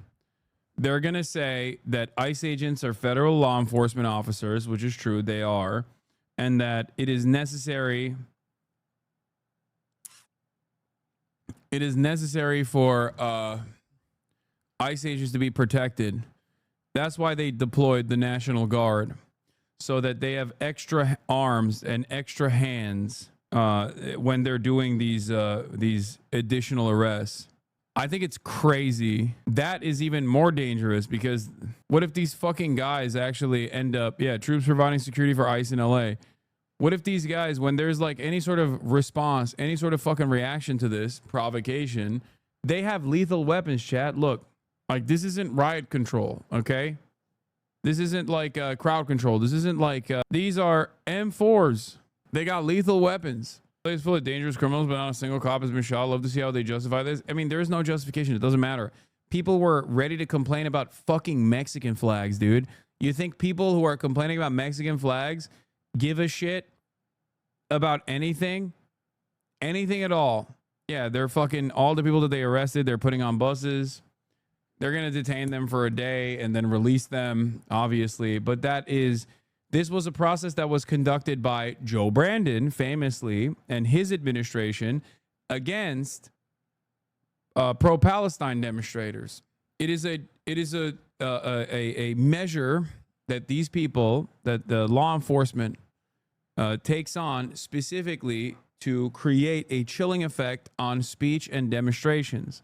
The reason why they're doing this is because they're saying basically, hey, we have the power to arrest you. We have the power to detain you. We have the power to fucking book you.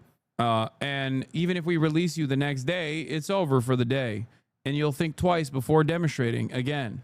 What? Marines are reportedly refusing to take orders? No, I don't fucking believe that shit. That seems so... Dude, really?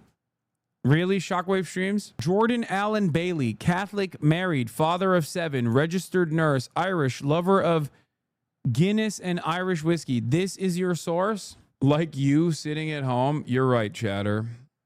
I'm famously not participating in these demonstrations at all. Every single day that I go out, these motherfuckers are like, he's LARPing. Also, if he's not LARPing, he's actually on the front lines. Okay, then he should be arrested. Now that I'm covering it from the... now that I'm covering it from home today so far, could still potentially go out to it. They're like, oh, classic, sitting at home, fucking asshole. It's interesting because it's like when I go out, when Marsh and I go out, we are extra careful not to fucking do anything that could provoke a response from law enforcement. And we don't do anything illegal. It's all on the fucking record. It's all on camera. I'm on camera the entire fucking time. That police are starting to but gain that a doesn't handle stop on it, cops from shooting and at me. Maybe indicates to people who are intent on causing problems that there will be consequences for them. Would you say that might be a part of this, the reason that they're so able and quick about taking people into custody today? Mark, this is all about optics. I've been thinking this for the last 72 hours, and it's become more and more obvious that the optics here are really the priority for all of these different agencies, our local departments, again, the higher ranks all the way up to the politicians. It's very apparent that they are in place and ready to take action to avoid some of the ugliest pictures that have been coming out in the overnight hours and earlier over the weekend. I will say, just as a raw fact, the number of protesters out on the street this afternoon, including the group here, including the group at the federal building, including the folks that even rushed the freeway, they are far outnumbered by the number of law enforcement that are out here this afternoon. I would say for every protester out here, there's probably about a half a dozen. And so that just kind of gives you an idea of the ratio, law enforcement to protester. They are far outnumbered by law enforcement. Certainly, Chris, thank you. Usually it's the other way around, right? Normally we're talking about how law enforcement is so overpowered and outnumbered. It is the exact opposite today. Yeah, and after 5 days of demonstrations in this area, you would imagine, too, just the law enforcement response, not only the numbers, but just the organization for knowing which areas, which streets, and how to best control this crowd. That kind of increases every day that they've been out there. So that's certainly good news as things hopefully remain peaceful. We do want to get now to Josh Haskell, who's been For people saying this is how they break people's will to protest, it doesn't work that way. This kind of reaction and retaliation only invites more. This kind of provocation only invites more of a response. The only thing that's stopping from large crowds from going out and taking to the streets right now is that it's a fucking work day. That's it. This is exactly what happened with the fucking pro-Palestinian demonstrations too. The only reason why they stopped is because of summer. Saturday is going to be a fucking major media day as well. The officers in those vehicles are over at that crowd of protesters who ran onto the 101 freeway and blocked traffic. But as Mark, Michelle, and Chris, you guys were just talking about, all day today, the California Highway Patrol has been stationed at every exit and entrance, even if we show you over there in the distance. That's more California Highway Patrol just waiting for something like this to happen. But I want to set the scene of where we're at. Most of the protests that we've seen today. Chatters, yes, they will throw out the fucking charges for all the people that were arrested. They usually always do that. It's not about like actually keeping them in holding, okay? It's not about keeping them in holding. It's about actually getting them to stop protesting for the day. That's the point. Obey that dispersal order. About 40 to 50 of them were taken into custody. This crowd remains, and this is what we're dealing with right now. It's not a large crowd. It's been peaceful for the most part, but I can tell you that different people are coming from all sorts of directions, and I want to show you. Yeah, I should maybe worry about the optics of kidnapping children, but I'm told optics are only for people protesting the kidnapping of children. Breaking. Federal agents in plainclothes and unmarked cars tried to snatch first graders from LA elementary schools, told staff that they had parental consent. They lied. When pressed, they hid their IDs. Department of Homeland Security admits they sent them. This was a test run for a police state. Think about how fucking insane that is. After an unusual and disturbing visit, several federal agents from the Department of Homeland Security showed up at 2 elementary schools this week demanding to talk to students. What happened next has Superintendent Alberto Carvalho praising school workers and demanding answers. Eyewitness News reporter Sophie. Bro, they try to kidnap children, okay? They try to kidnap school children, like first graders and shit. What are we talking about, man? Yeah, the pedophile-ruled U.S. government is kidnapping children in broad daylight, but the deep state Republicans don't have a problem with it because the one doing it is a pedophile they like. And also, a lot of them are also pedophiles themselves. Pedocon is a theory only as far as like the theory of gravity is a theory, okay? Pedocon is a reality. These motherfuckers are all pedophiles, dude. Republicans, the overwhelming majority. Holy fuck. Every single Republican politician. Oh my Lord, dude. Oh my fucking Lord. How many of them have to be outed as sex pests and pedophiles? It has already started. The protests are starting all around the country, in New York as well. By Saturday, this shit is going to be a biblical sized protest because all the liberals are going to come out on Saturday as well. These are the people that are out on the streets right now. They're people just like you. They're nurses, they're teachers, they're doctors. We saw people from all different walks of life on the protests when we were out there. Okay. But also on Saturday, there is a libbed up version of the protest. So that is going to bring all of the wine moms, the Deborahs, the Barbaras, the Hanks, everyone and their mothers are going to be out. We will also be out, obviously. Decision coming any moment. Clear that the mayor of Los Angeles supports it. We've got live pictures of protesters in New York and Chicago filling the streets. In fact, new video just into out front of a car in Chicago moving through a protest. It appeared to push a few. This happened yesterday as well. We filmed this in LA sign too. Holders there in the protest in Chicago before then speeding away. So unclear exactly what we were seeing there. Also, large protests underway in New York City, protesting Trump's deportations and the use of ICE officers with those ICE raids. Shimon Prokupez is out front in New York City. Whitney Wild is out front in Chicago. I want to begin, though, with you, Shimon, in New York. And what are you seeing there? Aaron, one of the largest protests that this city has seen in quite some time. This protest has stretched for blocks from each side of the avenues, from 6th Avenue. We're now on Hudson Street, and we've been going for about nearly 2 hours. And you can see people are holding signs saying ICE out of New York City. We've seen flags of Mexico. We've seen the Palestinian flag, and really just a convergence of different issues and different concerns that people here in New York City have. Also, my worry is that there's going to be counter protesters. There's immediately in New York, there's counter protesters. This reminds me of that one fucking kid who in New York, there were a bunch of people who were protesting outside of an ICE facility in New York. And this kid walked up to them and started talking to them about fucking Palestine and shit. And the guys were like, what the fuck are you talking about, man? This is an ICE facility. We're protesting fucking ICE kidnappings. And he's like, I don't know. I saw people with keffiyehs. So I got excited. And of course, there they are, the counter protesters. The optics of different flags, man. The optics of foreign flags. Fucking loser. Please join us. Thank you, Donna Andrea, for making a flyer and arranging. Counter protest. There's only one solution. Deportation revolution. Oh, God, they're so fucking lame. They're so goddamn lame. And urge the removal of non-citizens. Amazing community note. Representative Jordan has an Israeli flag outside of his office door. This is a message, not a flag. No, that's not a foreign flag, man. That's another state. That's like having a state flag, you know? Jim Jordan's simply putting his own... What the fuck? Like they were doing specific drills on crowd control. President Trump sent them yesterday to help the California National Guard with the LA protests. Eyewitness News reporter Rob McMillan live in Seal Beach with more on Oh my God, the dumbest fucking crayon eating hogs, dude. Oh my Lord, it is so fucked. Curfew decision in 30 minutes.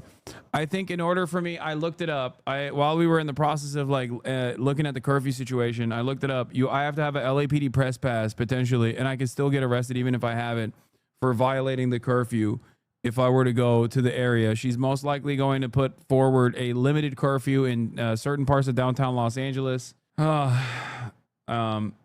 I'm trying to see if how I can get potentially credentialed. Okay.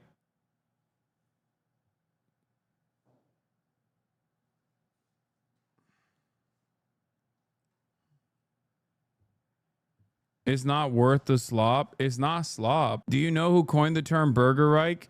Yeah, me. I did. Why? Are other people outside of this community finally fucking using it?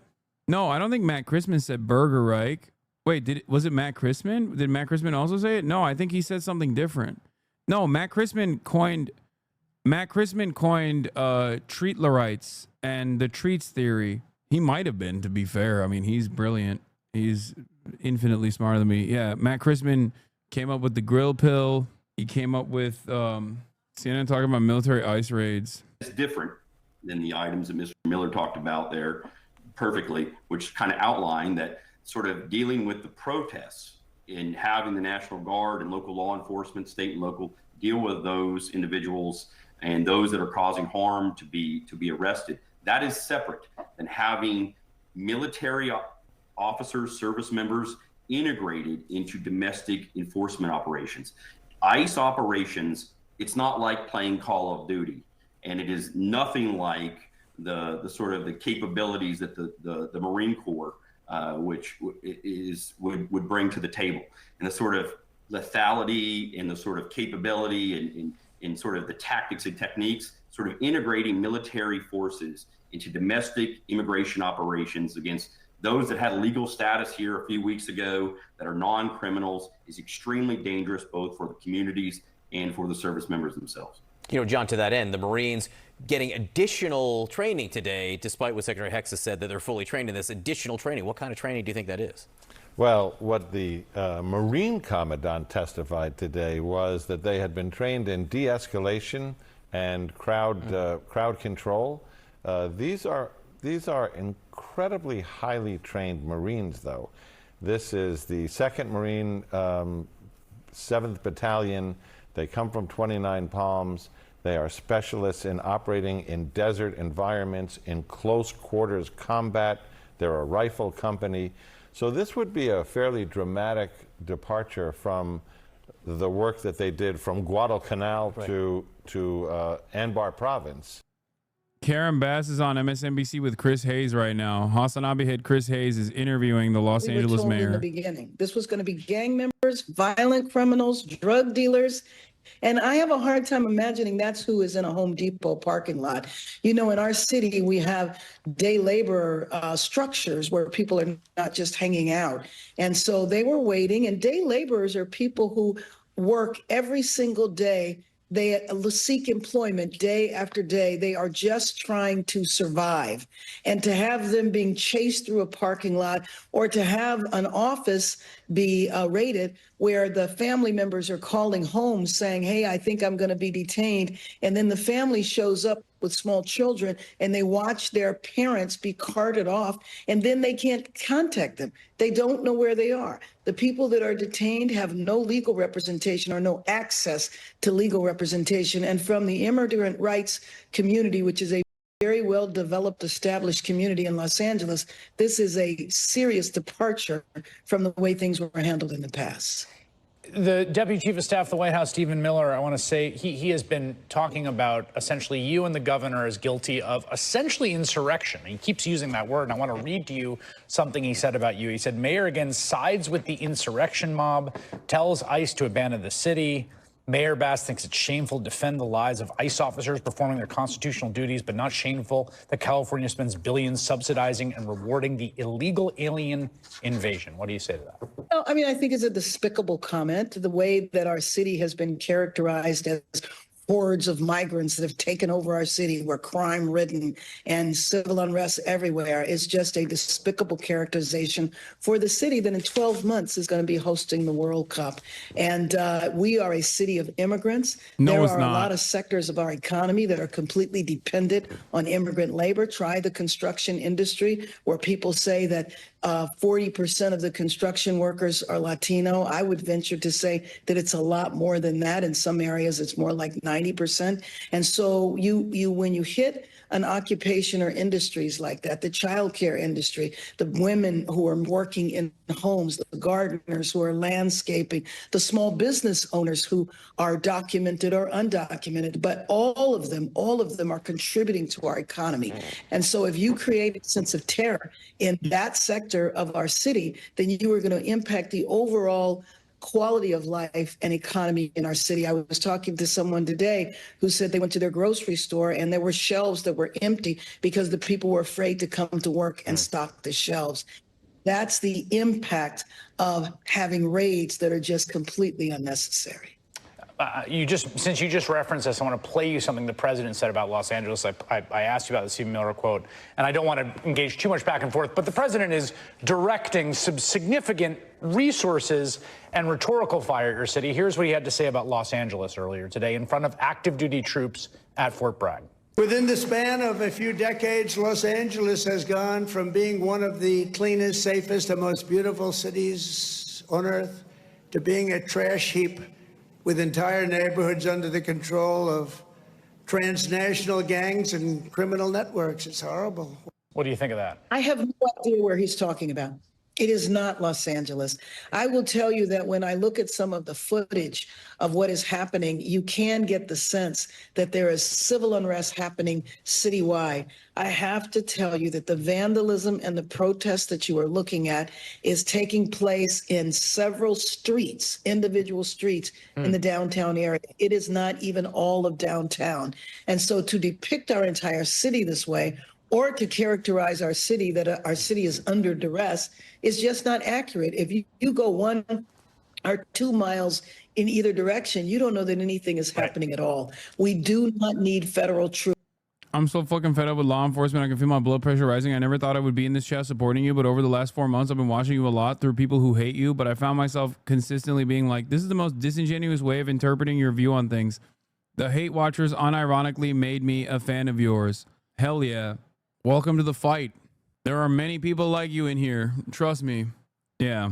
Hate watchers that come in from other communities indirectly create a pipeline to my commentary because I'm so fucking consistently right about what I say is going to happen that inevitably people go, okay, well, he was right about this, and the dude who was yelling about his position was wrong. Sometimes it happens in real time, like that Hutch video that we watched, which is really funny, obviously. But usually it takes, you know, a decent amount of time, a couple months. There were hella people at the fucking protest that were saying that too. As Donald Trump tries to justify his use of the military, California Senator Adam Schiff responds to the president. That's next. We've waited so long for this. Yeah, I mean, the Marine rule of... Oh, Ken wanted me to hold on. By the way, chatters, Ken wanted me to post this in my community because he knows we got a lot of fans, even active duty service members potentially. Hold on. Yeah, here it is. If you know anything about the use of force cards given the troops deployed to Los Angeles, text me securely via Signal at 202-510-1268. If you know anything about the use of force cards, this is just a sample, just one example of the use of force cards that normally are given out. Listen. Maybe maybe you know somebody who knows somebody. I don't know. But you can send this. Oh, Sheriff's is the standard pass that's mostly used. Unfortunately, it takes some time for their turnaround. Here's the application. This is the LAPD one. Okay. I'm getting information on how to also fill a Los Angeles Sheriff's Department and a Los Angeles Police Department press clearance. Not that it fucking stops the cops from still, you know, deploying tear gas on me or even arresting me potentially for violating a curfew, but I'm trying to make sure that we do this in the best possible way. So I'm working on getting that clearance so I can maybe navigate a little bit easier. You might want to dress differently. What are these cards for? I assume Ken suspects that... Lady Tony, thank you for the 50 gifted subs. I assume Ken suspects that these are going to be handed out for rules of engagement for all of the troops that are being deployed. You know? Wear the nurse uniform. Yeah, I'm not wearing a fucking MAGA hat. Here's the other thing, by the way. Murat, don't do that. Here's the other thing I wanted to show you guys. Remember that like Mormon guy, that fucking right-wing influencer? The right-wing influencer that like will go around and ask like silly ass questions to people in an effort to like belittle them and stuff. Nick Shirley, yeah, he had a not so pleasant interaction with some protesters and he posted it. He's been going all around and going on a fucking tear with this like, yeah, here. Anti-ICE protesters in LA try to rob me and kick me out of their streets. Also, he misspelled there, just so you understand how fucking stupid he is. Now, look at the interaction that I had. Match the interaction that I had with every single person that was at these protests versus this guy. That's a fucking white nationalist. Fuck this guy. You're not a fucking bitch. Don't touch the camera. Hey. I don't do anything. Get the fuck out of here. I know you fucking do. You fucking... What's up? Well, I mean, I was around these dudes the whole day. It's just like, it's just so crazy. It's just so wild. There is obviously there's a reason for it, you know? Because these guys literally go and antagonize the protesters and try to fucking actually film people without their consent, film people doing like things that might not be legal, you know? That sort of shit. Clip chimp them IRL. Motherfucker. How? I know who the fuck you are, you fucking Republican bitch. Fucking little faggot. What did I do? You know what the fuck you do? What did I do? You know you fucking antagonize people? Oh, fuck your fucking bitch ass up. I'm not doing anything. Get the fuck out of here. Just like the cops. Get the fuck out of here. Hey, I have a right to be here just like you. Yeah, so do we, motherfucker. Okay, I'm not. So why the cops here? You're a fucking cop. That's what you I'm fucking not are. a cop. Yeah, you are. You fucking How am I a cop? You want to fucking... He's one of those Diet Tyler Oliveira types. Yeah, full video. Los Angeles has fallen. Rioters are taking over the streets. Rioters are throwing bricks at cops. Organized groups are planning attacks. All this shit. Flag. Mexico flags of the LA protests. Like, that's what he's doing. He's like, and also he's getting 500 fucking likes on this shit too. Like, he's trying to cut as much as he can. He got into a Channel 5 interview here as well. LA protester believes the U.S. belongs to Mexico. This is our city and this was Mexico. It's correct, by the way. Yes. It used to be Mexico. That's not an incorrect statement. But of course, you don't know that, and therefore, it doesn't matter. LA protesters threatened to dox law enforcement. Oh no, public servants. Yeah, also, this is his full video going into CCOT. He went into fucking El Salvador and did a puff piece for the goddamn slave camp. And they're on the move. They did head toward the front steps there of the federal building, but then they seem to have regrouped, and now they've decided to go back north on Los Angeles and westbound on Temple. Where their final destination may be, that is unknown, or if they're just going to circle downtown here for a while. But the group is large and continues to grow. Most of the demonstrators are on foot, but we do have some people that are in a caravan behind them in vehicles, and in front of them we noticed we did have some folks on bicycles. So different forms of transportation here that are participating. Why do you support giving Cali back to Mexico as if Spain has a claim to America?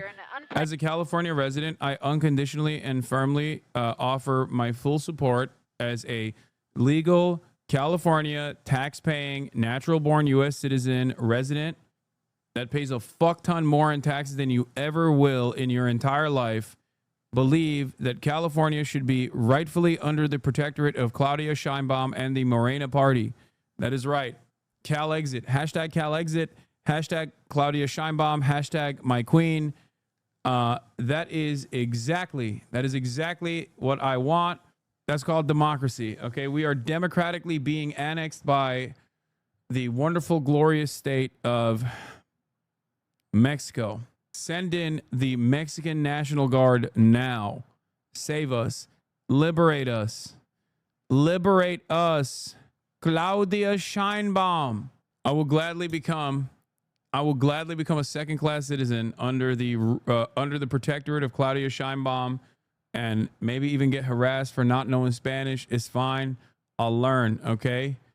I'll go from no hablo español to yo hablo español. Si hablo español. Yeah. No mames way. Oh my God. Wait, is that the fucking guy? In Irvine, California, ICE agents drove a phalanx of military vehicles to arrest a person, though not for illegal immigration. They were seeking a resident's son who allegedly posted flyers alerting neighbors to the presence of ICE agents.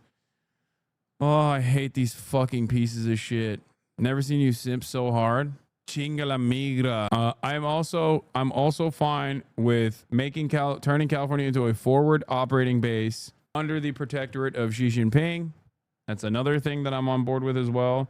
If it's not Claudia Sheinbaum, then Xi Jinping also I will democratically vote for. I don't know Mandarin either, but I am willing to learn. Seeing all the smart people rush to scold us and say these massive civil rights protests are a bad idea because 2020 protesters helped Trump. I wonder who won the election that year. There were 8 straight months of protests before the election. While they weren't necessarily to help Democrats, Biden won. The idea that the protests, which influenced public opinion in a leftward manner, helped Trump isn't only absurd, it's gaslighting to the highest degree. This is a problem with the establishment. They don't see politics as a practice of changing minds or public opinion, as something the people can lead. They want to maintain total control on opinion, keep it to the least imaginative ambition, and gaslight you for calling it out. If you disagree with the goals of the protest, say that. Don't make some meta argument about how the public will feel about the protest. You're part of the public. Stop trying to be the boss of what the public does or does not get to feel. Sick of this completely cynical shtick. Exactly. My thoughts exactly. I hate this fucking stupid ass song and dance that everybody entertains, that everybody must play, where it's like, oh, well, you know, I like the energy. I just don't like that you're protesting in a way that I don't think is the best way to protest. And like, it's not even me. I'm not even mad. I just think that other people might get mad. And it's like, no, you also don't like the protest. You don't like that there's any protest whatsoever because you would much rather behave as though you have the morally consistent pro-immigrant framework, because obviously openly recognizing that you don't have that for holy fuck, that has 38,000 likes. Bro, the tide is shifting. The tide is shifting. The tide is shifting. The tide is shifting against these fucking reactionary charlatans. I swear to God. Even on Twitter, oh my God.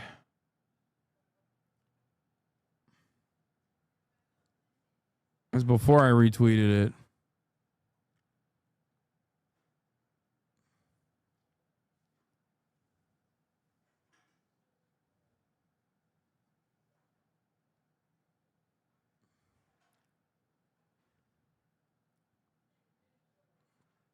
people who think protesting is bad are anti-American. It's not that they think the protesting is bad. I'm sure there's like things that they would be on board to protest, but they would probably be like modest tax cuts for small businesses or some shit. Okay? They wouldn't necessarily be, they would be modest tax cuts for small businesses. That's what they would protest for. Okay? Nothing else. That Hutch clip is peak. I know. Shouldn't everyone who cares about advocating for what they think is the best way to protest? I'm struggling to grasp the argument being made. Be okay with people protesting in less than ideal ways? Yes, that's unironically what I'm saying.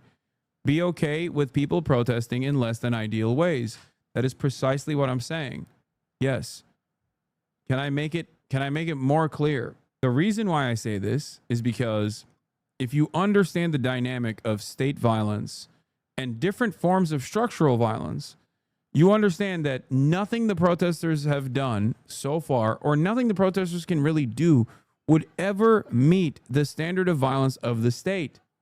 This is precisely why there is a major asymmetry between the types of violence that the cops get to do, or the types of actions that the cops get to take, versus the protesters. The protesters are people like you. They're citizens. They're not an alien force, okay?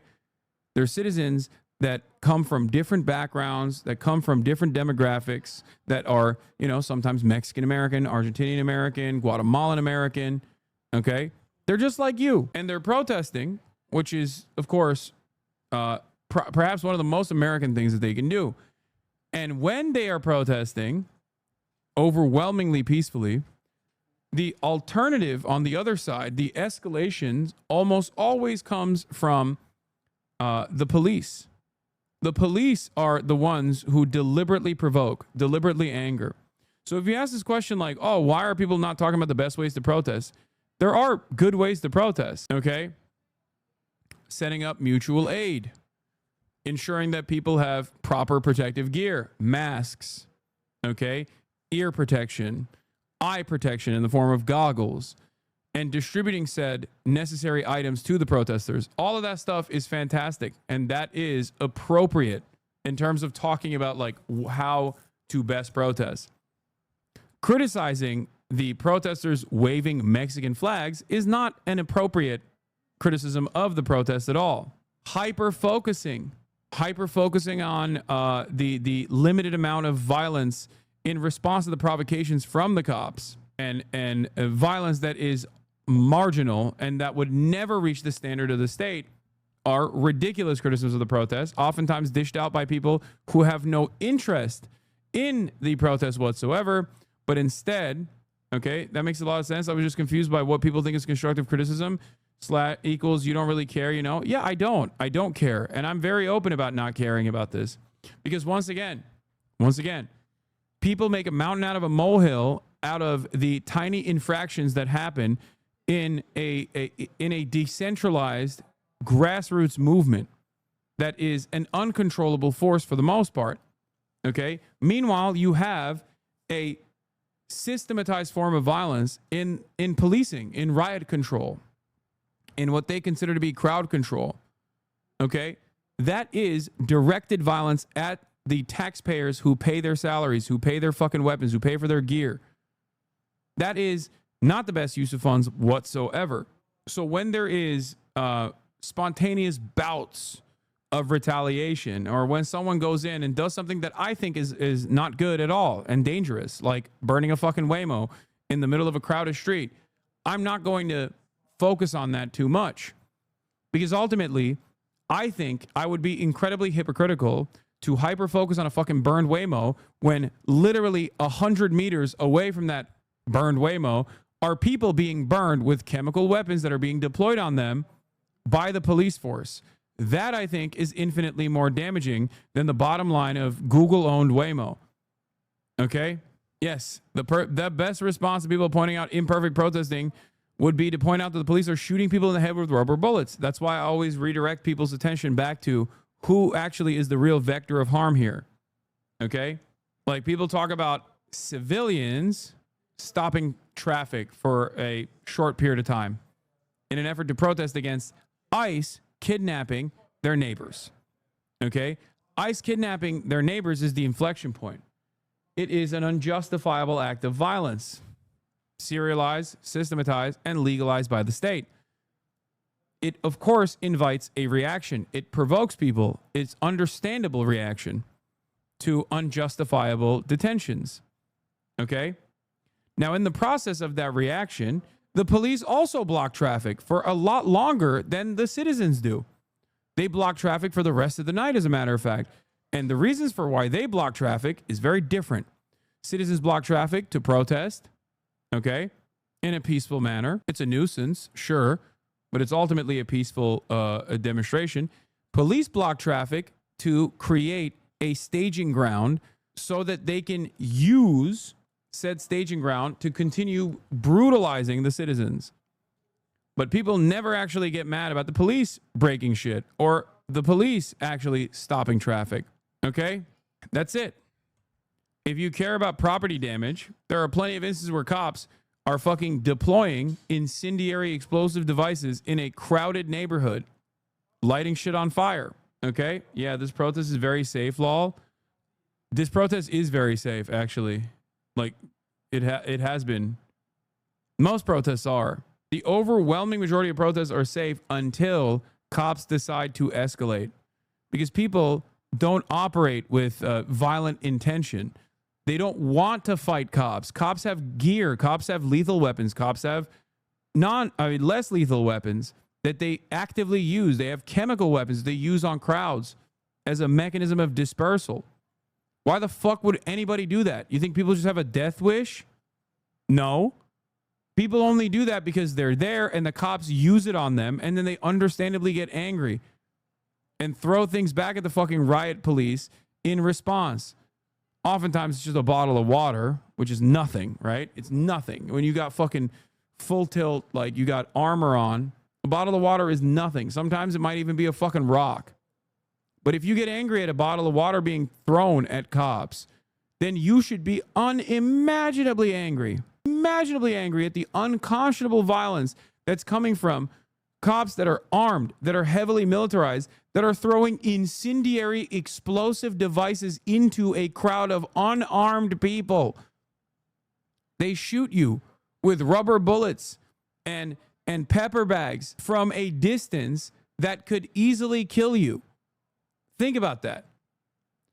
This is the reason why I don't spend a crazy amount of time hyper-focusing on, policing the protesters, because I think that is ultimately frivolous, it's ultimately unproductive, and it's most often deployed by people who have no interest in supporting these protesters whatsoever and are simply looking for a moral out to say, yeah, I was with the cause until I saw them wave non-American flags, or yeah, I was with the cause until I saw them, I don't know, fucking one guy in a crowd of like thousands throw a fucking water bottle at a cop. But I also think that the violence that came before and after that is totally fucking valid when it's coming from the police. People only see protests through the lens of cops being the good guys holding order in retaliation to Western states, mainly the US and EU. Just imagine this.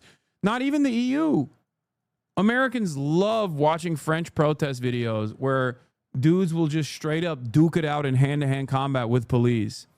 But when I once famously said, the more violence that you can do in self-defense to police, the more civilized the country is, people clipped that and lost their minds over it. The more you can engage in self-defense, the more there's parity between a police officer and a regular citizen, the more modern and the more civil a society truly is. Americans literally lose their minds at hearing that.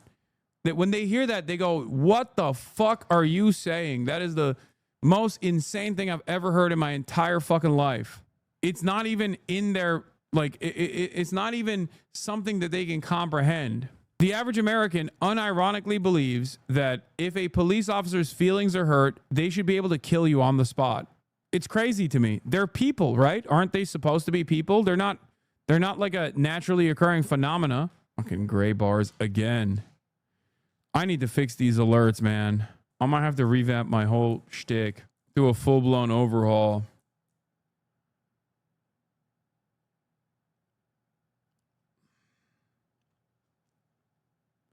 Ironically, Ironically, LA has officially will enact curfew for parts of downtown Los Angeles, according to CNN. Even though I'm literally watching CNN right now and I don't see them saying that there will be a curfew. Yeah, what's funny about this, of course, is that it is the exact same sentiment behind the Second Amendment, which is why Republicans who believe in the Second Amendment, my Second Amendment is there to protect the first, that type of shit, are also the biggest bootlickers ever known to man. They just want to have their fucking toys. They want to have their toys and they want to be able to use it on like unsuspecting individuals who actually didn't do any crimes whatsoever, but simply were a nuisance to them. That's it. They're fucking LARPers. They're fetishists. The average unarmed protester, the average queer English major unarmed protester with a septum ring and purple hair in Los Angeles that's out in the streets right now getting fucking peppered and getting tear gassed is infinitely braver than the biggest fucking Navy gravy seal, okay? The most like hopped up on steroids gravy seal motherfucker with arsenal of weapons. That person's got no protection and they're still out there non-binary, being all queer and purple haired and with a septum ring and duking it out with the fucking cops with no protection whatsoever. Go ahead, tell me that person is tell me that person isn't brave. Anyway, does that mean that you like the wokes now? I mean, if we're being fucking honest about it, there's never been a moment where woke went away. I've been keeping it very much alive here. People seemingly never let me live that down. What the fuck? Oh, remove paywall. LA police counter protesters. As LA police counter protesters, Trump doubles National Guard deployment. Officials contrast legitimate LA protesters with those looking for an opportunity to create chaos. 11 minutes ago. Wait, where's the... What we're seeing in Los Angeles goes far beyond Trump's calls for deporting criminals as a step towards authoritarianism and start democracy at crossroads. Watch live at 6:30 p.m. Tonight, Governor Newsom's address, Democracy at Crossroads. Why the fuck's he promoting this, dude? Like when are you going to be arrested, Hassan? I don't know. Wouldn't you like that? Again, a pathetic and weak person who's like, I think you're a nuisance and I have no self-control and I can't just like click away from your stream. So I'm hoping that the fucking government takes care of you. Like, how weak-minded, how much of a fucking worm-like individual are you? You know? How much of a fucking cowardly worm-like individual are you? Most likely spending years talking about how much you are a defender of free speech, only to turn around and be like, actually, I've decided speech that I don't like should be met with criminal penalties. At least the hysterical SJW archetype that you fucking yelled about for years and years that you fantasized as like making, fantasized as made video game titties smaller or whatever, actually has a morally righteous position. Maybe they're not the best on camera. Maybe they come across as kind of fucking annoying, but ultimately they are on the morally correct side and they believe what they're saying. You, on the other hand, are pathetic. You have no discernible position. You're simply a pathetic worm who complained about SJWs only to fucking turn around and demand that people you don't like get arrested. At least SJWs were just simply like censoring, I don't know, not censoring, but like trying to fucking change art. It was annoying and I didn't like it either. But you want motherfuckers to get arrested. Downtown LA, the graffiti is everywhere and has caused significant damages to businesses and a number of properties. Please. So my message to you is, if you do not live or work in downtown LA, avoid the area. Law enforcement will arrest individuals who break the curfew and you will be prosecuted. Hundreds of officers from police and sheriff departments from across the region and state are working alongside LAPD through a unified command structure. The curfew will be in place tonight from 8 p.m. until 6 a.m. I want to thank the governor for his partnership and especially thank our state and local leaders and deputies, officers and deputies who are working tirelessly. So curfew guidance, again, it will begin at 8 p.m. tonight and go until 6 a.m. tomorrow. I will consult with elected leaders and law enforcement officials tomorrow on the continuation of the curfew, but we certainly expect for it to last for several days. The curfew area will be between the 5 freeway and to the 110, and the 10 freeway to where the 110 freeway and 5 freeway merge. You look at the map, and you can see that the city of Los Angeles is a massive area, 502 square miles. The area of downtown where the curfew will take place is 1 square mile. I think it is important to point this out, not to minimize the vandalism and violence that has taken place there. It has been significant, but it is extremely important to know that what is happening in this 1 square mile We're is going to not violate the curfew affecting with the Murat. city. Some of the imagery of the protests and the violence gives the appearance as though this is a citywide crisis, and it is not. So everyone must abide by this curfew. Limited exceptions will apply for residents, people traveling to and from work, and credentialed media representatives. With that, I would like to turn it over to that's why I needed Chief the credentials. Thank you, Mayor Bass. Good afternoon, everyone. As the mayor stated, a curfew for the impacted area as shown here will go into effect tonight. And I want to be absolutely clear that if you're within that designated curfew zone between the hours of 8 p.m. and 6 a.m.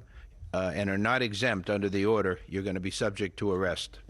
The curfew boundaries are as follows: from the 5 freeway to the 110 freeway, and from the 10 freeway to the point where the 110 and the 5 merge. Easier to look at it on that map for description. The curfew is necessary, a necessary measure to protect lives and safeguard property following several consecutive days of growing unrest throughout the city. Since Saturday, we've seen a concerning escalation in unlawful and dangerous behavior. On Saturday, LAPD officers made 27 arrests. On Sunday, that number rose to 40. By Monday, arrests totaled 114, and today alone, we've made 197 arrests. The recent days, it's been as a part of a unified command with our partner agencies who've responded through mutual aid compact and been very, very helpful to us, and we're very thankful for that participation. Of those I mentioned for today, 130 were arrested near Commercial and Alameda. An additional 67 were taken into custody after unlawfully occupying the 101 freeway near Commercial Street. Our CHP partners were instrumental in that. So again, let me be clear that this behavior, blocking freeways, city streets, and on-ramps, refusing to comply with lawful dispersal orders, and interfering with public safety operations is dangerous, unlawful, and won't be tolerated. If you are in the curfew zone during the restricted hours without that legal exemption, you will be arrested. If you assault an officer in any fashion, you will be arrested. We're operating under a unified command with our partners at the Los Angeles City Fire Department, the Los Angeles County Sheriff's Department, the California Highway Patrol. We're fully coordinated, and our shared mission is clear: to restore peace and ensure the safety of everyone in our city. We previously mobilized part of our department at LAPD while keeping our ability to be able to provide the services that our community deserves going. We're going to be adding to that deployment with additional internal LAPD resources in the days ahead. The curfew does not apply to residents within the designated area, individuals experiencing homelessness, credentialed media, or public safety and emergency personnel. To be clear again, that's not about silencing voices or suppressing lawful protest. When that expression crosses into unlawful conduct, when lives are put at risk, and when our city's safety is compromised, we must act, and we will act. We urge all Angelenos to cooperate with these public safety measures. You said, I can't wait to see what Republicans say about the citywide curfews imposed. They're going to love it. They're like, I hope they kill people that violate the curfew. Let me introduce now the councilwoman who represents... Journalists, you cannot be cited for curfew violations while out reporting tonight. That's what I thought too, but they're saying credentialed media reporters, so I'm trying to see if I can get the credentials. Today, not just as the council member who represents downtown LA, but by the way, getting credentialed doesn't mean that you can fucking still report. They can still arrest you, okay? Los Angeles began right here. Yeah. Republicans be like, bring in the FEMA coffins too. Put them in a FEMA camp. And then kill them. A place with rich culture and deep community. Kill them in the It's a FEMA place where camps. workers clock in before sunrise and small business owners know their customers by name. People are saying PSL where are neighbors feds. greet each other on the sidewalk and where generations What? of families have built lives, shared stories, made memories together side by side. It's one of the most vibrant and resilient and hopeful parts of our city. But too often, downtown LA is treated like a backdrop for major events, not the living, breathing community it is. And right now, it's hurting. What? I am deeply proud that downtown has always been the place where Angelina. They're saying PSL are feds because I hate to bring this up in public, but I'm left with no choice. We had a conversation yesterday with some PSL leads about this action, how micro-organizers in the DMV were not consulted on this. We flagged that Columbia Heights is a densely populated immigrant community, and this rally will bring ICE and a bunch of cops to the community. They also mentioned they do not have a safety plan if there are mass arrests. I understand the need for mass mobilization, but when your local migrant organizer is telling you not to do this action, or are you not listening? Yeah, I don't think PSL are feds. Everybody stop fucking crying and saying CIA alert. PSL is Party for Socialism and Liberation. And no, I don't fucking agree with this at all. I don't agree with this statement at all. I'm not entirely familiar with fucking Columbia Heights, so I can't speak on it, but I don't. They're not fucking feds. Alex is the one who I was asking for help with the sheriff's department press credentials. LA Mayor Karen Bass announces curfew for 1 square mile of downtown Los Angeles tonight from 8 p.m. to 6 a.m. She's declared a local emergency in this area where we've seen the worst violence. The worst violence. Man, the violence has been so crazy. As someone from the area, they aren't feds, but it's a bad idea in that area. I mean, here's the thing. In this migrant community, when PSL puts out a fucking call like that, the expectation is not for undocumented migrants to attend the protest. The expectation is for privileged people who have documentation to attend the protest, to do a big demonstration and a show of force. Obviously, if you are undocumented, you should not be anywhere near a protest like this. I don't personally think it's that bad of an... Like, they're saying, oh, this will invite ICE into this community. The notion that, like, ICE is not aware of this massive fucking Latino community is crazy. Yeah, Bass said the curfew will last several days. I know. This is why I'm trying to fucking figure out what I can do. I also suspect that this is to specifically pack up anyone that wants to continue demonstrations at night. The event was packed here in ATL and was mostly non-white people. I noticed as a white guy. Also, the fellow Hassan viewer I met was a black woman, for the record. Okay, I don't know why you had to specify that. This is a very diverse community, as we know from all the people that showed up.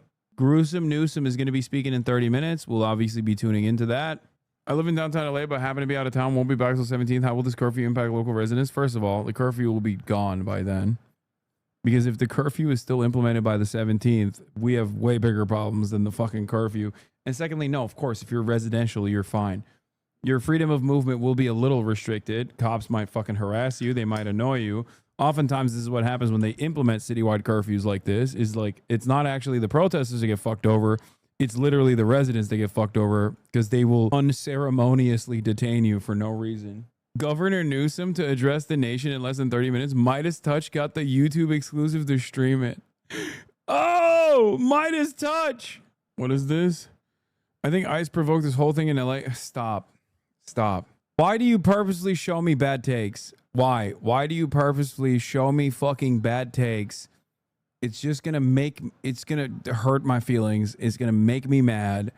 I've already addressed all of the takes that needed to be addressed a million times over today. Why the fuck do you have to turn around and show me more additional bad takes? Newsom's position is that ICE officers should be able to carry out enforcement operations. Law enforcement should be able to handle unruly protests, and the rest of us should be free to live in a city that isn't heavily militarized for no reason. Stephen's position is that we should use the U.S. military to arrest and detain anyone he suspects may be undocumented, even if they're not. No, I don't think ICE officers should be able to carry out enforcement operations. No, fuck that. This was retweeted by Governor Gavin Newsom.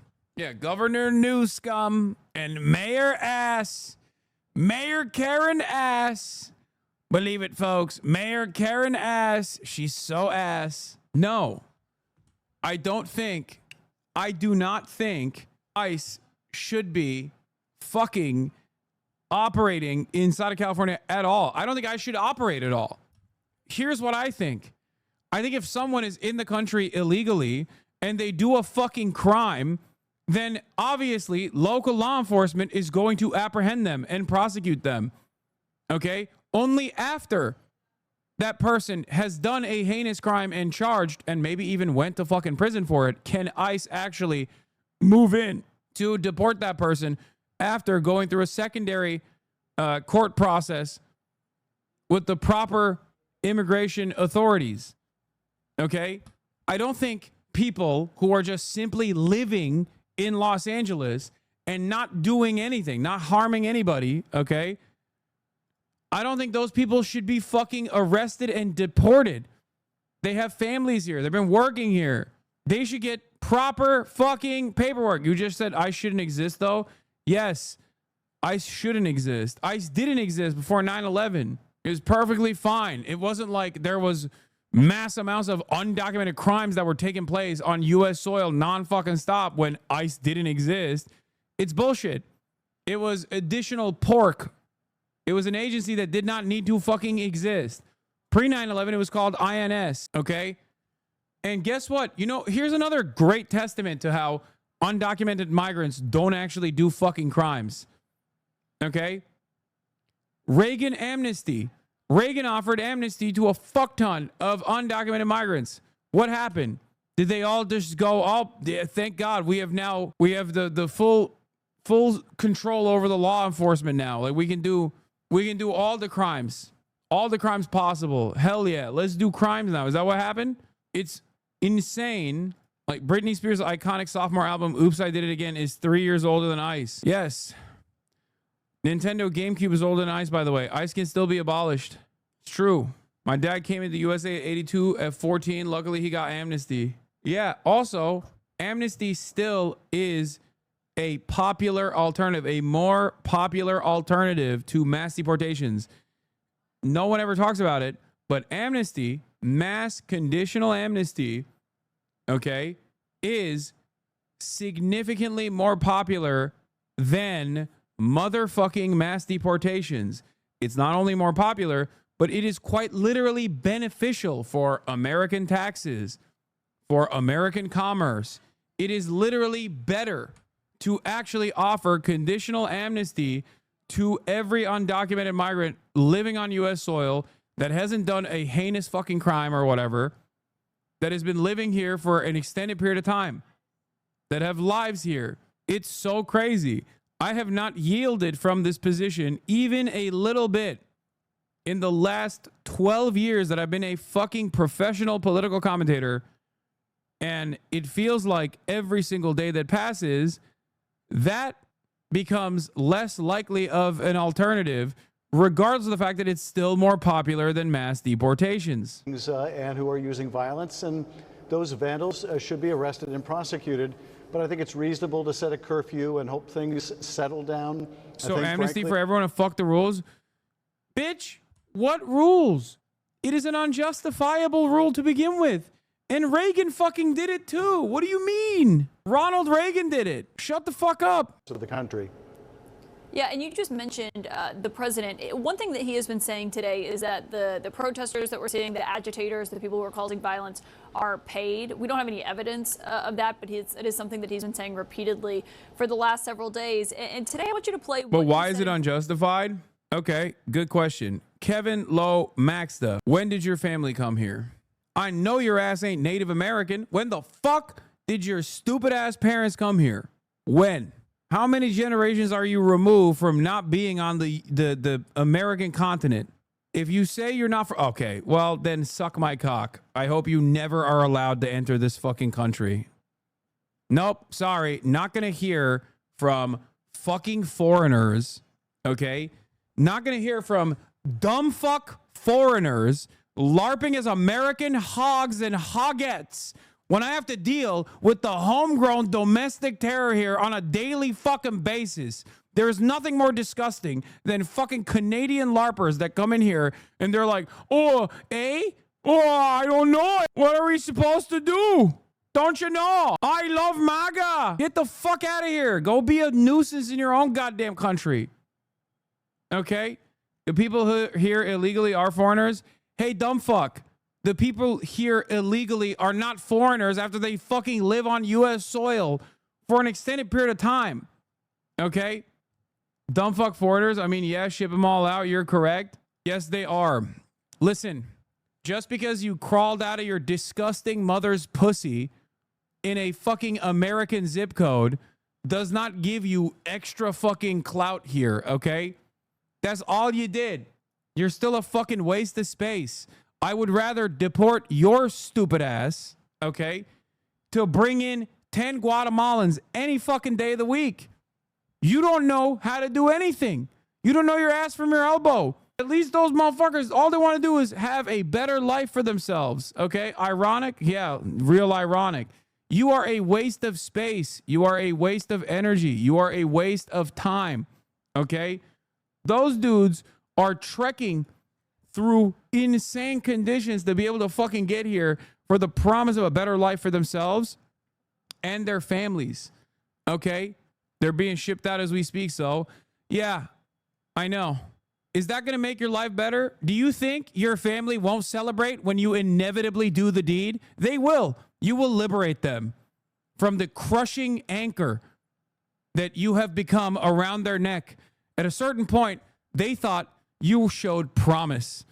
They bred you, okay? They educated you, or at least tried to, and look what you have become. Trust me on this, okay? Trust me. They're being shipped out as we speak. Your life is not going to get better even if 20 million migrants are deported from this country. You will still be the same pathetic pussy who fucking cries endlessly that nobody wants to be around him, whose friends and family members no longer pick up the call, whose family literally lies to every single person that comes for Thanksgiving dinner when people ask, "Where is Aaron?" And they say, "Oh, he's spending Thanksgiving elsewhere this year." Oh, that's interesting. He was spending Thanksgiving elsewhere last year too. Meanwhile, you're upstairs masturbating to whatever fucking food porn you found, while on the second monitor you have your least favorite fucking Twitch streamer and you're trying to jerk off with one hand and also type with the other in the chat of that Twitch streamer that you despise. You are a waste. Okay? You're a waste of air. Keep fantasizing about the government doing cruelty to people who don't deserve it and hoping that that will somehow elevate your position in society. It won't. Okay? Even if you fantasize about projections, yes, that's true. This is exactly my life. Yeah, you got me. Now listen. Ban for no reason law? What do you mean? If someone is fucking celebrating migrant workers getting packed up and deported and shipped off to a fucking CCOT facility, and that hopefully makes them feel better about their fucking pathetic existence, that's not a ban for no reason. You're getting banned for being a dumbass white supremacist. I keep some of the pets in here at least so we can make fun of them, but there's only a certain level of like reactionary sentiment that I'll allow. He dislike you but not blame. What? I don't care if he likes me or dislikes me. Someone could love me in this chat. And if they were to come in here with that fucking energy celebrating mass deportations, I'm going to fucking ban them. And if someone actually chooses what I get to do in my own fucking community, I'll ban them too, bitch ass. I saw you on the news and decided to see what's up, and it's wild how much people lie about you. It's true. Get the road spray out. Get the fucking road spray out, baby. Anyway. Alvarez is here, CNN legal and national security analyst Carrie Cordero, and also CNN's chief law enforcement and intelligence analyst John Miller is with me. And John, obviously you have experience with the LAPD. Just from your perspective, as you're watching this play out tonight with this curfew that is for downtown Los Angeles, again, as the mayor said, it's 1 square mile out of the 500 square miles that encompasses LA. What do you make of what this is going to look like and how it will change or not what's happening on the ground tonight? Well, I think what they're doing by making it so early, 8 p.m., and I mean, remember, Caitlin, this is the first curfew Los Angeles has had since the 1992 riots. And this is... Be careful when you do the deed, it can be used out of context to say you're telling people to game delete. No, of course not. I mean, game delete, like a save file, yeah, maybe. I mean, when I say do the deed, I mean, go take a shower, go to the gym, improve your life. You know, it's up to interpretation. So many officers gives them two opportunities. One, move it out of the gets that house crowd finally. Off the X of that symbolic target, the courthouse Touch and the grass. jail. Two, it allows them to stop anybody who's moving in that area because they won't need any I would probable never mean cause the or any other particular thing. I would crime after never. curfew. If they're out in that area and they're not authorized, they can be arrested right away. But here's the key to this. Look at the arrest numbers. 40 on Sunday, 114 on Monday, 197 on Tuesday, and then 67 more by California Highway Patrol. So that's 264. They were reaching the pace within that small area of Los Angeles with these arrests to say, we're steaming towards something that is becoming too hard to work with this number of cops. Let's just lock it down. Yeah, and I want to point out, if you can see, John, we're looking at Chicago right now and scenes coming out of there as, you know, people might look at this and think, oh, that's Los Angeles. No, this is what's happening in Chicago. We saw it last night in Dallas and in Austin to a degree. We're watching with Shimon to see what's happening inside New York tonight, obviously, as everyone is staying on high alert for this. If you're law enforcement in another city and you're watching what's happening in LA, you're watching this curfew be put in place, is that something that they're paying attention to in case it is a cause or it's a need in places like Chicago? Well, it is. Now, there are some key differences. Now, New York had its last curfew in 2020 during the riots after the George Genuine question: Canadians shouldn't get an opinion on this? No, everyone can have an opinion on this, but if it's a fucking right-wing one, I'm gonna ban you just as I would fucking ban an annoying right-wing hog that is like celebrating these kinds of fucking actions. You know what I mean? You're allowed to have an opinion. You just, depending on how you put that opinion out there in a chat like this, and depending on how angry I am in that moment, honestly, get away with it or not. Under their head count. This has been putting a real strain on the department in a very small area. They've got 725 officers in that area right now. Yeah, why you ban me when I racist type 725 shit? coming on Yeah. at midnight. And what they're hoping to do is walk the tension level down and maybe get some of those resources, police resources, back to patrolling the rest of the city. Yeah, we'll continue to see what happens. It's remarkable to see, you know, when the last time these curfews were put in place. And Priscilla, in terms of what we're seeing happening in LA, we've been talking about the National Guard being there, what's happening with ICE, as Tom Homan said last night. These ICE arrests Acting are still ICE chief continuing. promises They're to not neutralize stopping LA because of what we're rioters. seeing Suck coming my dick. out of Los Angeles. We saw these images of what appeared to be National Guard troops helping ICE agents conduct these arrests, not actually arresting people, but basically kind of standing guard as they were. Yeah, this was a remarkable image because of just how unusual it is. In fact, as soon as I saw it, you'll see it right there on your screen, that I texted my sources and no one had recalled an instance where National Guard was involved at all in any type of interior enforcement, immigration and customs. No one could remember this happening. No one could remember this happening. So this was a situation where National Guard has been deployed to serve as a security perimeter as well as to protect a federal building. In this case, they appear to be doing the former, which is providing a security perimeter as Immigration and Customs Enforcement continued their operations in Los Angeles. But it certainly marks an escalation because even if National Guard isn't arresting anyone, just serving as a security perimeter to ICE as they're conducting these operations is notable. And again, it's an image that no one that I've talked to can recall ever seeing before, even if we have seen, for example, National Guard helping along the U.S. southern border before. This in the interior is remarkable. And it is telling, Caitlin, of the bigger backdrop here, which is that the administration has been pulling every lever of government to try to get more assistance to ICE to drum up their immigration arrests. And this perhaps marks yet another moment, a remarkable one, as they move toward using National Guard as well. Yeah, even if not again for arrests. Making that case to Republicans as well about boosting their funding. But Carrie, when you look at this, and we're waiting to hear from California Governor Gavin Newsom, you know, he's been doing a few interviews here and there, but his first time, you know, addressing all of California in terms of what's happening in Los Angeles tonight and his response to the president bringing in the National Guard. A judge today declined to immediately basically put a restraining order on this lawsuit that he's filed over Trump calling in the National Guard. What do you make of that standing that he has there? Well, I think Gavin's the on perspective of the in governor is 9 going to be the minutes. perspective of really what any other governor in the entire country would make, which is that they are the commander of their own National Guard, and they have... This protest is so left biased. Why don't they ask the government to get the documents if they have a job? Job equals support the country. Stopping ICE operations is not the solution in the first place.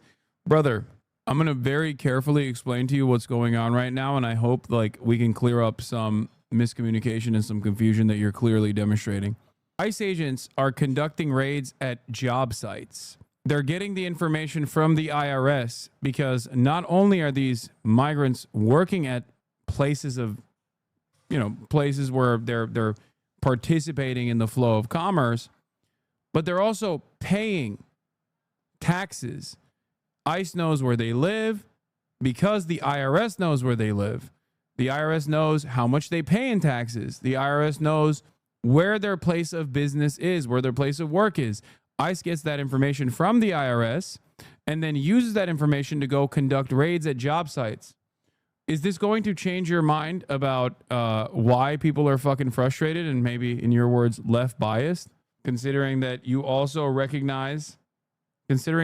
seemingly also recognize it'd be fucking cruel and unusual to go after people who are simply working?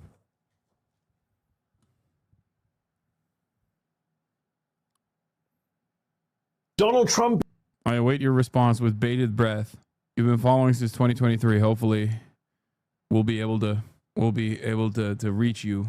Don't you need a social security number, which is given if you're a citizen? If not, how are they paying taxes? Just asking so I can educate myself to learn. Great question. Every single person that is not a U.S. citizen still gets a tax identification number, an ITIN. So if they do not have a social security, as obviously migrant workers do not, they get an ITN. They have some form of taxpayer identifier, because I think we all know the goddamn federal government is very bad at a lot of things, but the one thing that they will not skimp out on is collecting taxes. Is sending in the troops, not to Ukraine, not to Iran, not even to Greenland. What about Tel Aviv? Oh my God. But to LA, Los Angeles, the second biggest city in the United States, to crack down on people protesting ICE raids on a Home Depot. Shocking, right? We should be shocked. No president has deployed the National Guard without the consent of a state governor since LBJ in 1965, 60 years ago.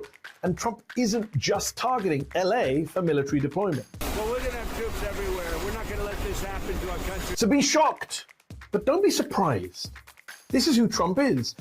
That's completely false. I own a business and you need to have an employee form filled out, and 90% of the time you need documentation to show you're a citizen. How do they pay taxes if they aren't citizens? Don't you need proper info to file taxes, etc.? Bro, I just literally told you the legal ways in which migrant workers that have either temporary protected status or are awaiting their fucking court date for their permanent clearance will pay taxes.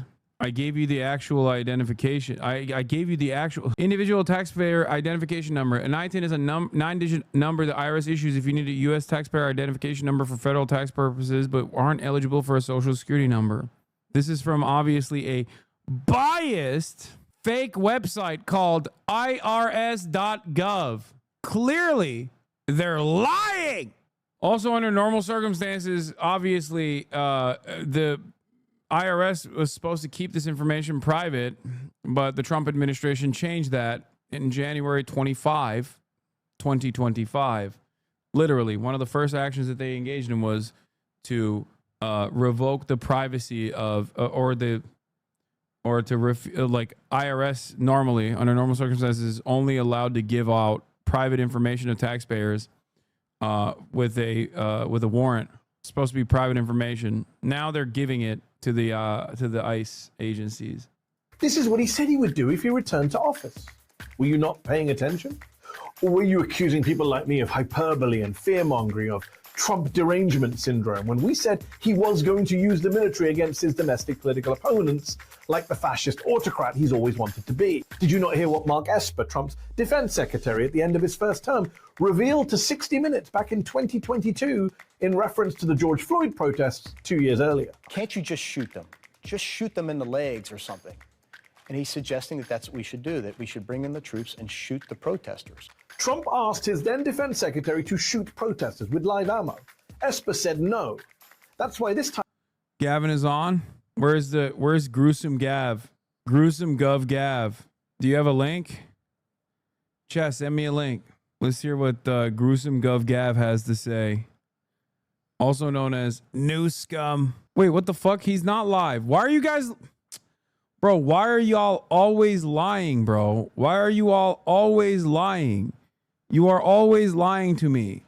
You do this every time. He's not live yet, okay? That's why I was surprised that fucking CNN wasn't showing it. There are easily thousands of people here in downtown Chicago. Earlier, we had this video, and I believe that we can show it to you. The major incident here was a car going through part of the crowd. They didn't plow right into the thick of the crowd, but it sort of wove through some of the protesters and clipped protesters on either side and then bolted down the street. That was at Wabash and Monroe, Caitlin. We're still working with the Chicago Police Department to find out more information about that, if that driver has been arrested, and any details that might help explain exactly why that happened. So right now, the protest is sort of is spreading out at the moment. Before it was a lot denser, but now you're seeing again the Chicago Police Department spread out in lines here, and the crowd is starting to break apart a little bit. Caitlin. Okay, Whitney Wild, keep us updated with what you've been seeing on the ground as we're watching closely as these protests are not just happening in Los Angeles, as we can see, they're also happening in Chicago, New York, other cities across the United States as well. As we're monitoring, though, what is happening in LA and waiting to hear from the governor, who's expected to speak any moment now. We did just hear from the city's mayor, who said that approximately 23 businesses in downtown Los Angeles have been looted during the protests that we're seeing happening over the last few days. Why is there no audio? This comes as CNN has learned that the more than 700 Marines that we told you about last night Why is there no audio? activated to go and assist the National Guard. And Are you fucking kidding me? What's going on? I didn't mute this window. What? Do you guys see the audio? It's not just you. Damn, he's spitting, dude. Wait, there's no way he prepared this like sexy ass big reveal and there's no fucking audio and the chat is disabled, so we can't even experience the joy. He's going hard right now. Midas touch, no sound. Midas touch exclusive. Holy fuck. 45,000 watching Midas touch live stream right now. 46,000 started streaming 3 minutes ago. Oh my God, Midas touch bangs, dude. They are literally, they are the top dogs. My bad. Midas touch.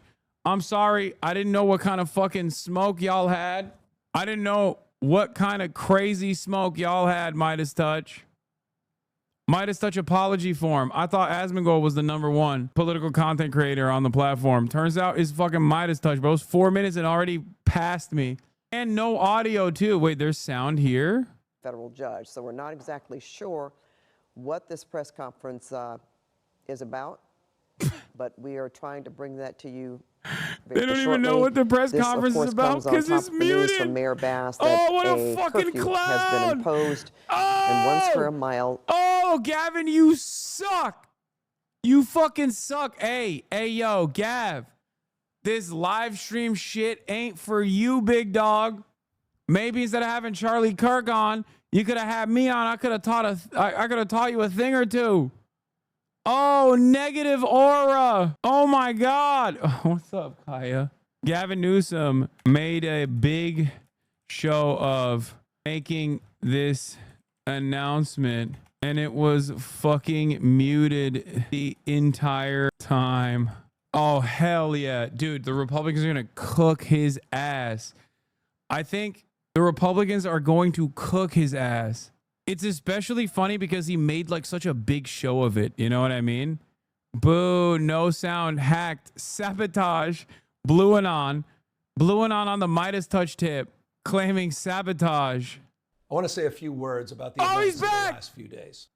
This past weekend, federal agents conducted large-scale workplace raids in and around Los Angeles. Those raids continue as I speak. California is no stranger to immigration enforcement, but instead of focusing on undocumented immigrants with serious criminal records and people with final deportation orders, a strategy both parties have long supported, this administration is pushing mass deportations. indiscriminately targeting hardworking immigrant families, regardless of their roots or risk. What's happening right now is very different than anything we've seen before. On Saturday morning, when federal agents jumped out of an unmarked van near a Home Depot parking lot, they began grabbing people, a deliberate targeting of a heavily Latino suburb. A similar scene played out when a clothing company was raided downtown. In other actions, a U.S. citizen, 9 months pregnant, was arrested, a 4-year-old girl taken, families separated, friends quite literally disappearing. In response, everyday Angelenos came out to exercise their constitutional right to free speech and assembly, to protest their government's actions. In turn, the state of California and the city and county of Los Angeles sent our police officers to help keep the peace. And with some exceptions, they were successful. Like many states, California is no stranger to this sort of unrest. We manage it regularly and with our own law enforcement. But this, again, was different.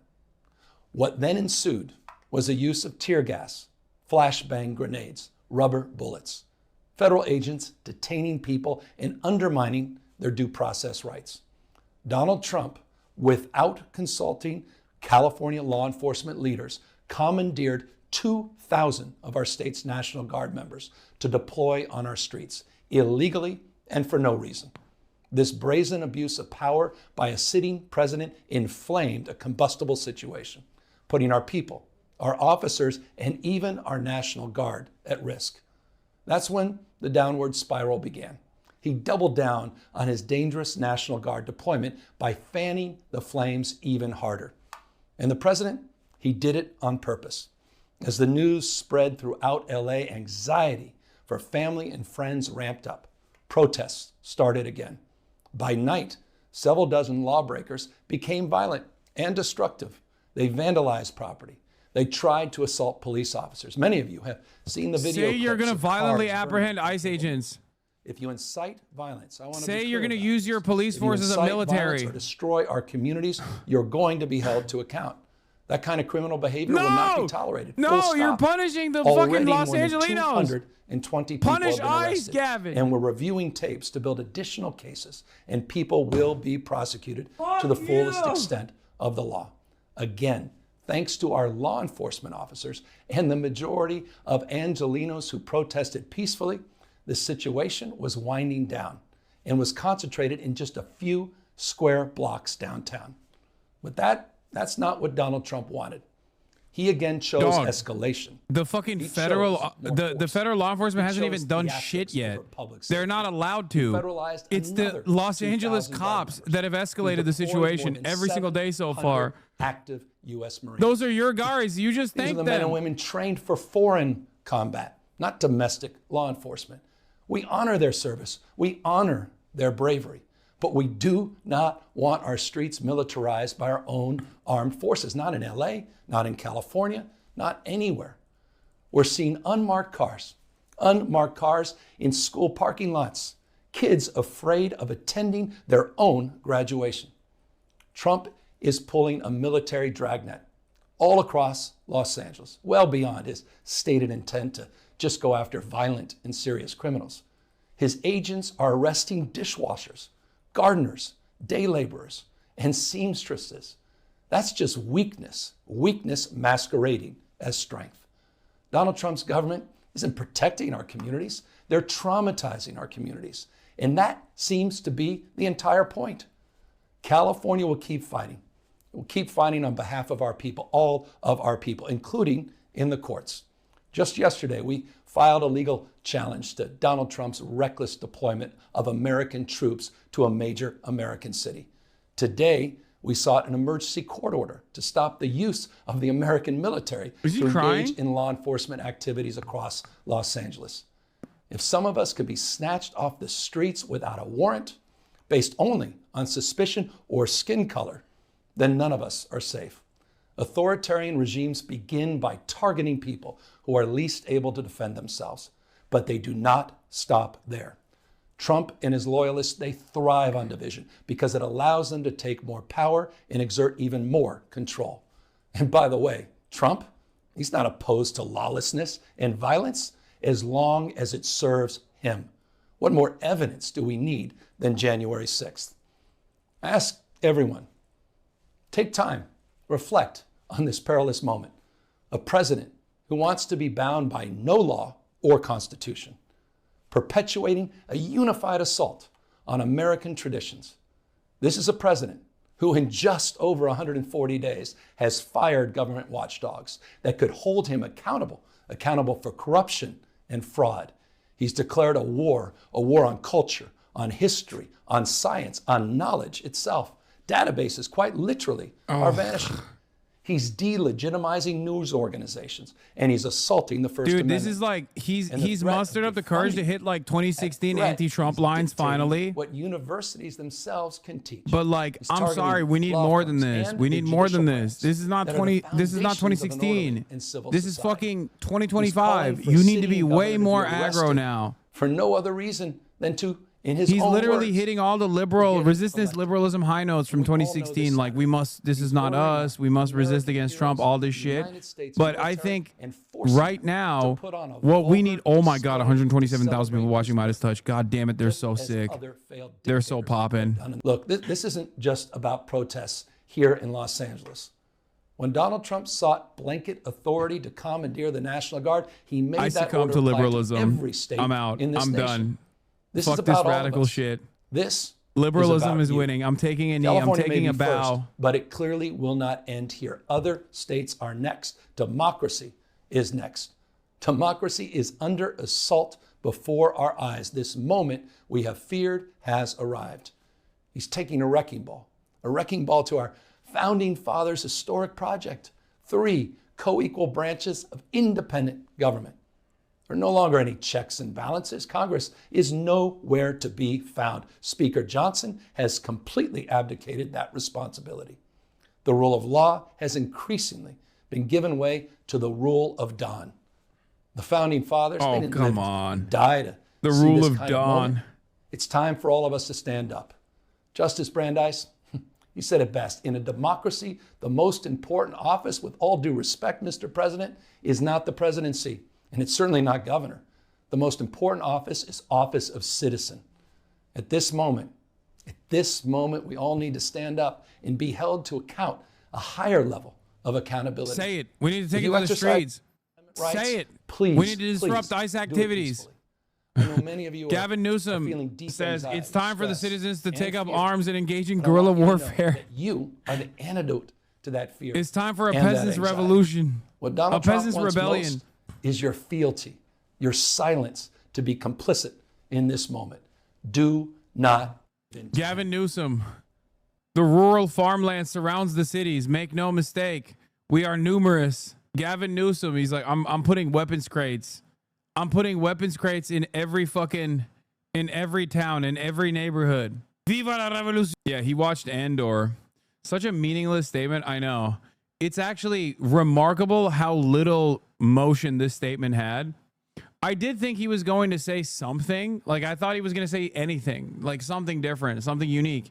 No, it was just like, it basically served the function of like entertaining a bid for his 2028 run. For the most part, he was certainly letting his feelings be known about President Trump, saying California is first, but it will not end. Democracy is under assault. The rule of law has given way to the rule of Don.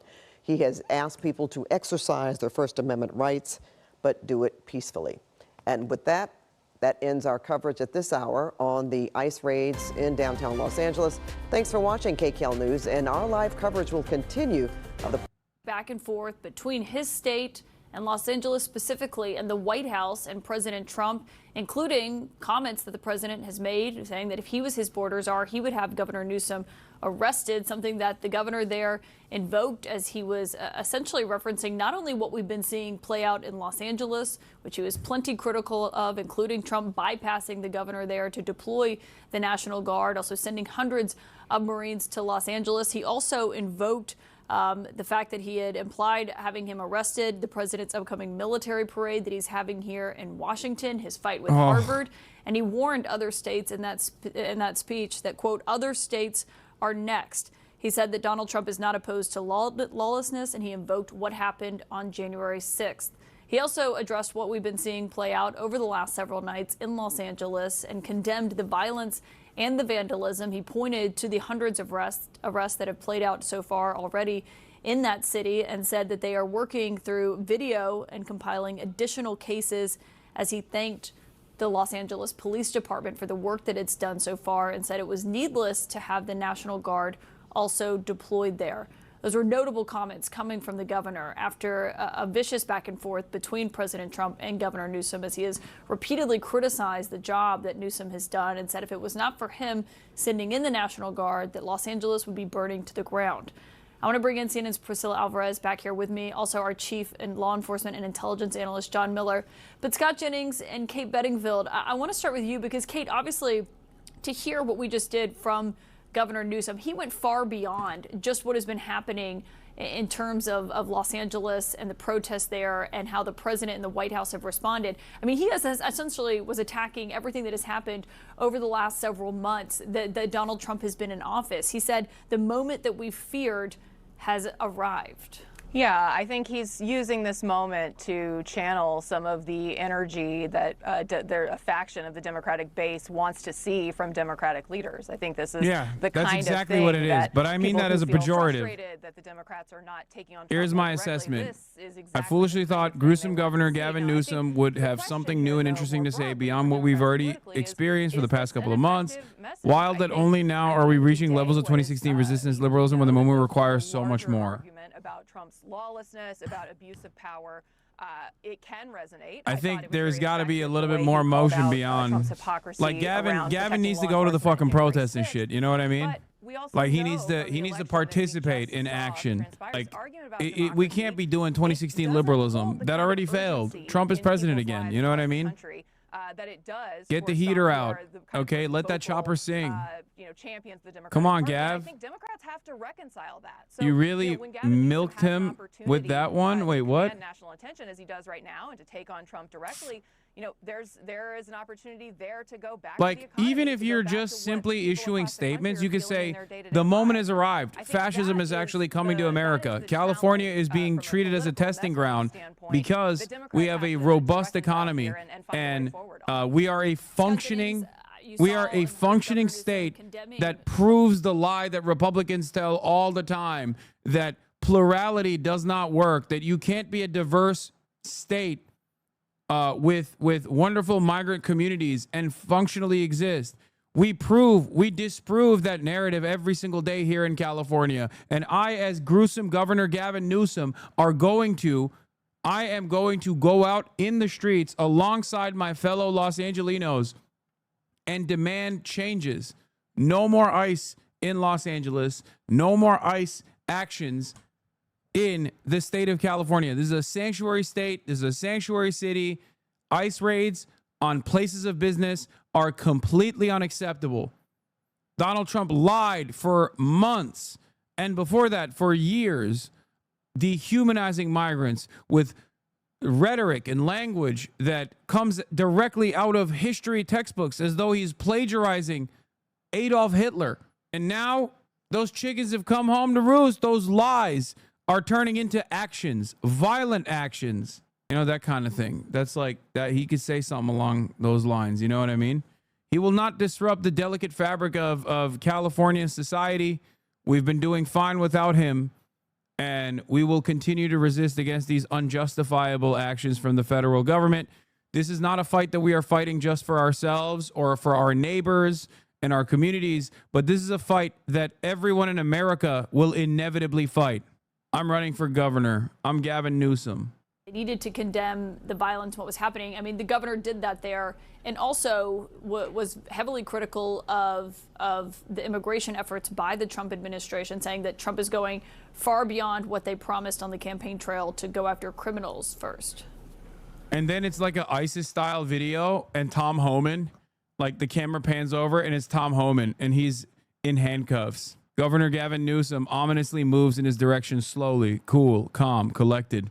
He whips out a machete. Boom. Cameras off. We don't know what happened. This is a joke, obviously. That would never happen. Feel that Democrats, want Call to of Duty, see, Call of peace Duty here. 4 They want to intro. see peaceful protests. They want to see order. They're not against the idea of law enforcement protecting their communities. We know that people want to see their communities protected, and Democrats do need to make clear that they support it. But I think it would be impossible and an inaccurate assessment to watch what Gavin Newsom just said and suggest that he was somehow condoning violent protest when he quite clearly said the opposite. Priscilla, just on what he was What saying the at fuck? the beginning, he was accusing ICE and the Trump administration of using unmarked cars, of arresting and detaining gardeners, seamstresses, dishwashers. He said that Donald Trump has employed a military dragnet across Los Angeles, talking about essentially how the immigration efforts are being carried out. What have you heard from sources in terms of what that's actually looked like? Well, Trump's immigration agenda is ultimately going to be judged on two things: numbers, which the president's office said he wants to execute mass deportation, and ICE also releases methods, Gavin as Newsom was the beheading case during video. his first term. And what we have seen over the What the course of the fuck? last few weeks is that while the administration has publicly touted their immigration crackdown and released photos to that Damn. effect, privately, I'm Great being minds told think that alike. officials are extremely frustrated. They don't think that the officers are doing enough to arrest immigrants, undocumented immigrants in the United States. So what does that mean? That means that they have to go after everyone and anyone in these various locations, and that speaks to the method. So what the governor was saying, there is something that immigrant advocates, and including some former ICE officials, are concerned about, is just picking up people in these various locations, including ones they're supposed to go to for check-ins, like immigration hearings and their USCIS check-ins, to arrest people. And what does that mean moving forward? And ultimately, again, this is going to come down to the numbers and the methods and the ways that they'll be judged on that front. And John Miller, on that comment that stood out to me with Governor Newsom saying that the president is dragging a military dragnet, that was the quote that he used, across Los Angeles. As you've looked at this, one thing that the president pointed to earlier today in the Oval Office when he was talking to reporters are comments made by the police chief in LA saying they were overwhelmed on Saturday night, basically as part of his justification for what we've seen happen here. What have you made of the response from the LAPD compared to the military that has been sent in to LA? Well, I think that's a really important fact check, because the president also said that, the National Guard got there and they brought order to it. The National Guard did not bring order to it. The National Guard surrounded the federal building and then became a focal point of protest where the LAPD had to actually bring order to that. The other thing is, and I have a lot of respect for Scott Jennings, he's my friend, but LA is not burning, okay? 5 self-driving cars were burned, a couple of police cars were set on fire. That's not good. But we can't use terms that evoke images from the 1992 riots. What this is all about, I think Gavin Newsom's point was, we started with an idea that they would be rounding up criminals, and then when the numbers weren't delivering what they were looking for, they started going to factories and big restaurants, and that's become a spark. Yep. John Miller, thank you for that. That's helpful. And of course, stay with us as we are continuing to watch these moments, these protests that are happening tonight in Los Angeles. What the fuck? News are on ad just deployed. The myth about this city. It's the lie that life has to be hard in New York. I believe we can guarantee cheaper groceries, we can raise the minimum wage, we can freeze the rent for more than 2 million tenants and build hundreds of thousands of affordable homes. It's city government's job to deliver that. We are done settling for less. Are you ready for a city we can afford? Are you ready to win this race? ICE be abolished. I mean, you and I are old enough to remember when that was actually a policy proposal by people in this country on the left. We've seen the Biden administration previously increase funding for ICE. It was a missed opportunity that people say maybe we wouldn't be in this situation if ICE didn't have this kind of funding. But from this vantage point now, what you're seeing in Los Angeles, should ICE be abolished? I believe it should, and it's been a privilege to have been represented by Congresswoman Ocasio-Cortez as a fellow representative of Astoria, and she is one of the leaders of that call and has continued to make that call. Dude, I'm sorry, but if liberals can get on board with this message, this fast after the previous establishment Democrats ran on Trump's 2020 agenda for immigration, like its militant agenda of combating criminal migrants or whatever, then that is yet another massive testament to how spectacularly stupid Democrat politicians are. Okay? Because like these guys literally fucking used to say abolish ICE, right? In the first Trump tenure. And then when they were in charge, they were like, no, we have to give ICE more weapons. Obviously, duh, we have to kill these criminal migrants. But it's clear that there is enough anger and resentment amongst the population. If Dems want to actually persuade swing voters, Trump's soft support, they should lean on defending families from deportation raids, not pretend to speak for an imaginary white couple on Long Island. If they don't grasp that, they didn't grasp anything about the last election. Yes. No, Republicans, hide your liberalism like you hide from everyone else. A CNN poll today shows that legal migrants have swung 29 points to become a +6 against illegal immigration in the past 4 years. What? What does that even mean?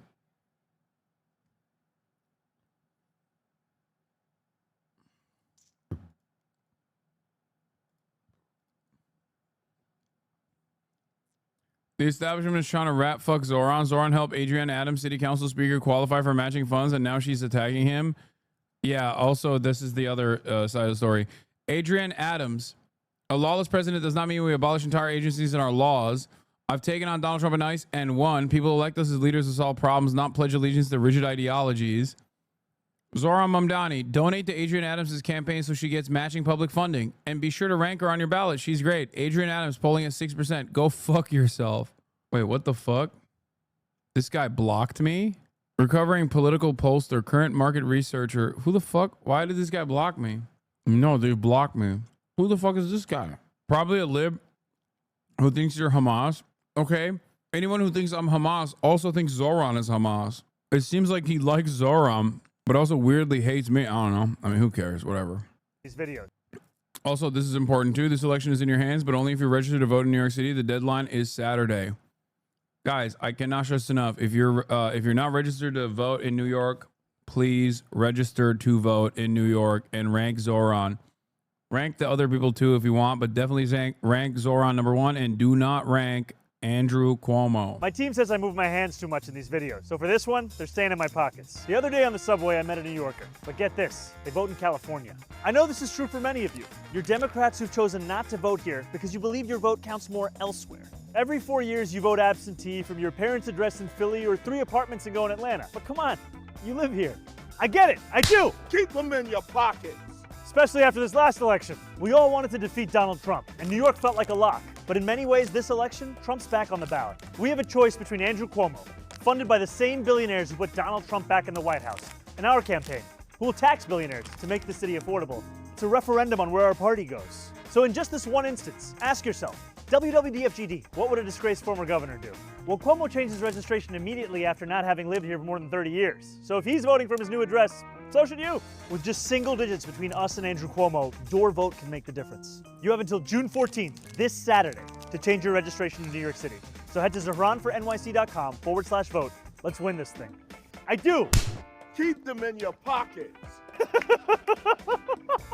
No, he retweeted this Hutch tweet, I guess.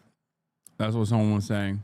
No, if you want any non-Cuomo vote on the ranking is a vote taken away from Cuomo. Yeah. Rank all the other people. I don't fucking know enough about them, and I don't necessarily care. I'm in the tank for Zoran 100%. But yeah, you should definitely rank other candidates too, because like then it makes it easier for just don't rank Cuomo at all. Do not rank Cuomo. You rank all 5, just don't rank Cuomo, and rank Zoran number 1. Do not rank Zoran number 2 or some shit because you think it's cute. He is the number 1 candidate. I'm not sure why my timeline's filled with Hassan Piker, Ethan Klein. I didn't know who this was until last week. Feud content all of a sudden, but algorithm, if you're listening on genuinely don't give it even iota of shit about what either of them has ever said about anything. Thanks. If you don't know who either of these people, okay, guys, who cares? All right, we figured it out. He doesn't like me for. He probably has seen something that is like out of context or some shit, or he's just a fucking lib. Who cares? He likes Zoran. He's ranking Zoran number 1, I suspect. So I am endorsing Adam Carlson as a pollster. Okay, yeah. By the way, new poll shows Andrew Cuomo's one-on-one lead against Zohran Mamdani has shrunk to just 2 points, 51 to 49%. And this poll was conducted before AOC endorsed Mamdani. Okay? Before. Why are they flying non-American flags at the protest? Don't you know you're supposed to play? Don't you know you're supposed to fly the American flag? No other flags. No Puerto Rican flags to be flown at the protest. I can't even like it. I was going to like you first, Zohran. But now I feel like it's made it too hard for me to like you. It's made it too hard for me to like you. Zohran, repeat after me. Puerto Rico. Puerto Rico. No se vende. No se vende. Puerto Rico no se vende. Puerto Rico no se vende. Hello, everyone. This is Alexandria. That's the PR day parade, not a protest. Dude who took me doing a Hank Pecker accent and very clearly joking entirely seriously. I know that. Also, Puerto Ricans are American citizens, okay? That's the joke. I know. Bro, chill. Bro, you chill. I'm fucking memeing, dude. Calm down. It doesn't even matter. I was at a protest. Someone freaked out because we were flying the American flag upside down. Oh, yeah. He did Hot 97. Apparently 4 days ago. Ocasio-Cortez, and I am here loud and proud to rank Zohran Mamdani #1 for mayor of New York City. Early voting starts on June 14th. The primary election is June 24th. So early vote, fill out your ballots, and make sure that you do not rank Andrew Cuomo on your ballot. Don't do it, folks. We are going to rank our ballot Zohran #1 for a New York City that can be affordable to all of us.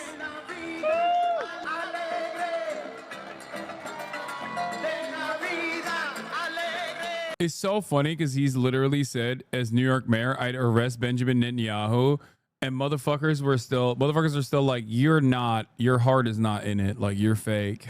Like he said, if I win, I'm arresting his ass. He's not coming to the United States of America. Last night, the BET Awards took place. Kai Cenat was there. He was all over the events that unfolded. Apparently, some of the blue checkmark power farmers were claiming that Kevin Hart said that he wouldn't host the awards unless he could have Kai Cenat live stream the entire process. Not sure how real that is, but he even announced Playboi Carti coming out, stuff like that. And while a lot of the artists, including but not limited to Kendrick Lamar, which was very disappointing, were awfully quiet about the protests that were unfolding right outside of the doorstep of the BET Awards in Los Angeles, as the Trump administration was greatly escalating the tensions, greatly increasing the heat. Doechii, on the other hand, did not shy away from making a statement. Now, I'm not the type of person that runs around and says like, oh, why isn't this celebrity saying anything? Why isn't that celebrity saying anything? Except, and I never thought I would see the day where I become a silence is violence or silence is complicity type person. But goddamn, has the internet become so vicious and so fucking monstrously right-wing that yes, a little bit of moving the needle in this direction by openly stating how frustrated you are with the illegal actions of the federal government is welcomed. Okay? It should be encouraged.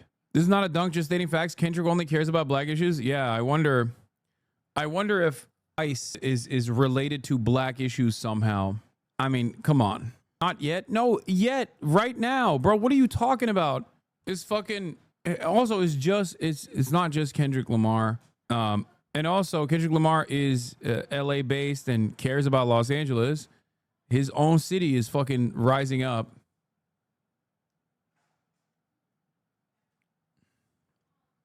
Anyway, here's what Doechii said. I do want to address what's happening right now outside of the building. People are being swept up and torn from their... Dog, is frying my brain the amount of black people online telling other black people not to go to the protest? No, dude. It's just like are there black boomers who exhibit the same kind of like American trademarked American selfishness that you often only see from like white people in the suburbs? Sure, there are. Okay. But I think the overwhelming amount of that is just greatly base boosted by, I suspect, wreckers and federal agents. Okay? Because like I know that there is like a contingency of aunties that, and maybe even some unks that say, oh, it's their problem, they voted for Trump, when referring to the Latino community, when referring to Hispanic people. And, you know, we wanted Kamala, y'all didn't want Kamala, that type of shit, right? I have seen that. Like, I've seen a take like that naturally in the wild, organically. Okay? I have. I think a lot of that is still coming from wrecker behavior that they're getting, the notes that they're getting from like reactionary movements building up online, even amongst the black community as well. You do know a lot of Latinos are anti-black, right? Yes. Okay, so what? What do you mean? Everyone's fucking Islamophobic too. You don't see me going, oh, I'm sorry. What's your thoughts on Israel before fucking advocating for you? That's not how intersectionality works. That's not how solidarity works. Like, come on now. Yeah, I want races to have healthcare too. You know what I mean? Like, it's just, I want everybody to have healthcare. I don't give a fuck. I want every single disgusting scumbag in my chat that literally begs for cops to fucking assassinate me, or the federal government to permanently detain me and ship me to Guantanamo Bay, to have free college and free healthcare. Because I understand that if they had those things, at least, they wouldn't be so resentful. Anyway, let's finish this Doshi speech and then we'll Their continue. families, and I feel it's my responsibility as an artist to use this moment to speak up for all oppressed people, for black people, for Latinos. Also, I'm sorry, but I have to repeat this, but like, if you think Latinos did not show up to Black Lives Matter protests, even though, you know, activism is not transactional, that's crazy. You know what I mean? It's the same kind of silly notion that like, oh, well, the Palestine gang wasn't at the BLM protest. Like, that's bullshit. They absolutely fucking were. It's crazy because like these are the exact same struggles. You know what I mean? Like, the federal government targeting you on the basis of the color of your skin is almost so identical, especially to contemporary current black struggle, that it is wild for any person to be like, I don't care, they voted for Trump, or some type of shit like that. I suspect that a lot of this resentment has built up from, you know, misinformation and dangerous reactionary narratives that also exist in black communities as well.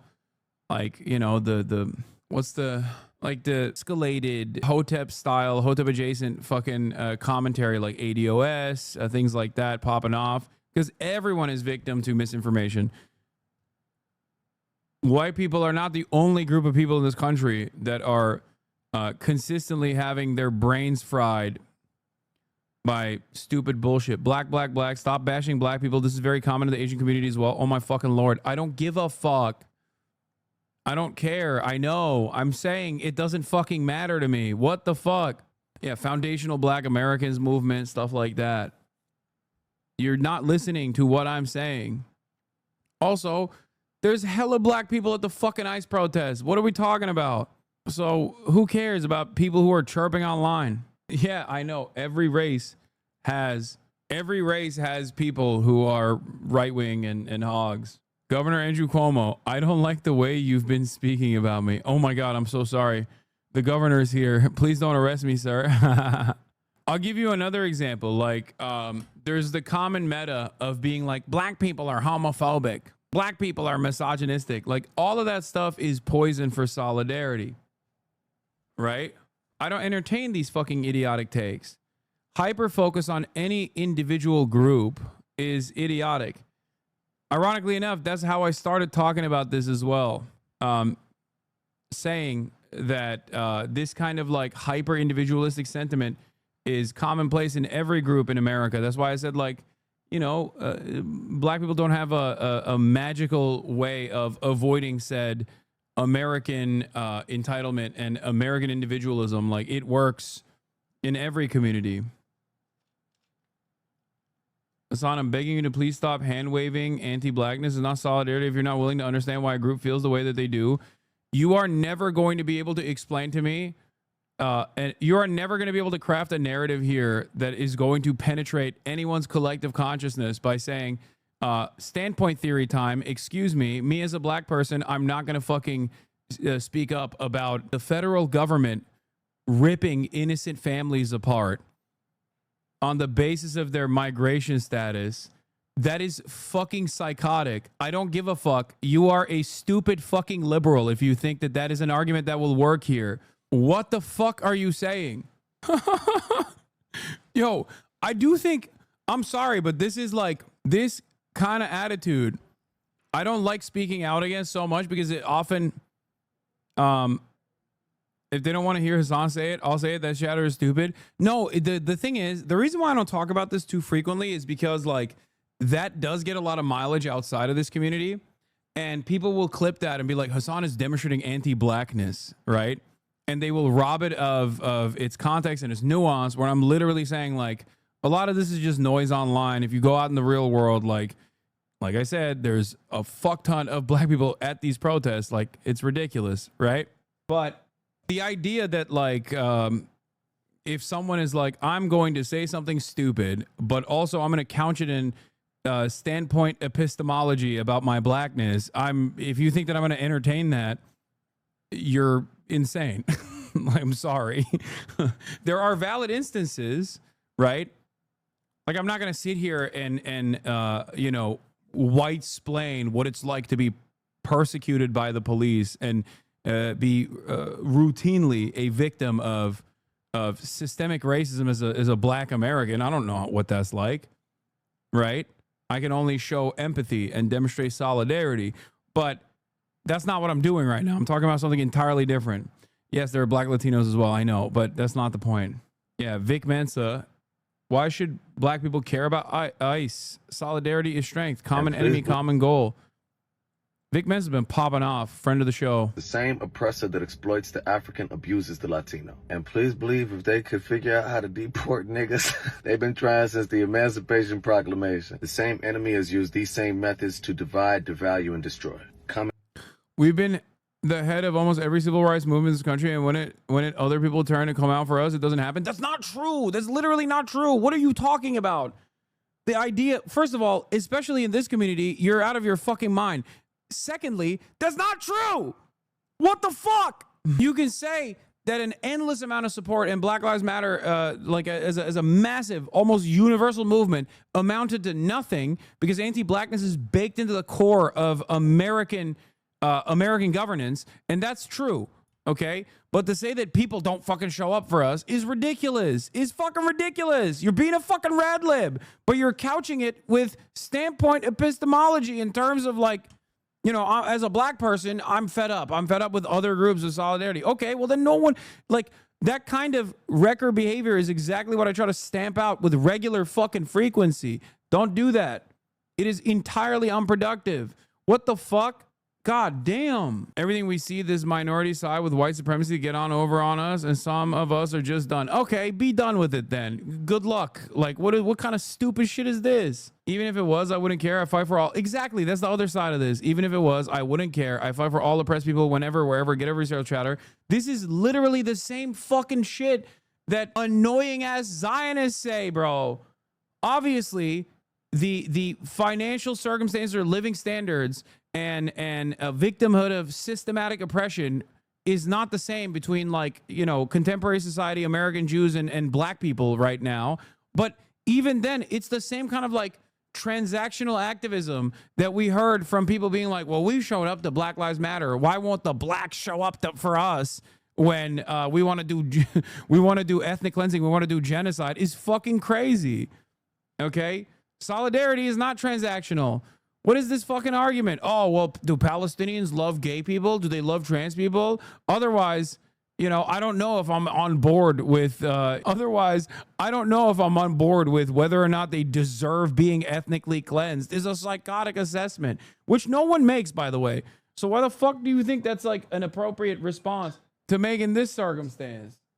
No one is free until everyone is free. My girlfriend is Afro-Latina. I have Palestinian friends. These are all my people. I won't entertain anything else. Yeah. Hold on. I got to fucking... God damn it. I got to sign a package. Common goal. The same corporations that run the ICE detention centers run the state and federal prisons, where our people are doing slave labor for 13 cents an hour. Those same corporations abduct and hold Palestinians in Israel. And not only are the same riot police deployed against blacks and Latinos, they receive training, information, and technology from the IOF. Historically, we were snatched from the shores of Africa and brought to Central and South America. Don't be fooled into believing this struggle is not ours. They come for you in the night, they'll come for me in the morning. So shit, inshallah, the Latinos in Los Angeles County really unify because there's 4.5 million of them. 2,000 National Guard. Fuck they gonna do with 5 million people? Hasanabi auntie, black auntie here. You are 100% right. The only reason I'm not going is because I'm old and can't run fast. Black people are always a target. Did you see how they treated black CNN reporter? Exactly. That's the other side of the story, is that the same forces that are doing this to fucking Latino people right now, who you don't know if they fucking are anti-black or not. But even if they are fucking anti-black, who gives a shit? What do you mean? Like, what the fuck? Horrified by this ethno-narcissism emerging among a very specific class of racial liberals, very reminiscent of Foam Blows Up, Lamau. Yeah, black people have to reckon with anti-blackness being pervasive throughout all cultures, white and POC alike. Our humanity and empathy not wanting to see people, our humanity and empathy and not wanting to see people done how we've been done, then being called upon like guard dogs from people who don't only answer our calls to justice but are on the phone with our enemies. So it's kind of fuck y'all till y'all figure it out. Is black and brown pride today, and I'm a N-word tomorrow, all risk, no reward. What is happening? This is like I think there is something really interesting about this coming from like black accounts in general, because I thought that like, especially black people, given their historic struggle in America, are aware that like they do this to fucking Latinos. They're already doing it to black people, and they're not going to stop doing it to black people. There's no like, what the fuck? God damn, I fucking hate Id Paul so much. Question mark, question mark, question mark. Yeah, I think this is just like mostly incredibly online people. It's frustrating bred from the elite black capitalist class and weaponized and internalized by working class black people. I guess so. What? Black people are understandably low trust. Our leaders are all murdered on U.S. soil. Also, you had ID reductionism, not Id Paul. People are posting like this. Castro's in for the surprise of his life when he tries signing something with my poison pen. Well, what have Palestinians done for the Black Lives Matter movement? This is one of my favorite accounts.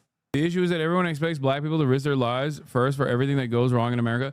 Bro, okay, I don't care. Black people can sit this one out, okay? I have ordained it. Okay, sit this one out, guys. It's all good, you know? What the fuck? Maybe it'll go away, okay? What the fuck is this argument? It's not like, I don't even think like, what do you call it? Are people making demands that black people show up in force or some shit? Like, I don't even think that's going on. You know what I mean? Is that even a thing? Is that what's going on? Like, who is this responding to? This is just like out of nowhere, okay? What the fuck? It's just, it's utterly irrelevant. Normal people do not operate like this, okay? Brother, this is what we've been seeing throughout black discourse. It's so tiring. God damn it, dude. Fucking shade room adjacent accounts have been a cancer. It's crazy. It turns out like the necessity for crack cocaine, all of that has gone away. It's just social media is enough. You know what I mean? That's all it was. Did they forget once they're done with us, they'll come for you next? First of all, they haven't been done with black people. That's why it's so crazy. Like, it's not like the government's like, hey, you know, we'll come for you after this. They never stopped coming after black people. So what the fuck? That's why I'm always like, what do you mean you're done? Like, I'm sorry. When black people say this, they sound like white people, okay? But they're not. Anti-blackness is foundational in American society. So you can say that online, but you're still black in the eyes of a fucking cop or an ICE agent. You know what I mean? It's so weird. What the fuck? What do you mean? Like, okay, you know, Latino people didn't vote for Kamala Harris or say the N-word. It's fucked up. I know. Oh, what are we supposed to do? Let him fucking die? Like, what the fuck? It doesn't, I don't know. It like literally doesn't make sense. As a black man, it hurts me to see others in my community say this because it perpetuates the stereotype that black people are cheap and only do something if it will benefit them, that are transactional, i.e. black people don't tip, complain. Okay, those are just like racist stereotypes that fucking white supremacists are going to believe regardless.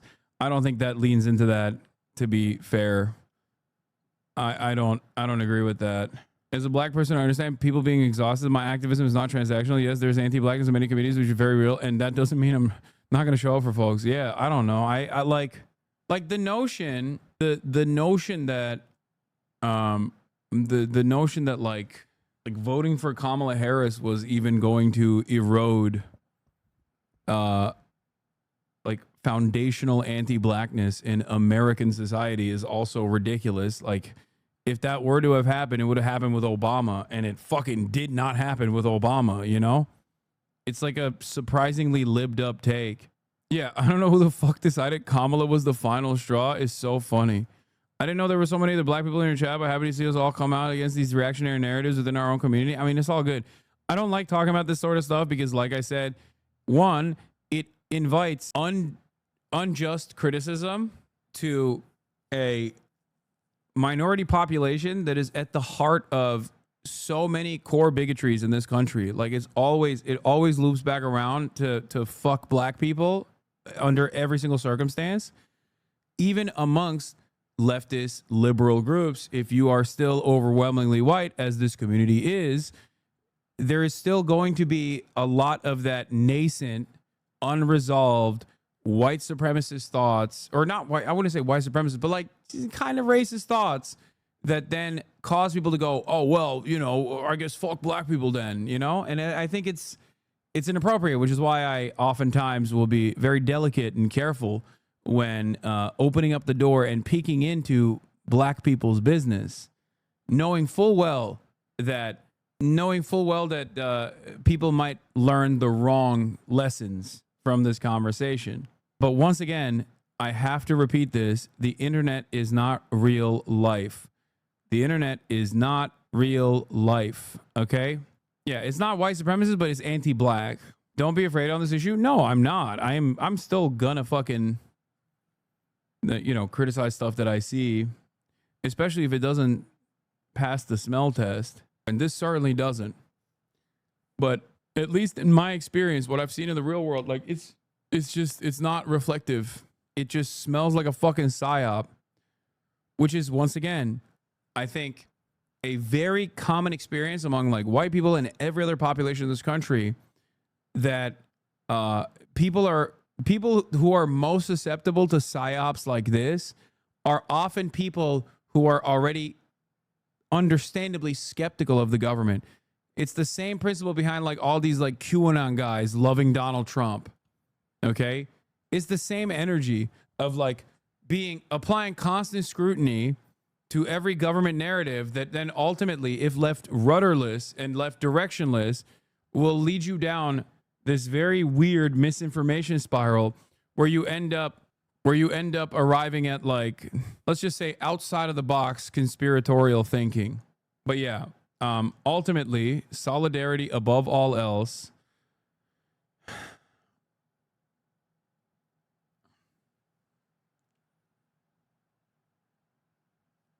You know?